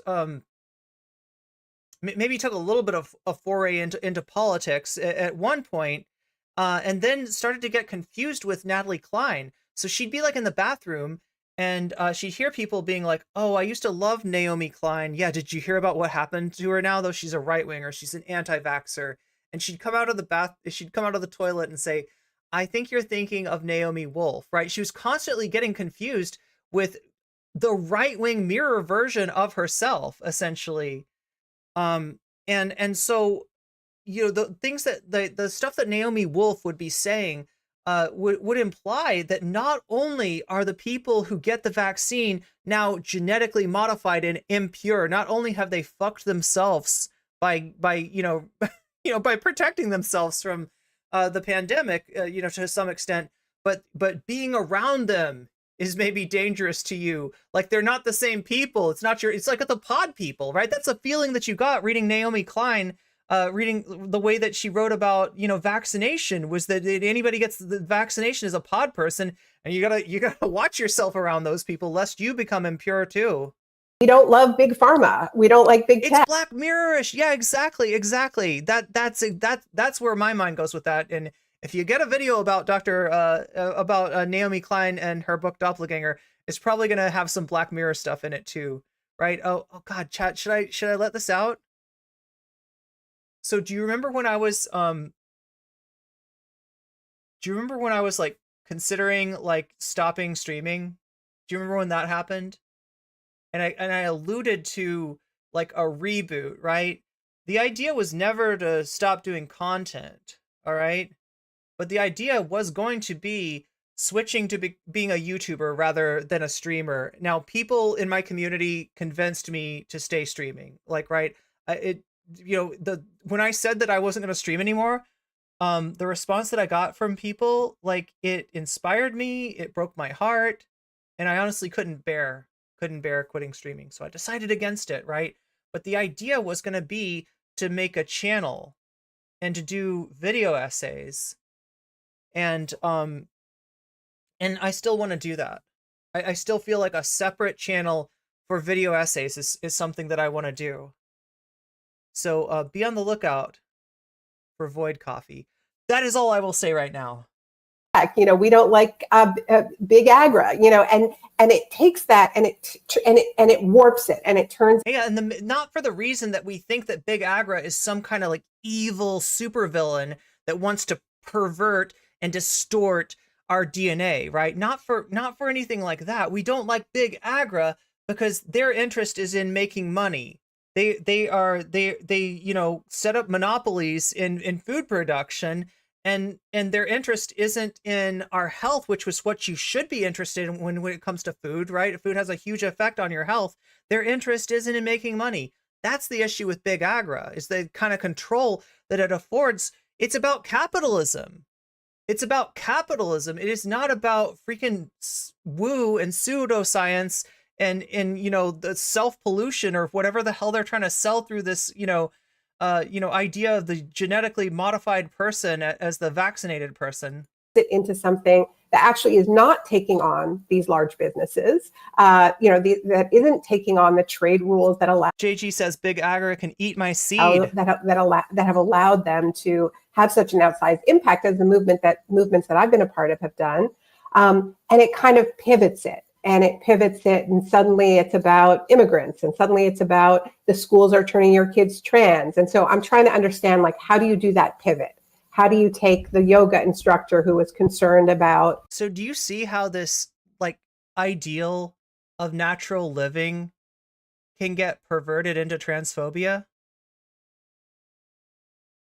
If your only value is it's good because it's natural, it's bad if it's unnatural, you've really set yourself up to get manipulated. There's nothing about the way that we live that is natural, okay? Whatever the hell natural actually means, and when you try to pin it down, like, this is one of the things in philosophy. One of the worst things that you can try to argue in philosophy is natural law. It's right because it's natural.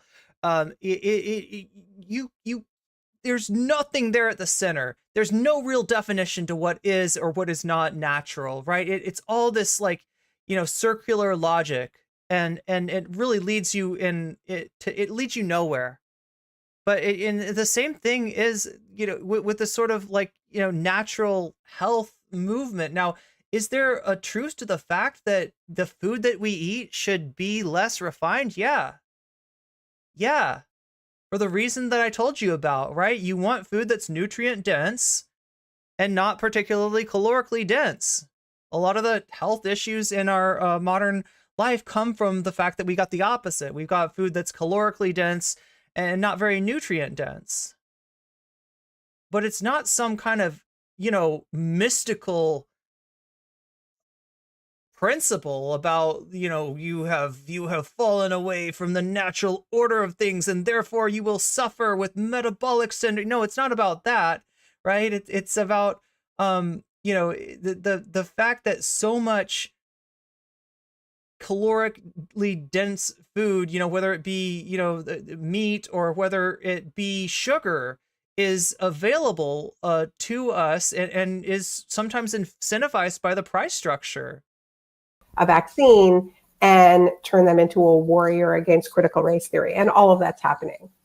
I mean, I want to go back and sort of see if we can trace some of this, because back in, you know, like in 2006, maybe it was, like, I had a buddy, he was living in rural Nebraska, and he, you know, we would have these conversations where he's like, you know, he seemed to be almost like politicized in the sense that he was like, Dick Cheney is horrible. And I'm like, you're absolutely right. And he's like, he's literally, he is literally, I've been reading David Icke's and he's literally like a lizard person. And I'm like, wait, no, that's not it. Yeah, there's this, and there's the idea that Dick Cheney, like, did 9/11 or like orchestrated 9/11 or, like, you know, made 9/11 happen, right? And like the fact of the matter is you don't need that to oppose Dick Cheney. You don't need that to oppose George W. Bush, right? You don't need to like make up stories, make up narratives that you don't really have support for, right? To say that the Bush administration was warned about, you know, bin Laden, was warned about the possibility of things like that, and they didn't prioritize it, right? Bush should have never been reelected. John Kerry's campaign should have been about his failure to protect us on 9/11. Now, that would have never happened, Chad, and it's because of how the United States is. It's because of the media, and it's because of the rally around the flag effect, that whenever anything like, you know, happens, like especially like militarily or, you know, in this case with terrorism against the United States, that, you know, people kind of just end up like following the lead. Like Rudy Giuliani was known as America's mayor. Why? Because he was mayor during 9/11. So he's a really good mayor. No, he's not. That doesn't make him a good mayor. That makes him the mayor during a horrible, you know, event with lots of casualties, right? That doesn't make him a good mayor. But people were buying into this, right? And same thing with George Bush and Dick Cheney. So, I mean, as much as I would like a Democratic candidate to tear into Bush and Cheney over their failures on 9/11, that just wasn't going to happen. That not in this country. It's not that he's a lizard person. It's all these policies he's doing. He's like, oh, you're just getting caught up in politics. And I'm like, so instead of like, just like I say with like, you know, the Chud logic thing, just like I say with the Vaush thing, like people who try to take these, you know, shitheads down, they always go like one step further in their claims, right? And it's going one step further to say that Dick Cheney, you know, had a hand in 9/11 when it's clear that Dick Cheney had a hand in a lack of prevention towards something like 9/11, and that should be enough. That should be something that the American people don't put up with, right? Without going into this whole thing. And Sam's talking about a step further. Yeah, he's a lizard person. There's a whole group of people that lead us, and they're all lizard people. And you know, it's David Icke's like anti-Semitic dog whistle, essentially. Like he just figured out a way to turn anti-Semitism into sci-fi. Wait, no, he's not really a lizard person. And it feels like that is sort of the same dynamic that's John going on Mulaney here, told you that? where on one level there can be some type of agreement, right? Like pharmaceutical companies are bad, but there is a lack of sort of like an ideological underpinning that then, I mean, I think at one point you wrote facts wrong, but feelings right. Mm-hmm, mm-hmm.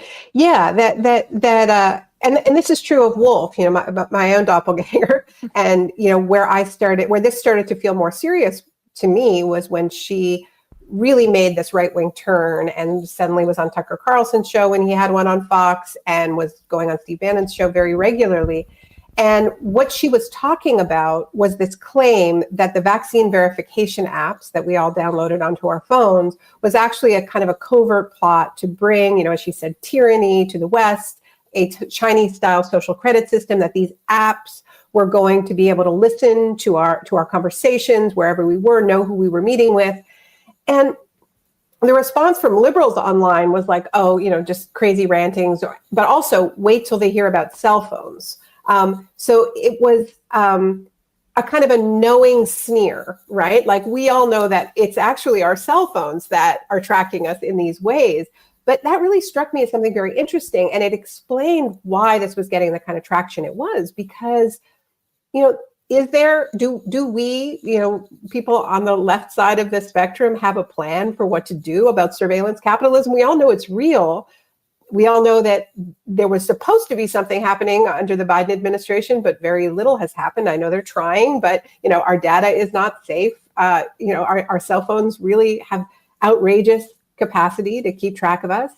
And so that's the kind of feelings that they get right? So she's taking all of our collective surveillance fears that are real and justified, and very little is happening. And we are having this kind of sneering reaction to it, because we're not doing anything about it, I would argue, and pivoting it onto something that feels like you could do something about it. Like we could just get the apps off our phone, right? And that's the appeal of all these conspiracy theories, is that they tap into very real fears and anger about real inequality and injustice.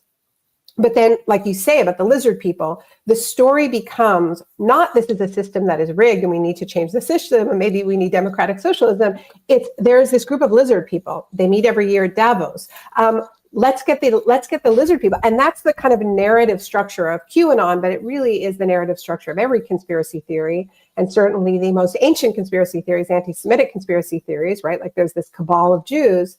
And that's why, back to the 1800s, anti-Semitism was described as the socialism of fools, right? It is how you understand injustice and inequality if you don't have a structural analysis of capital. And so you're going to believe that there's a room somewhere. And then, the QAnon story of there's going to be a great storm. There's going to be a moment when Donald Trump leads the white hats to arrest all the black hats and send them to Gitmo. Like that's the story that they're telling. And, I'm sure as both of you have been, around the left for a long time and pointed out injustice and inequality for a long time, you can imagine the appeal of a story that says there's actually going to be a day of accountability, right? Wait, what is it called? The Day of the Rope. Yeah. That's like literally like a right-wing wet dream about unaliving all the enemies of America and Christ, and like I don't know, it's a racist but what is that from? No, it's literally called the Day of the Rope, isn't it? But anyway, so black hat, white hat. Let's stop there for a second and talk about that. Like, what is that? Has anybody heard that term? Can anybody explain this to me in chat? Black hat, white hat. What are we talking about here? Because there's a number of interpretations of this, right? What do you think when I say black hat, white hat? And Twitch chat, feel free to give your response as well.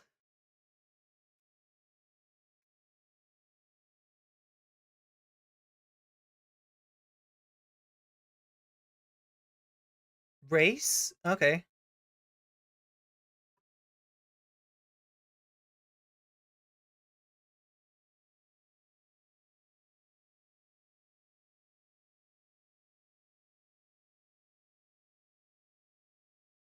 White hats are benevolent agents, hackers, or operatives. Black hats are malevolent ones. Yeah, so that's the cybersecurity black hat, white hat, right? So just really quickly, a black hat is a hacker who is doing their hacking to like take advantage of somebody, right? To get into networks and basically benefit themselves by like hurting somebody else. Just right. So the bad hacker is the black hat. The white hat is the hacker that pokes around people's networks, but does it with good intentions. Does it to protect people, in some cases from the black hats, right? Term was adopted later by Robin C says black hats and white hats were signify the good guys and bad guys in westerns. Yeah. Right. So now I heard this term from a roommate that I have, right? And if you're watching, much love. Right, I'm not trying to call you out here, and I'm not going to give any information that hopefully, pins you down as far as who you are. But this was a roommate that I had that moved from Mississippi, and I got the feeling it was his first time kind of like away from home, and lived in a white, Southern Christian home that was very conservative, had a bunch of relatives that were very conservative, was himself very conservative when he moved out here. But, over time, he started to meet more people and, actually like hang out with a lot more queer people, and, found that he really related to queer people a lot. Now, I don't want to guess on, what happened next, right? But, you can probably imagine, right? But so but he still had this connection to Mississippi. He still had this connection to, the church and his family, and was still kind of politically conservative, despite, the fact that he hung out with a lot of people who, would not be okay by conservative standards, right? And, I was kind of like, it was nice to have, it was nice to be there while he was like seeing so much more of the world and learning so much more and changing, right? That was really encouraging in the midst of the Trump administration to see somebody like sort of breaking out of that shell. But he always sort of held on to stuff, right? And like when he went home, he would kind of revert back a little bit, right? And I remember one time after he went home, he came back and he started talking to me about, well, you know, people think that the black hats have taken over and the white hats need to go in there and do what's right. And Trump, you know, Trump might not be great on everything. Trump, you know, like maybe not great on gay rights. I don't know, right? But at least Trump is going to facilitate the right thing happening and getting rid of these black hats that have taken over the government, right? And so, God, I'm sorry, I'm doing his accent way too well. But like I do it as a loving, you know, I'm not trying to make fun of him. Okay. This was somebody that I cared about a lot. And so like, I'm like, black hats and white hats, right? At first I thought he was talking like, it sounds like, you know, security. It sounds like cybersecurity stuff, right? That was the, you know, framework that I had. But the more I thought about it, the more that I connected it to like the cowboy thing, right? And this is something that people like really believe, right? So the Trump thing is a myth. The myth of the outsider that comes in and isn't polluted by the swamp and takes care of business. The new sheriff in town with a nice white hat and a shiny badge, right? That's who they want to think that Trump is. But honestly, we're talking about Donald Trump. The more you know about him, the more you see him do, the more you hear him talk, the less easy it is to believe that myth, right? And so you gotta come up with more lore, okay? Yeah, it really seems like Trump is a liar. It seems like he's a bad guy. But what if he's doing this? Like, actually, it seems like there's a picture of him and Epstein, right? Oh, wow. You know, I thought he was going to save the children. Looks like he's with the people that are putting the children in danger. Oh, no, but maybe Trump was actually going deep undercover, trying to get in Epstein's good graces, and he was going to expose everything, right? This is what people bought into. They had to construct this whole mythology around Donald Trump to make sure that his badge was not besmirched, that his hat did not turn, you know, a different color than white, right? And that's where all this QAnon nonsense comes in. It can be real if you have a person that takes zero corporate money. Yeah, so in other words, there is the possibility of really, like, you know, there is problems in Washington. There is not just a corruption, but the whole fucking system is corrupt, right? What runs politics? What decides who we get to vote on before we even make that vote between a turd sandwich and a shit stain or whatever? What is it, like giant douche and a turd sandwich, whatever, right? You know, before we have that, who gives us that choice? Who pares it down to that? Yeah, that's right. There's money in politics. There has been since like the 80s, right? And you know, there's, you know, it's we've never really had a democracy. We've never enfranchised everyone.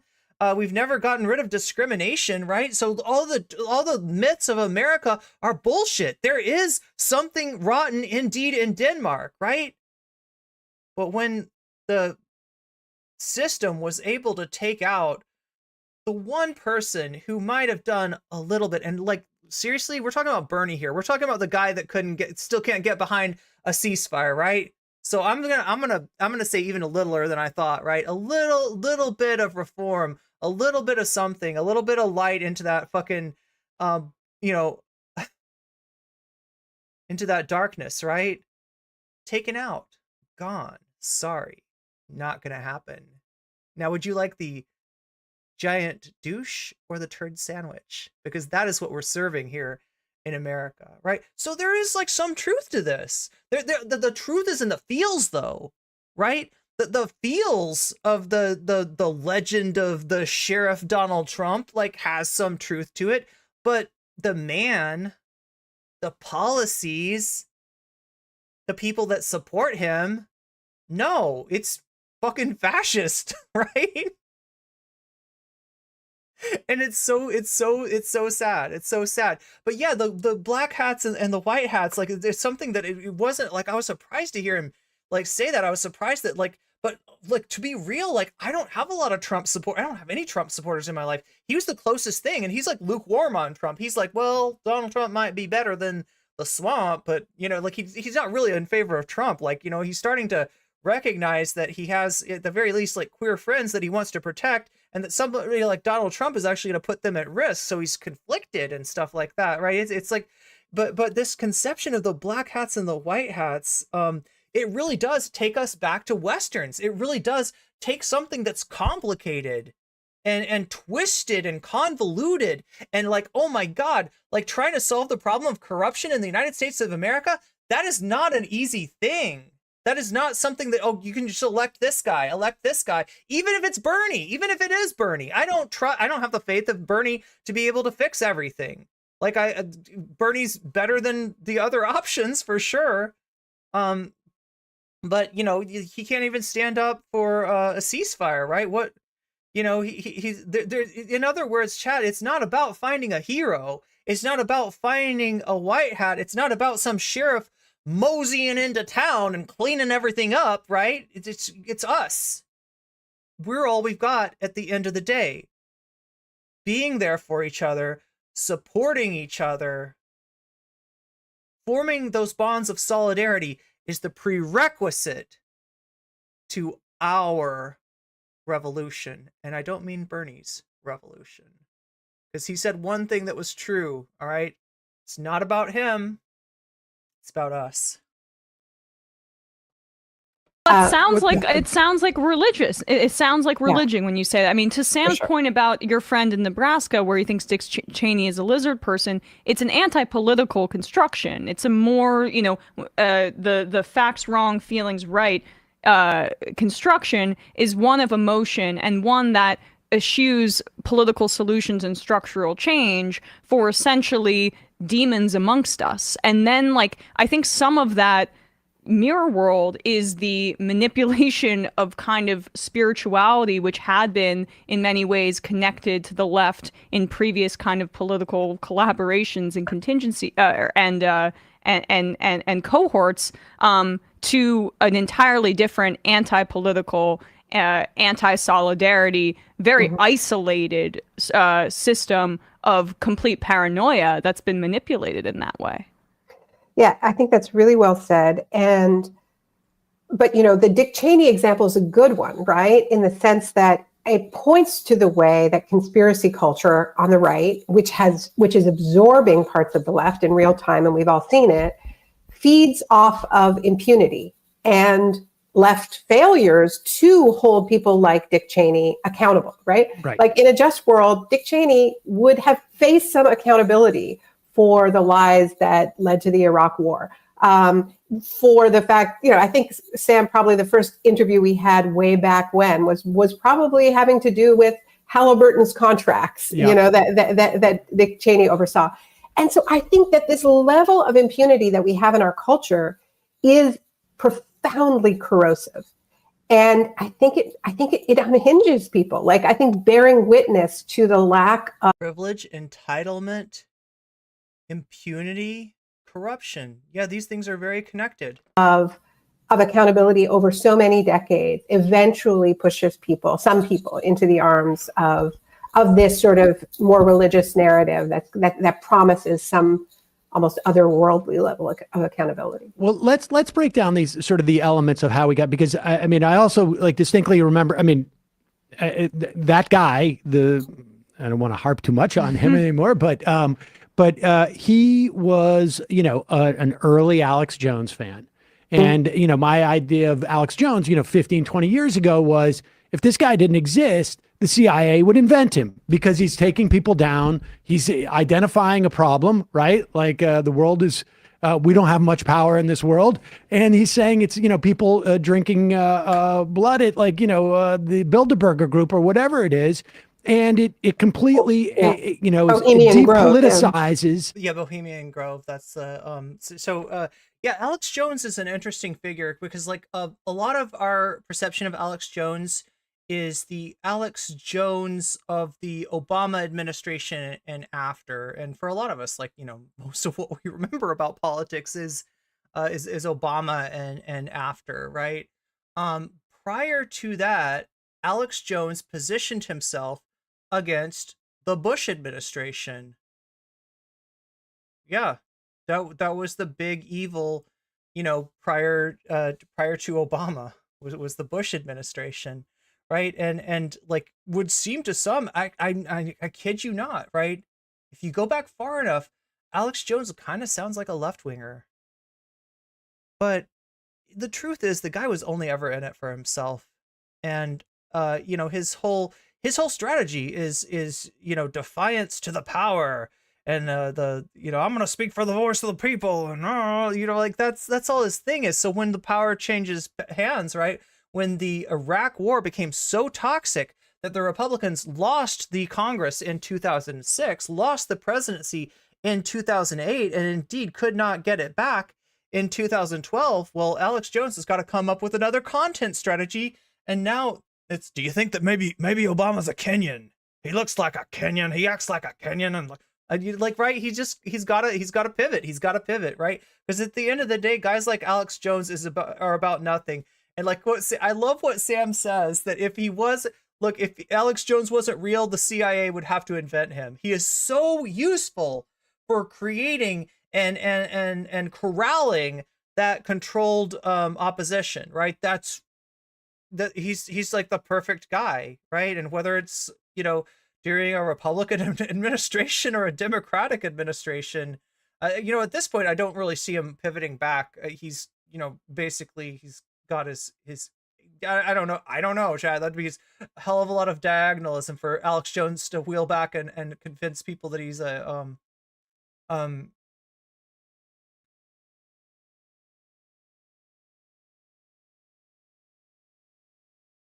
Yeah, you mean to tell me that Trump isn't a benevolent messiah?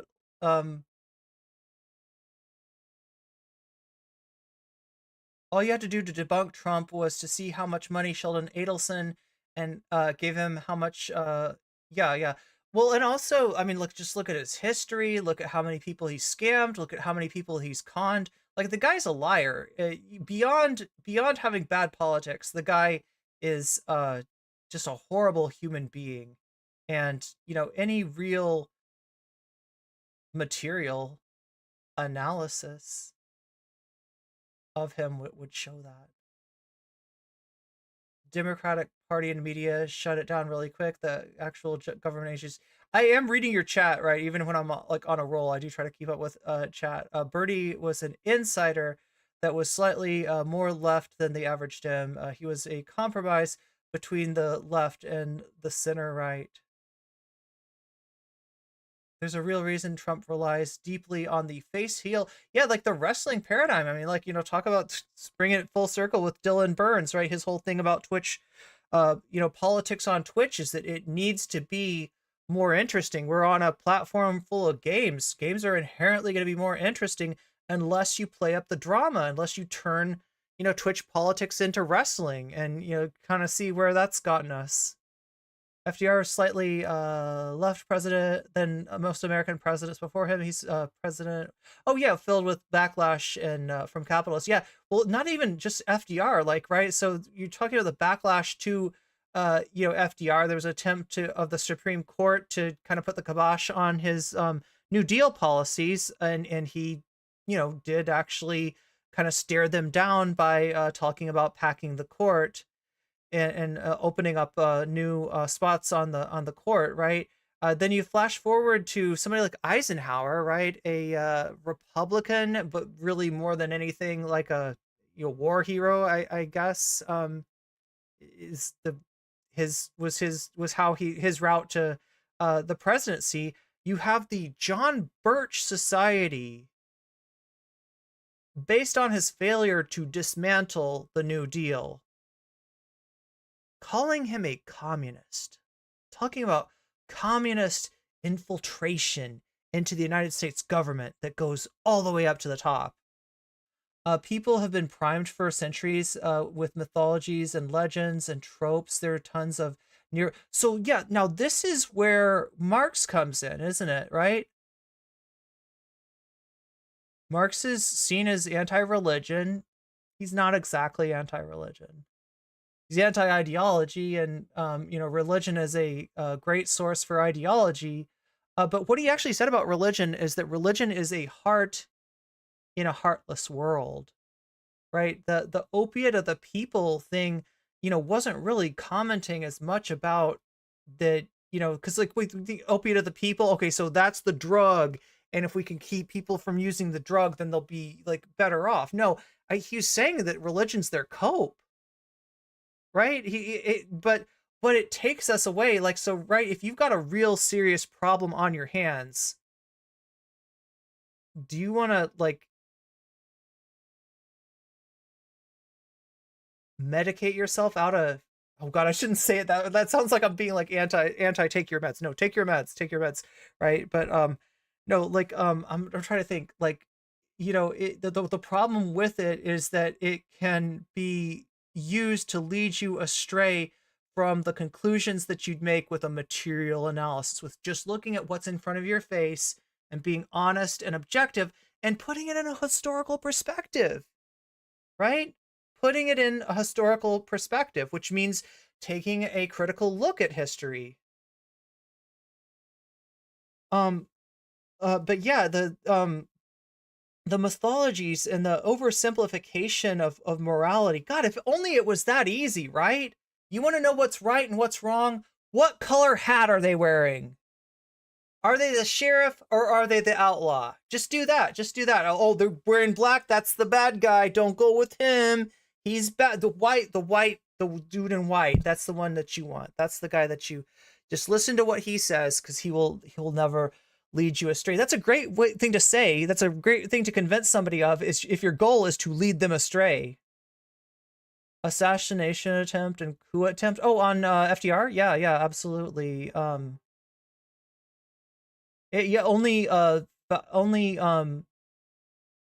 prevented by the lack of collaboration by Smedley Butler. The state won't obey the rules if their system of power is under real threat. FDR and Lincoln, probably the only presidents who made the system heal slightly. Yeah, Lincoln's, God, this is like, okay, so, FDR, I just want to remind everybody that he is seen by the wealthy as a class traitor, but I feel like the actions that he took can best be understood as an attempt to save capitalism from itself, rather than any sort of attempt to put the country on a track towards dismantling capitalism, right? That's not what it was, and you can tell by what's happened since FDR. The system has been able to effectively recuperate a lot of the crumbs of bread thrown to the American people in the wake of the Great Depression. Not hard. FDR to Reagan.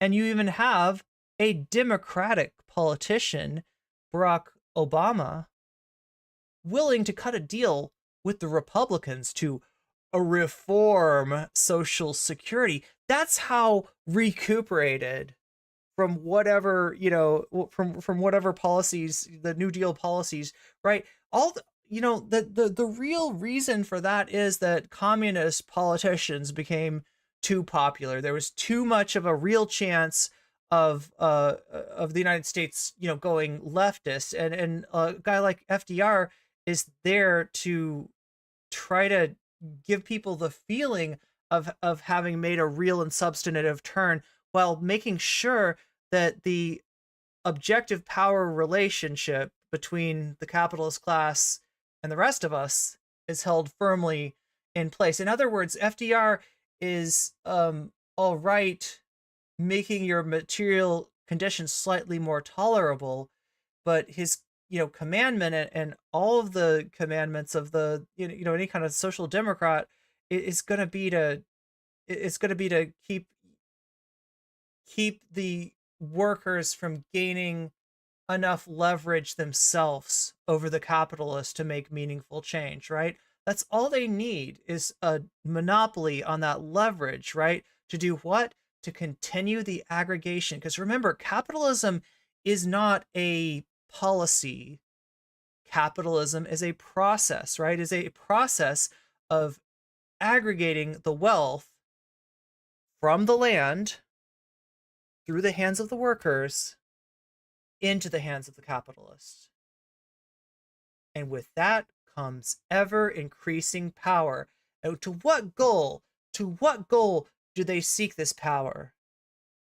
None other than to reconstitute the nobility, the monarchy, in the form of capitalists. It's counter-revolutionary. They're not our friends. Yeah, basically. It mystifies and depoliticizes. So we have that element going on, and you mentioned the lack of accountability. And the thing about depoliticizing, though, I mean, that is slightly, I think we should be clear on what we mean by depoliticizing. I mean, from a kind of a strict Marxist perspective, it's a depoliticization and a mystification. But from a Steve Bannon perspective, it's like extremely strategic and political, and it has a political plan, you know. Exactly. Yeah. I mean, that's what I want to ask you about, the sort of the different components that exist here. Like, for instance, like when we talk about oh my God, wait, is this for real? Can we confirm this? Autumn Leaves is posting crabs. Proud Side Piece is saying that Kissinger has officially kissed off. Can we get some confirmation? Is that for real?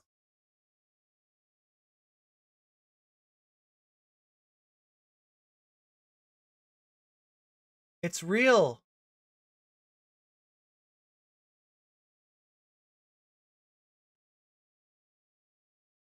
It's actual.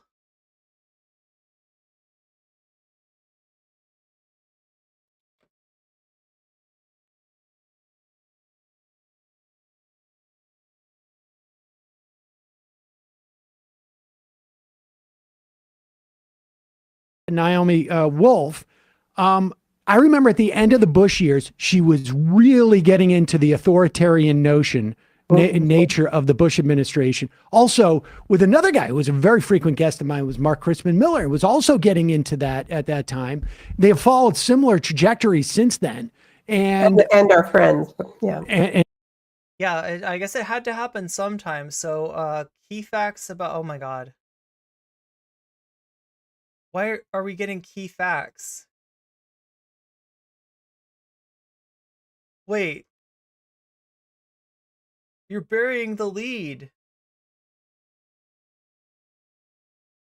Why are they burying the lead?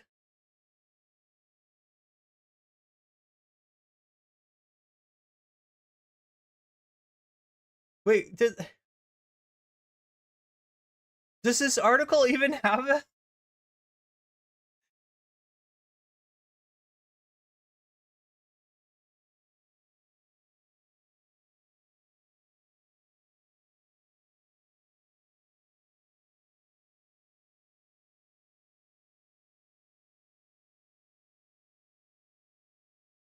Yo, Elon Musk curses out advertisers who left X? Like to their face, or just like went on a... Wait, why am I not seeing this? It was literally an article of key facts about Henry Kissinger.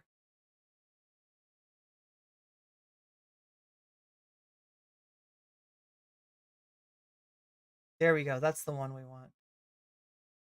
That's the one we want. Oh, there's no article here. Okay, well, I mean, like, I guess that's very succinct. Henry Kissinger, American diplomat and Nobel Prize winner, dead at 100. Nice round number. Former United States Secretary of State Henry Kissinger died on Wednesday at his home in Connecticut at the age of 100. So, I mean, like, I guess we don't know, you know, assumed, like, natural causes, I guess. Was he sick or anything? But it's official, it's real, it's confirmed. And our friends, because I do think that's also part of it, is like there's support networks that take place here. But So that authoritarianism and with someone like Mark, 9/11 trutherism is a gateway. Yes. But that again is another thing where you have a vacuum of accountability. Wait, it was in the first on some sentence? level, and people needs to rush in. I mean, now I'm curious.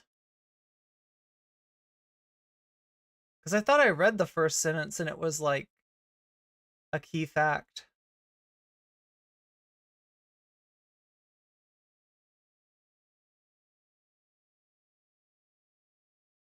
Okay, there it is. Key facts about... Oh shit, you're right.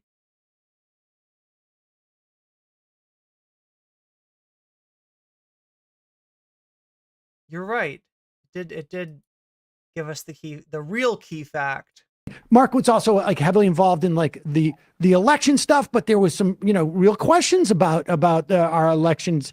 When you have, there's always a little bit of truth, right. And there are always progressive failures that are being fed off of, right? And this is where, in the end, the book ends up being about how the right is creating a doppelganger of the left, taking pieces of a left agenda that I recognize, but we have abandoned. And this is where, well, I mean, think about like the nature of reform. We may still think, oh yeah, we're the people who are taking on. Like the fact that you think it can be reformed implies that you don't understand the true gravity of the problem. Big pharma, we're the people taking on big tech, we're the people taking on these free trade deals, but are we? Like, when's the last time we really did? Right. And we've actually been focused on a lot of other stuff, and that deep anti-capitalist critique that I think is really central to any kind of robust left has taken a back seat. And we got ourselves another gender neutral bathroom. Wait, what's this?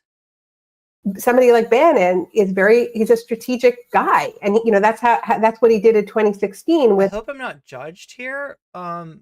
Look, Lance and I used to be friends. Okay, like I as far as content creators go, I think Lance is one of the better ones out there. I have no problems with Lance. He hasn't talked to me in a while. I'm not sure what that is, but that is his business. I don't know. Maybe he doesn't like controversial figures who stand up for trans. I don't know, Chad. I don't know. Like, I don't have any problem with Lance though. With specifically, and you're not judged for who you like. Honestly, like seriously, like I'm not judging you for who else you watch. That's your business. Free trade, right? I'm just happy that you're here to spend some time with me. Union guys who'd voted for Democrats in 3 election cycles, who'd promised to open up those trade deals that had deindustrialized their communities, and then proceeded to advance more of those deals. And he said, come on over here, and Trump said, I'm going to renegotiate the deals and I'm going to bring the jobs back and so on. And what I see happening on the right with not when I talk about Bannon, I'm talking about the fact that he has been part of building a global network of far right political parties. One of them just got, a majority, the largest share of. Look, I think they should be good. Soul Life, right? I hope association with me doesn't get you in any trouble. I don't think that it would. I think it's more like with Lance, a desire not to engage in controversial discourse, not necessarily like a siding with the, Lance has stood up for, some like more than anybody in the on the white life system. I think that Lance has stood up to that stuff. Votes in the Netherlands, and it's this mix and match, right? It is not the old right. It's not the neoliberal right. It's not Dick Cheney's right. It is the right that is extremely xenophobic, extremely racist, transphobic, and mixing in, a critique of globalization, a critique of the trade deals. We're going to protect the social safety net from the immigrants, right? Georgia Maloney as well. Another. Let me put it this way: like Lance and Non-Compete were the 2 content creators that inspired me to get into streaming in the first place. Like them saying that we need more leftists on Twitch, we need more leftists on YouTube, right? That's Lance is somebody that who I have watched for a very long time. one of his proteges, this is what he did when he left the White House, is he went off to form this international network of far-right political parties. I feel like I wish I could speak into the past and tell Naomi Klein as well as Sam and Emma that, like, hey, I'm talking to you from like 6 o'clock Pacific Standard Time on the 29th of November, and I'm here to let you know that that Henry Kissinger is no more. So yeah, there's always a little bit of something there, but this, the thing. But that would be a spoiler about a doppelganger is that it's a way of looking in the mirror, right? I mean, if you read any doppelganger novel back to Dostoevsky, like it ends up being a confrontation with the self. Oh my God, I'm so tempted, chat. I'm so tempted. Here, let me see if I can pull this off.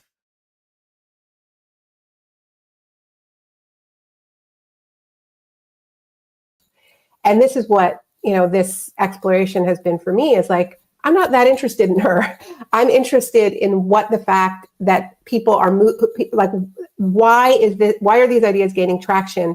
How are our own actions on the left helping to feed that? What can we learn from this? How can we see ourselves more clearly? How can we do a better job to take away some of their power? And I think when you look at, a figure like Sean Fain in the United Auto, like president of the United Auto Workers, and you see the kind of like real economic populism that he stands for, like we're going to stick it to the bosses in his Eat the Rich t-shirt. That's Steve Bannon's worst nightmare. Somebody actually taking on elite power, because then it exposes the artifice of this kind of charade that's going on the right. Like they're not taking on big tech. They're not taking on big pharma. They're feeding off of silences, abandonments, and pivoting over to their real agenda. So I mean, if we were to look at this and we have, let's say, two sort of distinct tracks that are parallel in terms of how we've gotten to where we are today. We have, sort of on a personal level, someone may have like a certain desire for celebrity and wanting feedback that is positive, and there may be some trauma associated. Who knows where to take them down to a certain road? I mean, I'm talking in general. I'm not even thinking about anybody in specific. But in terms of movements, we have this lack of accountability, and we have, I guess, a frustration of nothing's being happening. Maybe that's a similar thing.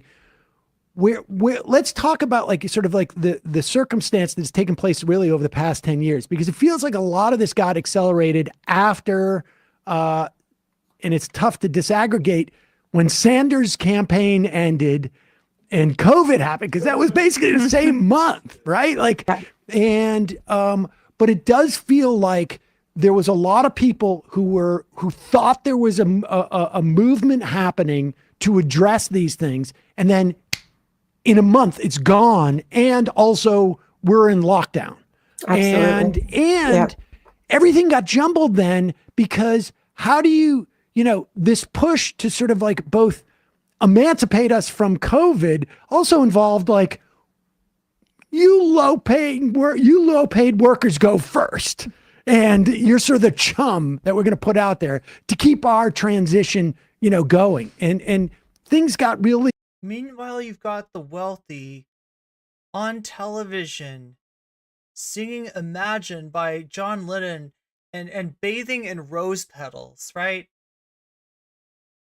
And showing us what the lockdown, what the quarantine looks like to them. Haywire there. And there's movement. While the people watching at home then have to go out and be sacrificed, like risk their own health, risk the health of their families to keep things going. Yeah, it's on the right that I mean, this is a perfect example, right? It's all born out of the failures of progressivism, I guess. Funding this. Well, yeah, and I think that if you think about something like chat, I just had a thought. Okay, the other day I was like, what if I brought Naomi Klein on Bird Brains? What if I had a discussion with Naomi Klein? I know that sounds like slightly out of reach, but I somehow feel like I could reach I somehow feel like I could get her. Yeah. Like school closures, right? And I feel like we could make this happen. I want to talk to her. Actually, here's the deal. I have read her book once, okay? And I kind of need to reread it. It is that kind of book, right? To really understand and internalize its message, you got to read it multiple times. It's like a really good RPG that has so much content and so much richness that you really have to replay it. And you don't mind grinding some levels again. And the way schools became such a battleground, masking policies, vaccination policies, and schools closing down and staying closed, in some cases for a very, very long time. Wait, a 5-minute explanation of Henry Kissinger? Is that what you're asking for? You know, I mean, the truth is the main reason I moved back to Canada was because the schools were open in British Columbia. That's why I stayed. I moved back to be near my parents. So I thought it was temporary, but you know, when I realized I could send my kid to an open school, I was like, I think I'm staying. Honestly, I should have moved to Canada. You know, like that was a very big deal to me as my gut says bad parent. I have a neuroatypical kid, and he Secretary of State during the Vietnam War, responsible for the expansion of the Vietnam War into Laos and Cambodia, and author, creator of the realpolitik diplomatic policy, I guess you'd call it, made famous with his portrayal by Peter Sellers in the film Dr. Strangelove. So if you've seen Dr. Strangelove, you've literally seen a parody of Henry Kissinger.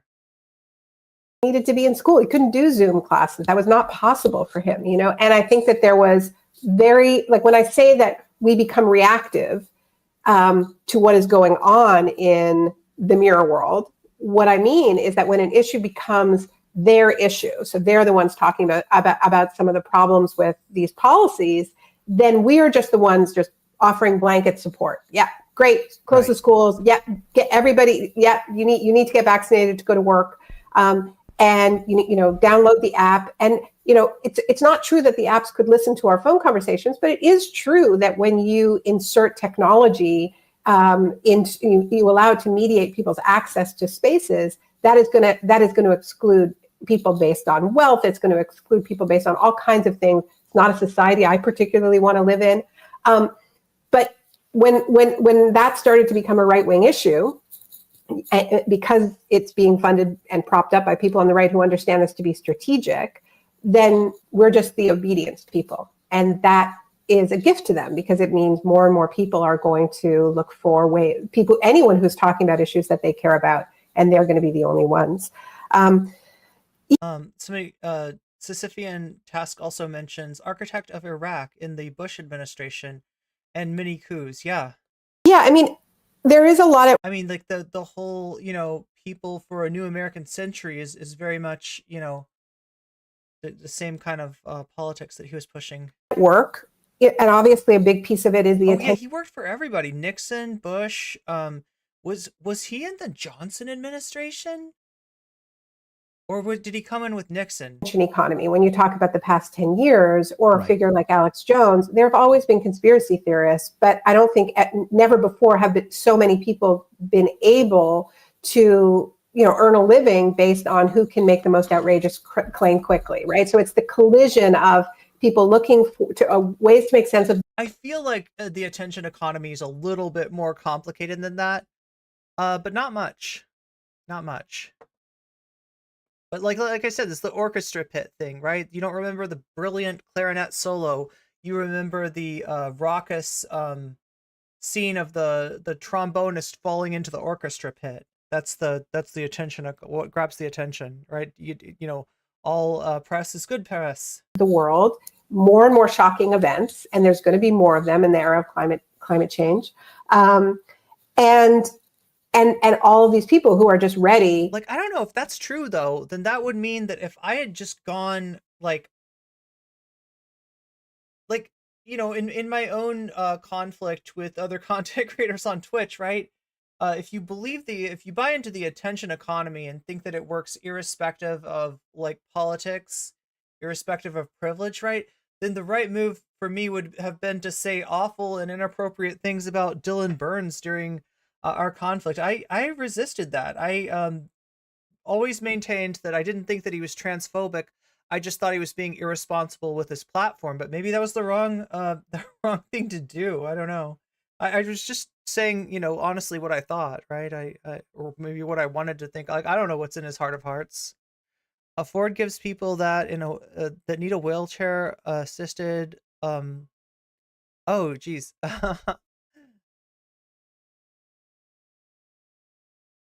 Oh, they have the handy dandy death on demandy in Candy Candida. You know, and unburdened by any need to the truth, you know, to fealty to the truth, to just make whatever is going to say whatever is going to get the clicks. And didn't Trump also add to this sort of like binary? Yeah, that's what I wonder. Is like when I say, like, I remember getting made fun of for, you know, talking about like using the phrase allegiance to the truth, right? And you know, you could just say truthfulness.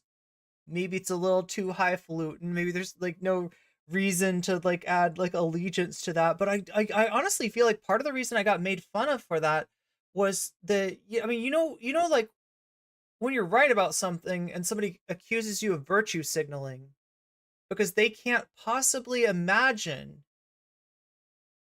doing the right thing because it's right. And any appeal to that, any appeal to, you know, something that really matters is classed as virtue signaling. And at the same time, vice signaling, it's open season. Go ahead. You wanna make some red pill content? Let's vice signal. Let's vice signal. Yes, Kissinger is dead. That is true. Nature and way we respond. I mean, because I think it's even lost in the context of like, you know, the school shutdowns. Canada won't pay for wheelchairs apparently, but if you need one to live, they'll pay. Oh my God, fuck. Okay, wow. You know, like honestly, like I feel like there's nowhere to run, right? As much as I say I'd feel safer in Canada than the US, like, right? Canada's about to elect a right-wing government, aren't they? Canadians, do you agree with that? I mean, that's just what I've been hearing, that like that Trudeau is cooked. Because the union and Trudeau's not that great anyway. We're basically saying, the teachers union were saying like, we don't want to go in until it's safe. Yeah. And that doesn't mean that until COVID's gone. That means until we expend the money to put things like air filters in a school, or to make sure that like, you know. That's what I mean. Like there were different ways to get back to work, right? There was different ways to, you know, protect ourselves, right? And so much of it was put onto like, you know, as much as I feel, I believe in the efficacy of masking. I believe in the efficacy of social distancing. I believe in the efficacy of, you know, your vaccination, but, I also believe that you need to do more than that stuff to protect people from infectious disease, as that's going to become more and more of a factor as climate change progresses, right? And the kind of thing that could have really, that could really make a difference and allow us to function in this new normal, in this new reality, which is what we are. We're not going backwards, right? The swift arrow of time is moving us always forwards, right? But yeah, filtration systems is a great idea for government regulation to put into place, right? Rather than relying on private industry to do the right thing, which we know they never do. Good riddance. He can say hello to Pinochet. That's true. He can say hello to Pinochet and Thatcher in some kind of circle of hell. What do you think hell looks like, though? Some people say hell is other people. I say, have you met my family? No, just kidding. Oh my God. Man never thought I would. Oh, man never thought I would outlive Kissinger. What a day. I know, right? I thought he was going to be like forever. He's going to exist forever. We have an ability to have. Does he exist in Futurama? I know Futurama has like a Richard Nixon in it. Like Nixon's head, frozen head or something. But do they have a Kissinger? there's an Agnew, right? That the body thing is like Spiro T. Agnew, but I don't know if they have. I don't know if there's a. I feel like there should be a Kissinger. I just haven't really. I never watched that much Futurama. All my favorite people will be there with me. Have some distancing when we eat, which of course we have no social structure in which to provide any of that stuff and to address any of that stuff. And so it was not a question of like, we don't want to go into school. It was like, we don't want to go into school if it's going to be there is a Kissinger head, a meat grinder. Exactly. And so this is where it intersects with, 40 years of neoliberal economic policies that have defunded the schools, that have defunded healthcare. And so it isn't just sending your kid to class, it's sending your kid to a class with 35 other kids and one teacher and Wait, this happened 12 hours ago? Very little time outdoors and decrepit infrastructure and no, terrible air. So, but this points to what I mean by it's holding up a mirror to the left and why we can't just be reactive. Look, I think people should get vaccinated. I think people should have been wearing masks. And I think a lot of those schools did need to be closed where COVID was surging. Absolutely. But that's not the end of the demands. If you have a robust left, you are demanding smaller classrooms. You are demanding. So yeah, instead of putting the burden on workers, how about put the burden on big business, right? But these are the people that were complaining. These are the people that were like, we got to get these people back to work. We need to make money again. We can't creative responses, more outdoor education. You're demanding more nurses, more doctors, real investments in public health care. Talk about the Bernie campaign, that juxtaposition here. Many of us were, including me, campaigning with everything we had for a candidate whose centerpiece of his campaigns was universal public health care. Yeah. So it isn't just that, these like Bernie's collapse coincides with lockdown. It's also the collapse of the idea of universal healthcare coincides with the pandemic.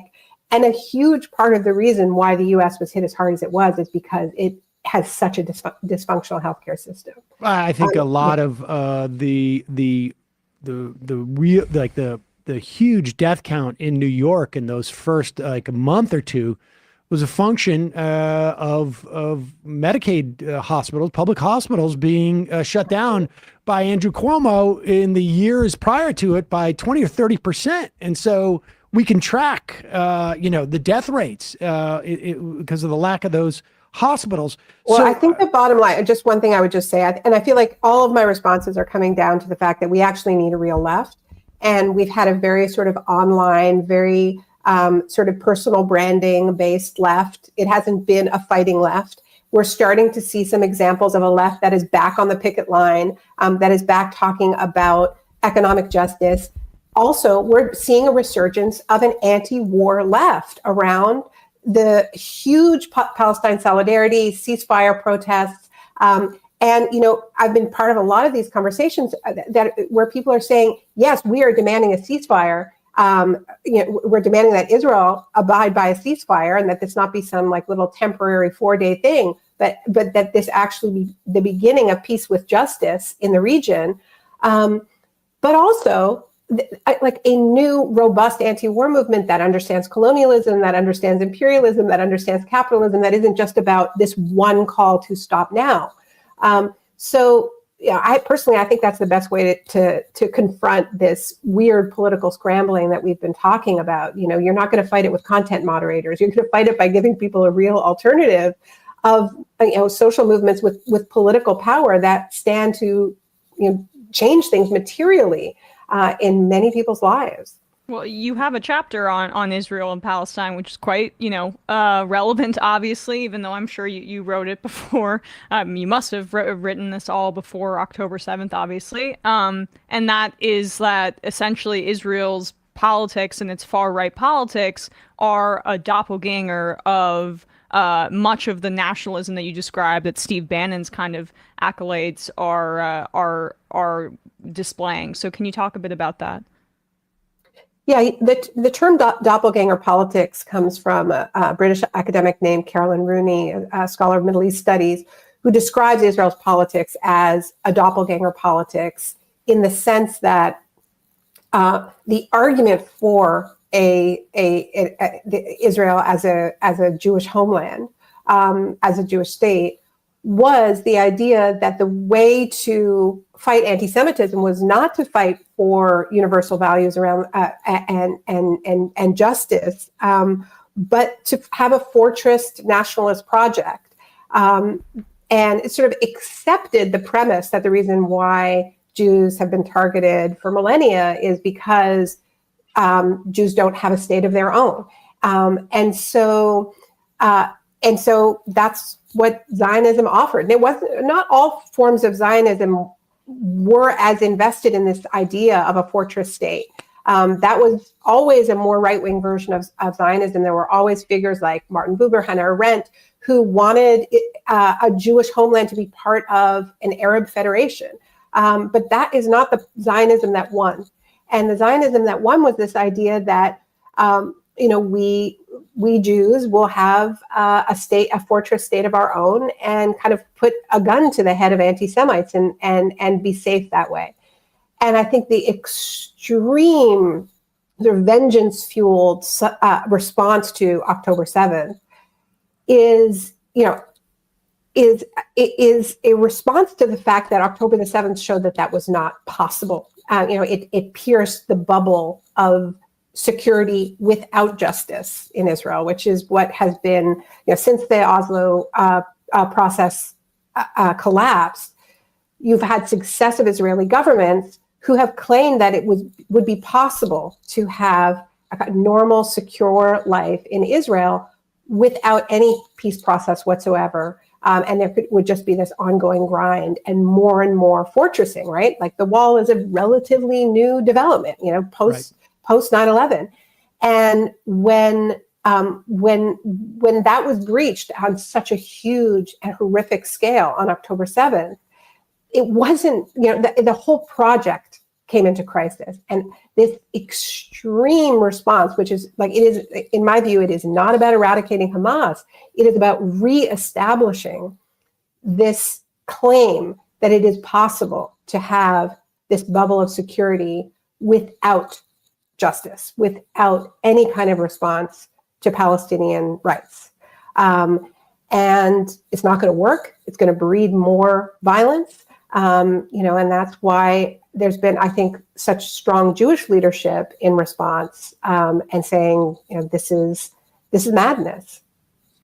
So question about the pics of the houses that were shelled by tanks and the more has come to light about what happened on the 7th, and the fact that some of those casualties that were assumed to be the acts of Hamas, some of the were actually I'm thinking particularly at the rave, like some of those deaths are now attributed to Hellfire missiles from IDF helicopters. But yeah, do you remember at the time there were it's very much like a post 9/11. So, like I said, I would have liked to see a Democratic candidate hold Dick Cheney and George Bush responsible for their failure to protect America during 9/11. I also know that was not going to happen. That candidate would not just lose the primary. That candidate would probably get they get Persona 3'd. That's what I'm saying, chat. They wouldn't survive, right? They'd be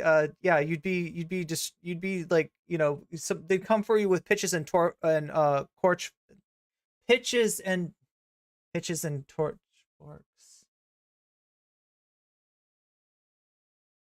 Pitches and torch forks. Yes, they'd come for you with pitches and torch forks. You know what I'm saying, chat. You know what I'm saying.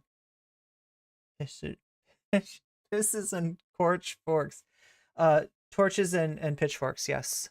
Yeah, it's like a white-knuckled attempt to mow the lawn again, as it were. And it's just not, I don't, in the words of, famed word, I think it was an Israeli general who said that was basically the way that they had decided to to deal with Palestinians. Oh, but, I didn't even see. Do we need to like? Do I need to use my admin powers on YouTube? I just want to go back just a little bit, just for a moment, in terms of like talking about these power dynamics and the where we can go in terms of oh, cool, Shakespeare is back. We see Shakespeare is back. The left sort of like reasserting power, or attempting to, through labor, essentially, in this country, and providing these answers. Like what, how much of like, I mean, how much of this is going to be, how much do we need to be in a bailing water phase before we are, sort of like building a ship? I mean, and can those be done simultaneously?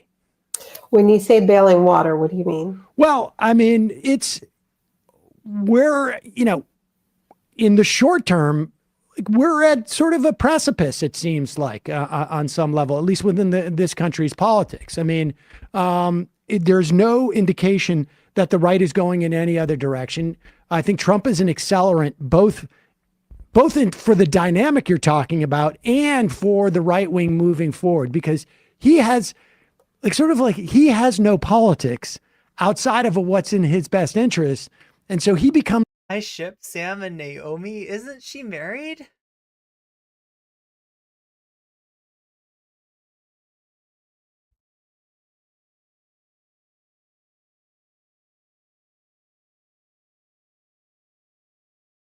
He's almost sort of the perfect vehicle, even beyond an ideologue who can get himself into trouble. Like a Ron DeSantis can, who I think is like in many respects, a true believer.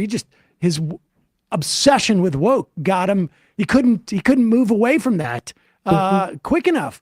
But Trump has this sort of fluidity where it's like, I'm going to pick up these things that resonate, like, and that's where Bannon, I think he probably gets a lot of that from Bannon, is these are nascent sort of, or these are strands of sort of left leaning thought that I can adopt here, protect Social Security and Medicare, for instance, that I think make Trump particularly dangerous relative to sort of recapturing and rebuilding on the left. Yeah, I mean, I think he does believe in some things. I think white supremacy has been a through line in his life. Sure. And it's truly an animating belief system. And you see it in the way he talks about himself. He's got a kind of obsession with genes. I think his xenophobia, his I think it's a true hatred of. Has Emma been fighting off a cold? I can't tell if she just like swallowed some water the wrong way or what. Of migrants. You are back. You're freed from the wrath of Henry Twitchinger. Oh my God, I love it.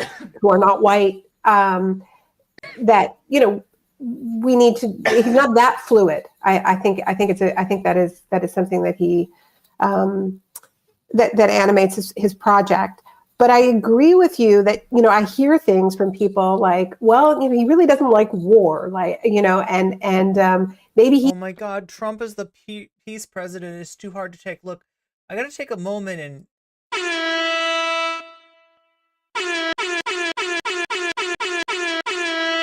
Shakespeare is finally free from the clutches of Henrik von Twitchinger. That's right. That's right.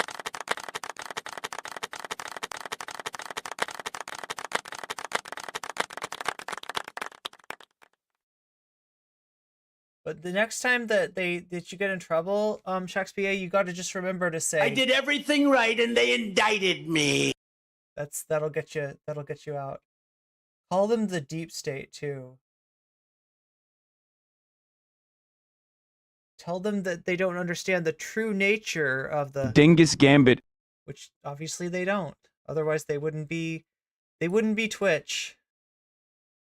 There's a vagueness there that I think is very politically useful for him, where people will claim that, well, he wouldn't have done what Biden is doing in terms of offering this kind of blanket support for Israel. I think that is not true. I think that's another one of Trump's true beliefs. And I think a lot. Yeah, it's one of the best soundboards going. And if you want to be able to use the soundboard yourself, it is in our voice chat. Anytime you want to stop by and use voice chat to communicate with each other over voice, by which I mean talk, you can also communicate via the soundboard, right? There's lots of good stuff on here. Like if you don't understand what somebody's talking about, right? Or if you're like amazed by what somebody says, you're unhappy. This is going bad. This is going bad. Or you think you've said something really smart and you want to give yourself a afterwards, right? It just gives authority to whatever you just said. Of what we have been seeing in the past horrific months in Israel is the legacy of Jared Kushner, is the legacy of moving the embassy to Jerusalem. Trump's freaking vanity project. Like, what the fuck was that? Yeah, we're going to send Kushner. We're going to send my fail son-in-law down to Israel to take care of things. Like, of this, these so-called Abraham Accords, which Biden continued. Yep. But, when I talk about security without peace, without justice, that all those accords with the Emirates, with neighboring Arab nations, that was all about, not like one of the reasons why people make peace with is an economic dividend, right? Like it becomes too expensive to make war, or to continue a grinding occupation. And what those accords were about was a normalization process, normalizing this grinding apartheid system. And a lot of what I have read post. Yeah, so like giving. Essentially facilitating Israel working around the Palestinians rather than working with them. October the 7th has said that this has been was a major contributing factor of what Hamas was trying to do, of saying like, you're not going to have normal, you're not going to sign a deal with Saudi Arabia. So this is the world that Trump built with help from his son-in-law, and I think it is one of his belief systems. And I think we've done a bad job of pointing that out, and part of the reason why we've done. And also, like, I mean, not necessarily this, but with a lot of things, right? Biden campaigns on ending Trump's bullshit, but there's so much bullshit that he's continued. And what is that? Done a bad job is because we're all terrified of what's going to happen in this. Like I heard actually. Pod Save America talking about like the necessity to finish the wall the other day. What the fuck is going on? Election. What is wrong with libs? Because of Joe Biden's horrific blank check to Israel, which they're trying to post facto after the deaths of thousands of kids, say, oh, we didn't really mean that. We want to put some guardrails up. We've got a really, really big problem, Sam. We have a huge problem. Well, the irony is that Biden the other day said, I think Hamas did this because we were close to peace. And I was like, well, wait a second. How is it that you're going to be close to peace when you're not including the Palestinian people in any part of that conversation? Like, of course, that is an issue. And I share your concern in terms of like it's a dilemma in terms of like I can't imagine a Democratic president being worse in this instance. Like, in terms of the complete blank check that was given to Israel up to this point. And just even the delusion. It's a true bipartisan project. It's a true bipartisan project. But the fact is, Biden has overseen an unprecedented orgy of death. Yep. And that is going to stick to him. It's going to stick to the Democrats. We can blame try to blame the right for this, but that's just not going to work. It's not going to work. So it really does allow the right and in to claim to be to claim Donald Trump as the peace president, right? That's the fucked up thing, is that, like, you know, Trump is worse, right? Trump is responsible for a lot of the conditions that Biden's like dealing with. But when Biden fails to even do the, like, when Biden fails the lowest bar possible of just calling for a ceasefire, right? It's just not, like, you can't really draw a distinction between them. And the Trumpies are going to take advantage of that by implying that the distinction is in the other direction. So I don't know how they right this ship. Personally, I think that Biden should not be the candidate. I think this is they're not going to be able to run away from this. And it's absolutely disastrous. But it's disastrous not because of conspiracy theorists, and not because of Trump, and not because of Steve Bannon. Do you know what else you can't run away from? That's right, the top of the hour ad break that comes at us every half hour for some reason, because Twitch decided to sling twice the amount of ads at me for some reason. And I still don't know why, but that means that you know, you're stuck in a situation where you're gonna have 1 minute and a half of ads pumped into your eyeballs every 30 minutes, right? They've split them up, but they're still the same amount. And if you want to get out of them, there's several ways, right? You can do it with a Twitch Prime sub if you have one that is free to you and puts money in my pocket and brings us closer to all of our goals, as well as taking money from a big evil corporation. You could also do it with by spending $5, giving that corporation your money, and I will indeed receive some of it, and you will get out of the ad break that way, or through being the recipient of a gift sub, a generous act done by awesome people, which is more likely to happen to you if you're active in chat. It is disastrous to what they've done. I'm not quite clear on what the calculation is, although, you know, I was just citing before you came on Peter Beinart's piece in 2020. Yeah, that essentially Biden is just you know, and Emma made the point there was also in the Senate, he got a lot of money on that, but from support. But that's, again, a chicken and an egg. Maybe they gave him money because that was his sort of belief system. And it's an anachronistic one in my mind. I mean, it's, you know, this is, you know, maybe he watched Exodus with Paul Newman, and that was we're still living in that world. He said it was his meeting with Golda Meir in the 1970s. I mean, when we talk about a gerontocracy, like, I'm less concerned about his age as it comes to being the head of state. I'm more concerned about the age of his positions and what that indicates about policy towards Palestine. I think that's exactly right, Emma. And I think, you know, I mean, I think there are people of that generation who have a understanding of the lessons of the Holocaust and the pledge that we all grew up with of never again, being never again to anyone, and understanding that genocide is not Yeah, I talk about never again, right? Because, like, I interpret it in the same way, that it's a pledge, right? There's two ways to see never again. One is a descriptive way, and that's saying, gosh, the Holocaust was such a black swan event. There's nobody that's ever been born before or will be born again like Hitler. There's no place as bad as the 1930s Germany. Aren't we glad that that will happen never again? And that is bullshit, right? That is a way to ensure that it will happen again by thinking that it can't happen here and it won't happen again. That is the worst way to take never again. Naomi just described it as a pledge, and that's how I see it as well, right? If we want this never to happen again, we have to resolve to stop it before it gets out of hand again, early, when it starts to appear. And that's why I say genocide is a process. You can look this up in the, you know, with the Lemkin Institute, the 10 steps that constitute genocide, right? The last being denial that it ever happened, to ensure that another can happen. And what she's alluding to here is it's not just never again, you know, for her people, for our people, it's never again for any people. It's a worldwide humanistic solidarity to never let this happen again to anyone. And that's a pledge that I can get behind.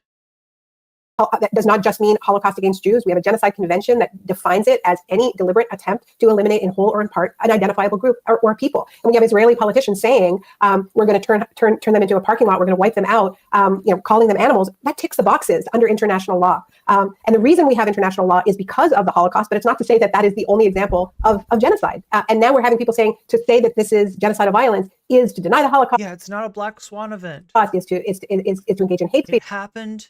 It's happened before. It's happened since. And it will continue to happen as long as not enough people are serious about that pledge. I mean, I teach on a university campus. We're experiencing outrageous censorship that violate the whole intent of the international humanitarian legal architecture that grew out of the Second World War and universalized it, right? I mean, I think so. I don't know. I don't really keep up on like any sort of gossip. So I guess I wouldn't know if he wasn't single. He is divorced, and I don't know of that he's seeing anyone right now. But I'm not anymore. I don't think Kissinger registers for most others other than a familiar name. I asked here why the name feels like it matters and nobody... Oh, you were asking chat. And this is why I say, this was the Second World War was really kind of a fork in the road where there were two... Sam has... No, for real, is this just people shipping Sam with Naomi? Who I think Naomi is... I'm pretty sure Naomi's not single. Two kind of visions of never again. One of them was this, okay, let's understand... I could be wrong, though. What the patterns are that led to this... Yeah, so life, you're talking about like so many things. Everything's going up. The price, my rent actually just went up this fall, and everything is going up. And that's what I mean when I say that the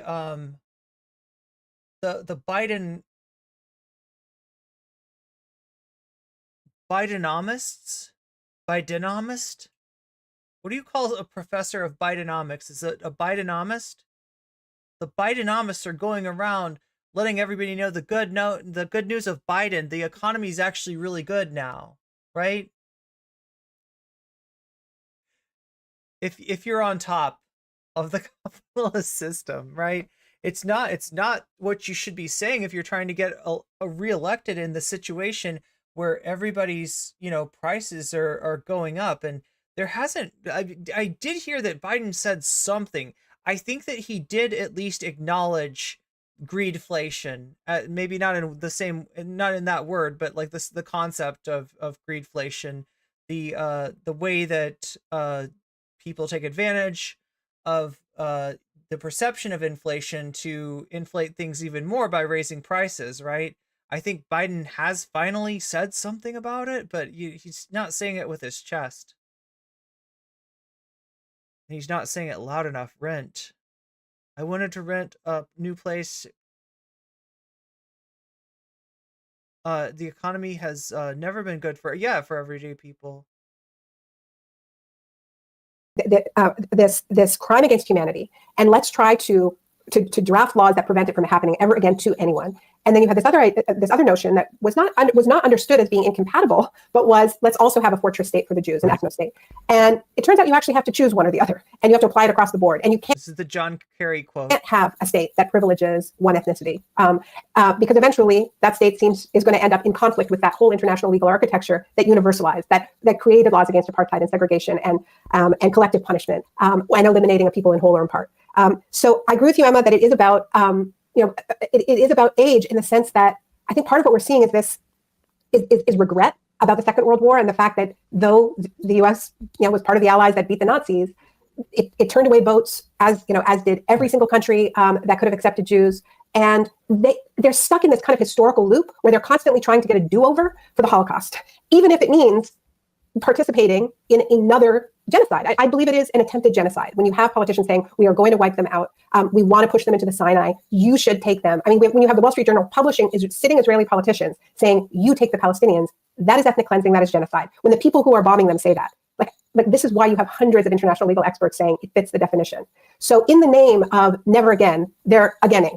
That is what is happening. And yeah, I agree. That's part of the problem of a gerontocracy because they're so stuck in that historical loop. Not all of them, but a lot of them, because this is the formative even Bernie experience of their life. Sanders. But you know, the idea of having to quote John Kerry, you know, you can have a Jewish state or you can have a democracy. And that was 8 years ago, I think he said that.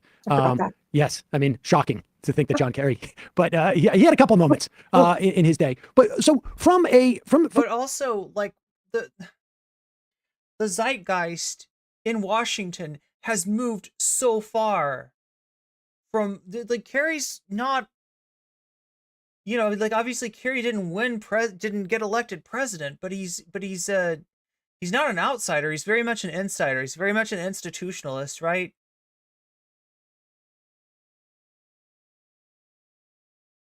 Imagine any politician saying something like that in this day and age. In dealing with this sort of within the sort of like, I guess, the personal realm, right? Like, I mean, if we know that from a movement level, it is about organizing and largely through our labor in some instances. Think about all the things you hate about American foreign policy. You can pretty much sum it up in Kissinger. Yeah. To sort of like affect change and begin to sort of address these, the vacuum of answers in, you know, whether they're material answers or sometimes, you know, sort of explanations, I think, which conspiracy and sort of an anti-authoritarianism that is. So like when you say damaged, it makes me want to play the Evil Morty theme song. Do you know what I'm talking about? It's called like For the Damaged. Or Equally Damaged. Unhinged and distinct from any type of ideological bearing, I guess. Like, what do we do on an individual level? Well, it's interesting around the conspiracy, because one of the things I get into in the book is the way anti-Semitism has always been used to damage. What if I talk to Blonde Redhead? What if I talk to the band and I'm like, can I use your music on my stream? Like, just like look at my stream and tell me that you don't think that the music of Blonde Redhead belongs on my stream, and they'd have to be like, yeah, I guess it does. I guess it does. Left-wing coalitions. And you know, back to the first failed Russian Revolution in the early 1900s, before the successful one, there was an attempt to overthrow the Tsar, and the Jewish Labor Bund was absolutely central as part of this, which was a left-wing labor coalition of Jews that also had militias. And after that revolution failed, the Tsar's response was twofold: one, to offer some minor, like a weak parliamentary democracy, not real democracy, and the other was to unleash the hounds of anti-Semitism onto this coalition that had almost had a successful coalition, and to distribute the protocols of the Elders of Zion, and to pit the Christian working class against the Jewish working class. And this led to some of the bloodiest pogroms in history. Now, I think what we're seeing, which is simply to say that conspiracy, like the idea that there is a group that, there's a room somewhere where the elders are plotting and are figuring it all out. Oh yeah, I gotta remember before I forget, right? I want to have a community night on Thursday, right? I want to have like a community night in the Discord. I'll be in general chat. Like, what is like a good time to do that? Has always been a political project. It is an elite protecting political project. It's not apolitical. It serves elite power very, very well because it distracts people and pits working classes against one another. It's depoliticizing on some level because it becomes about mystification, right? I mean, if it's not a political structure that we're dealing with, if it's just a bunch of like, folks in a room who. Well, it protects the existing political structure, right? Right? And it gives you a target. It's the oldest story in the book. What is happening now is that anti-Semitism and the fight against anti-Semitism, and we must fight anti-Semitism, is also being used to break apart. I think what Zara's alluding to there in YouTube chat, right, is that we as a community have been targeted by some really nasty people in the past, right? And it's not, knock on wood, I'm not experiencing that right now. But standing up for what's right especially in Twitch politics, tends to, have that effect, right? So just, protect yourself at all times. It's what I would tell you if you were my students in kickboxing too.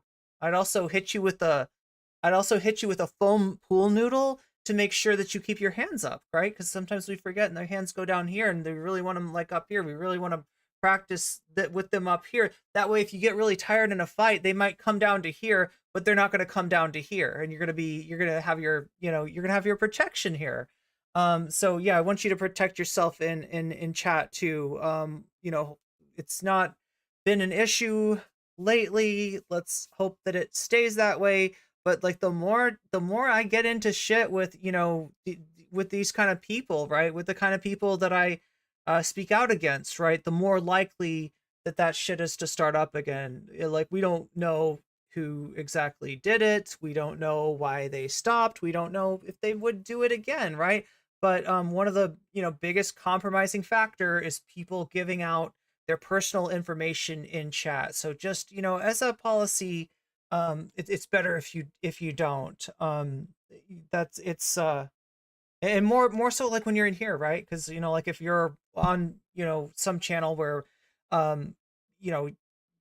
it's non-controversial, it's not going to be as big of a deal. But I hope people understand, right? It sounds like a bit much. It sounds like a bit paranoid even. But yeah, we've seen some shit. We've definitely seen some like Gamergate level harassment. Left political coalitions. Right. And all kinds of inter-ethnic divisions are being sown. Bannon is really good at this. I mean, he calls what he's building now inclusive nationalism, because basically what he's doing is peeling away, in the same way that he peeled away some white working class guys who had voted Democrat and brought them over to Trump. Now he's trying to do it with Latino and Black men who are upset that they think their teachers are turning their kids trans. And he's like, come on over, we can work with this, right? But this is what they're doing. I mean, maybe we're disagreeing over terms. I do see it as a very political project, but what it is doing is steering away from a critique of structures, a socialist project that would seek to build different structures. So what do? We stick together, we work through it, we have zero tolerance for Islamophobia, racism, transphobia, anti-Semitism. Like, I mean, just to give you an idea, right? No! What the fuck? Are you serious? Fuck. I mean, Polly's somebody that's been targeted by these assholes, right? Just to give you an idea of like, because it feels good now, knock on wood, right? We're not experiencing any horrible harassment or any weird people getting weird DMs or, any of the crap that we've dealt with in the past, right? But how close we are from that happening again, chat? I mean, I've criticized Dylan on stream in the past, couple of weeks, right? All it would take is me criticizing him in a way that got some traction to potentially start the whole thing up again, right? Like, I mean, that seemed to be the trigger, right? And maybe, maybe it wasn't Dylan, maybe it was not that it's him himself. Maybe it wasn't, maybe the trigger for that wasn't criticizing Dylan. Maybe it was, something else that happened, but it's like, it's that easy. It's that easy, right? You get the wrong set of stands angry at you and some really bad shit can happen. Yeah. What the fuck happened with Polly? That's no.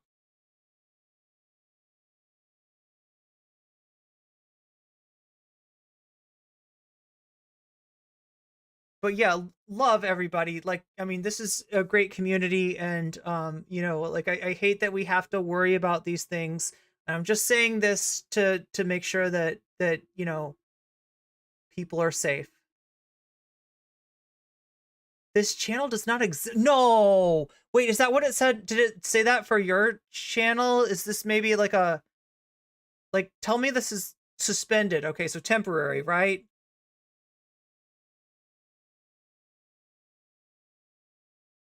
That's what it did to your channel? God damn. To protest Twitch, I will now be typing here. Yo. Also, YouTube takes up less memory. Interesting. I didn't realize that. Polly got suspended, but we don't know how long. Yeah, and I guess we don't know why. And that's the big mystery. And that's what makes me say, oh my God, that's another way you can get harassed, right? Through like false reports. I did have a within the context of the Dylan thing. There was an attempt by actually Lauren Southern's editor, of all people, to take down my channel on Twitch, right? We've had the White Leaf Network, Vaush's sysadmin herself try to take down my channel on YouTube. So, it's a war out there. As much as like I hope this is a community and I hope people can feel kind of safe here, right? It's like, we are talking about politics. Politics is the art of getting what you want, and some people will go to all kinds of links to get what they want. And if you get in their way, she was discussing the breaking news story, the one about The one about the former Secretary of State? Is that what she was covering?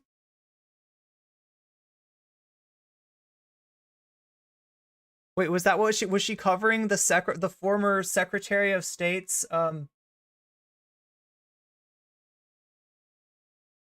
departure from the material realm? God. Oh, going over his history. Damn.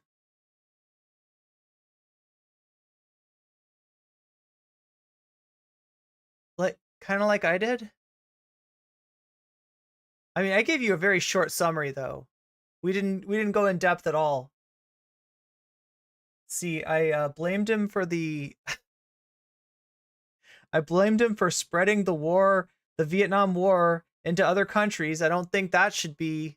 That shouldn't be controversial. I mean, this is why, I think it is very, very important that we have a moral left that stands strong against the targeting of civilians and for. Look, this is why it's really important that that people join the Discord, right? The YouTube platform, the Twitch platform are unfortunately vulnerable to this kind of shenanigans, right? And we've been targeted for it before.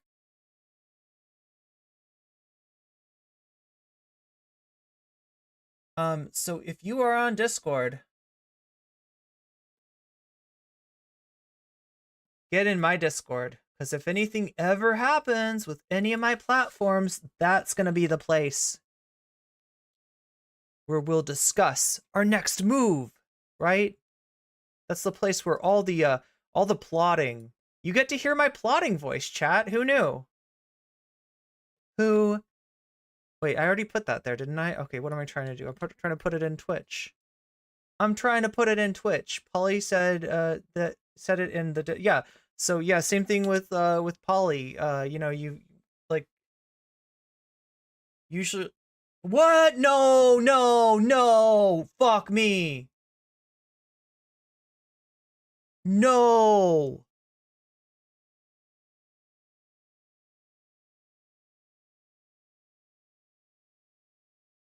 Fuck. I mean, I don't want to... There's going to need to be a campaign to get her back. Inappropriate attire? She was reported for her attire. It wasn't about Kissinger.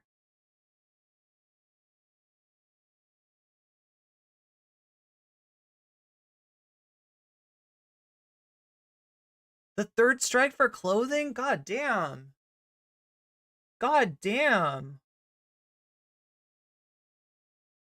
Okay, so what's going on is a Twitch streamer who is a friend of the VOD and a really cool person, and one of the only like leftists left on Twitch, just got, I guess, permabanned for an attire infraction. Twitch is very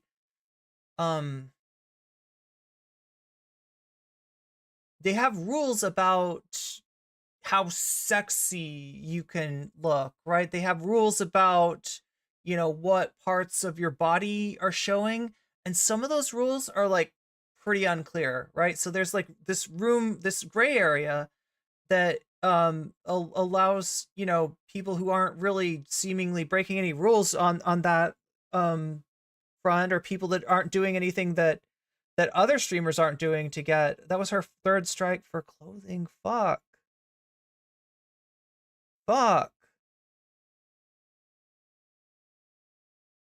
Now who am I gonna raid? God damn. National law, regardless of the context. Because how are we supposed to say that Israel needs to abide by international law if we're saying that Hamas doesn't need to abide by international law? But we need to be guided by values. We need to be guided by morals. We need to have a... And YouTube's kind of weird about that stuff too. absolutely firm line on anti-Semitism. I don't know how weird they are. I don't know if they're weirder than Twitch, but and not give into any of these temptations to believe that there's some room somewhere. And we need to build the alternative, which is that a left that is focused on real systems of power and proposing alternatives, which brings us back to why it was such horrifically bad timing that a political. Welcome, communist invading radicals. Thank you for subscribing to me on YouTube. Yeah, for clothing, for freaking clothing. Variant, yeah, thanks for the sub on YouTube. God damn.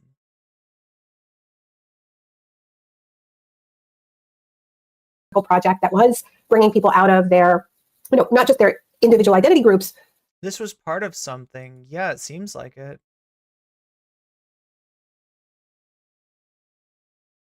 Like, yeah, and just as I'm saying shit's serious, like shit gets serious, fuck.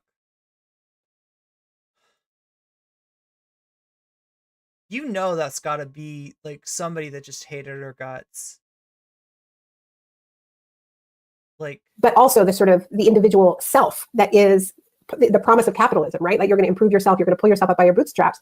Bernie's campaign, which brought people together, was not me, us, right? And it wasn't like, oh, that you don't matter, but that there is an us, that you don't need to confront these systems on your own, that you can be part of a movement that is taking on medical debt, that's depersonalizing it, that's taking on student debt, that's fighting for real systemic responses and solutions like universal public health care.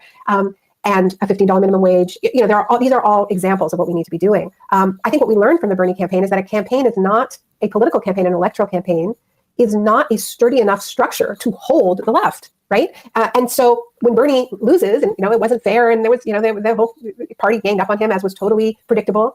But when that happened, then we were just kind of dumped in a sea of me, like all of us who had been part of this, not me, us. It was suddenly me. And that's when you saw everybody turning on each other. And then, yes, it coincided with lockdown. And so we weren't able to gather. It coincided with the most isolated you could probably be under any context, right? Like everybody go home. Let's not forget Black Lives Matter and that spring, right. And the fact that people came into the streets despite the lockdowns and acted with incredible solidarity and in multiracial coalition, Black-led. That was a really, really important rupture, right? And I think that I think some of those coalitions fell apart in part because they were trying to kind of maintain themselves over Zoom and the sort of interstitial moments when people in movements are able to be together and maybe cut each other some slack weren't there. I mean, that's part of the story, but it's not the whole story by any means. Maybe a path forward, I guess, just to bring it back to what you were saying about the hopefully the anti-war movement maintaining itself and being unceasing is a solidarity movement that opposes nationalism in all of its forms, whether it's ethnic or religious nationalism, which I think dovetails nicely with the racial protest that, for equality that you describe.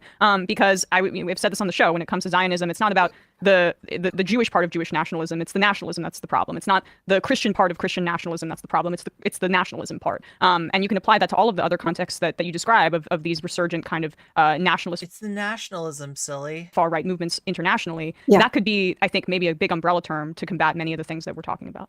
Yeah, I love that. I love that. And I think that, this is why, when I eavesdrop on various conversations that are happening on the, more Zionist, in more Zionist parts of my family, and, what are the stories that are being told to rationalize these war crimes? It's fear. It's fear that if the boot is lifted off of Palestinians' necks, even for a moment, then they will do to Jews what Jews did to them in the Nakba and have just been doing to them, which is ethnic cleansing. And when you have Hamas leaders that go on, Lebanese television and say, yeah, that's the plan, it doesn't help because those clips get played over and over and over again in Israel, but that, what you're speaking to, Emma, is the fact that there needs to be a principles-based, like a values-based, principled-based left that is standing up to nationalism in all of its forms. And so that means that it doesn't get to be Hamas's turn to ethnically cleanse the Jews. Like that's not going to be the vision of justice, and we will stand up to that in the same way. Weasels. And I think that people aren't hearing that enough. I don't think people are hearing that. I think Jews aren't hearing that enough. I think Israelis aren't hearing that enough from the left. If you can. Saying, that's not the vision of the future that we're going to allow to happen. Weasel spam. And the fears are not without any basis. Weasel spam. I think one of the lessons of I was reading Vincent Bevan's book Until We Burn, about he calls it the decade of the mass protests, and he's talking about the Arab Spring, and he's talking about all of these huge mass mobilizations that have come from the left, but have often failed. And often what has happened is that there's been a political vacuum that gets opened up through a mass movement. And if you aren't ready with what your vision is to fill that, and if you don't have a political project, then somebody else is going to fill it for you, right? And what happened in Egypt was that you had like a big, largely secular youth movement in Tahrir Square. It didn't have a political program that wasn't ready to take power, and the Muslim Brotherhood entered into that vacuum and then was violently overthrown. And now you have Sisi, who's worse than Mubarak. But the lesson of that tragedy, and it's ongoing because so many incredible activists remain behind bars in Egypt. We're playing it safe. We're keeping our nose clean. When we resist, we can't just be saying no. We also have to have a plan for the yes, and we have to have these legible values and principles of what we stand for. Because it isn't it isn't without basis. But seriously, who do I raid now? I was going to raid Polly. To have a fear that Hamas wants to ethnically cleanse, especially when you have leaders who go on television saying that that's what they want. That doesn't mean that is what will happen, but it does mean that we have to be honest about the sort of landscapes that we're in. Is that when you talk about creating uncomfortable coalitions in the book? What specifically are we talking about in that regard? I mean, I think any good coalition is uncomfortable. If it's comfortable, it means it's probably not wide enough. I think partly what I'm talking about, Sam, is that I think that there's some sort of very reactionary anti-identity politics discourse on the left, where it's like this idea of like we all have to put our identities aside and come together in this universalist mush kind of, and I think honestly that's partly why Bernie couldn't go all the way. I don't think Bernie could. That's interesting, right? Because I was actually that was one of the criticisms. If I talked to Natalie, that's one of the things I was going to ask her about, right? Was that there was a section in the book that started to sound kind of like anti-id poll, and not that there's not like disingenuous things, disingenuous things that people can like use identity like or anything, right? Really for, but this weird like obsession with like eliminating identity politics from the left, like to the point where if you're a Vaushite and you're having an argument, you could just be like, that's like identity politics, and whatever the person was saying that's arguing with you is wrong. It was just, they were arguing identity politics. We don't need that, right? Yeah, no, it's really like, it's like, it goes back to Mark Fisher, actually. Not to blame him entirely, but yeah, but she maybe somebody talked to her about it. God, there's so many people. Yeah, Not Katie, Adrian Vixen, Rotted Ranch. Those are all good people. Totally understood that there wasn't going to be that the us had to have a lot of different positionalities in it, and that we can come together, but we're not going to. It's like what Norman Finkelstein was going on about. Oh yeah, he's a big like anti. What? That's the other thing is like as cool as Norman Finkelstein is, to chastise the likes of Destiny and Ben Shapiro and all the rest of the shitheads. He's also got a decent amount of content that is just like the fighting the battle against wokeness. Check our past at the door, our different ways in which we enter coalition, and that recognizing that we wait. You went to high school with Mark Fisher? That we come with these past swell entertainment. God damn, there's so many people that we could raid. Okay, so there are lots of people. Traumas, intergenerational. Swell entertainment. Wait, where do I remember? We've watched a Swell entertainment video, I think, on stream before. Racial traumas. I think these. Adrian Vixen, yes. Anti-war coalitions that are. How can I raid them all? Coming together are uncomfortable, and really uncomfortable conversations are happening. I was bitching about I don't have anybody to raid. Now I have a choice. Now I have a difficult choice. There's so many good people to raid. Along the lines that we're talking about right now. Coming back to Israel Palestine, what I mean about being clear about values and building on what you were saying, Emma, about being clear that it's the nationalism that is the problem. One of the things I do at the end of the book is look at the ways in which the Nazi project was a kind of doppelganger of colonialism, and Hitler was very clear about this. He talked, he was fascinated with the Western frontier in the U.S. and in Canada, and the German idea of Lebensraum, elbow room, of needing more space, that was the Eastern frontier, and he would draw direct parallels between the Slavs as his Indians, right? And he's like, we're gonna get rid of them in the same way that the Americans did and the Canadians did, and do we ever think of them when we have bread? I think he said when we have bread with wheat from Canada, do we ever think of the Indians? He was very clear about what he was learning, also from U.S. Race law, from eugenics in the U.S. So it wasn't a doppelganger in the sense of like, obviously he did things that had never been done before. It was a Fordist genocide. Nobody had killed as quickly and on a scale like that before. But he learned a lot. He learned a lot from, and he talked about how the British came up with the idea of concentration camps and so on. And there was a lot of denial, certainly in the way I was taught the Holocaust in my Jewish education. Do you know what I need to start implementing, chat? Like, I need to get like a D4 or something. You know what a D4 is, right? I know what a D4 is. It's a 4-sided dice. It's like it's not, wait, is it a pyramid? Or is a pyramid got, like, yeah, right? This is like a different tetrahedral. Is that the name for what it is? And roll it and be like, and decide who I'm going to raid based on that, right? That's like, sometimes it's just too hard to decide. Jewish day school. We never learned any of these connections. Either that or like write down whoever I raid every single time. And then that way I like rotate and hit everybody.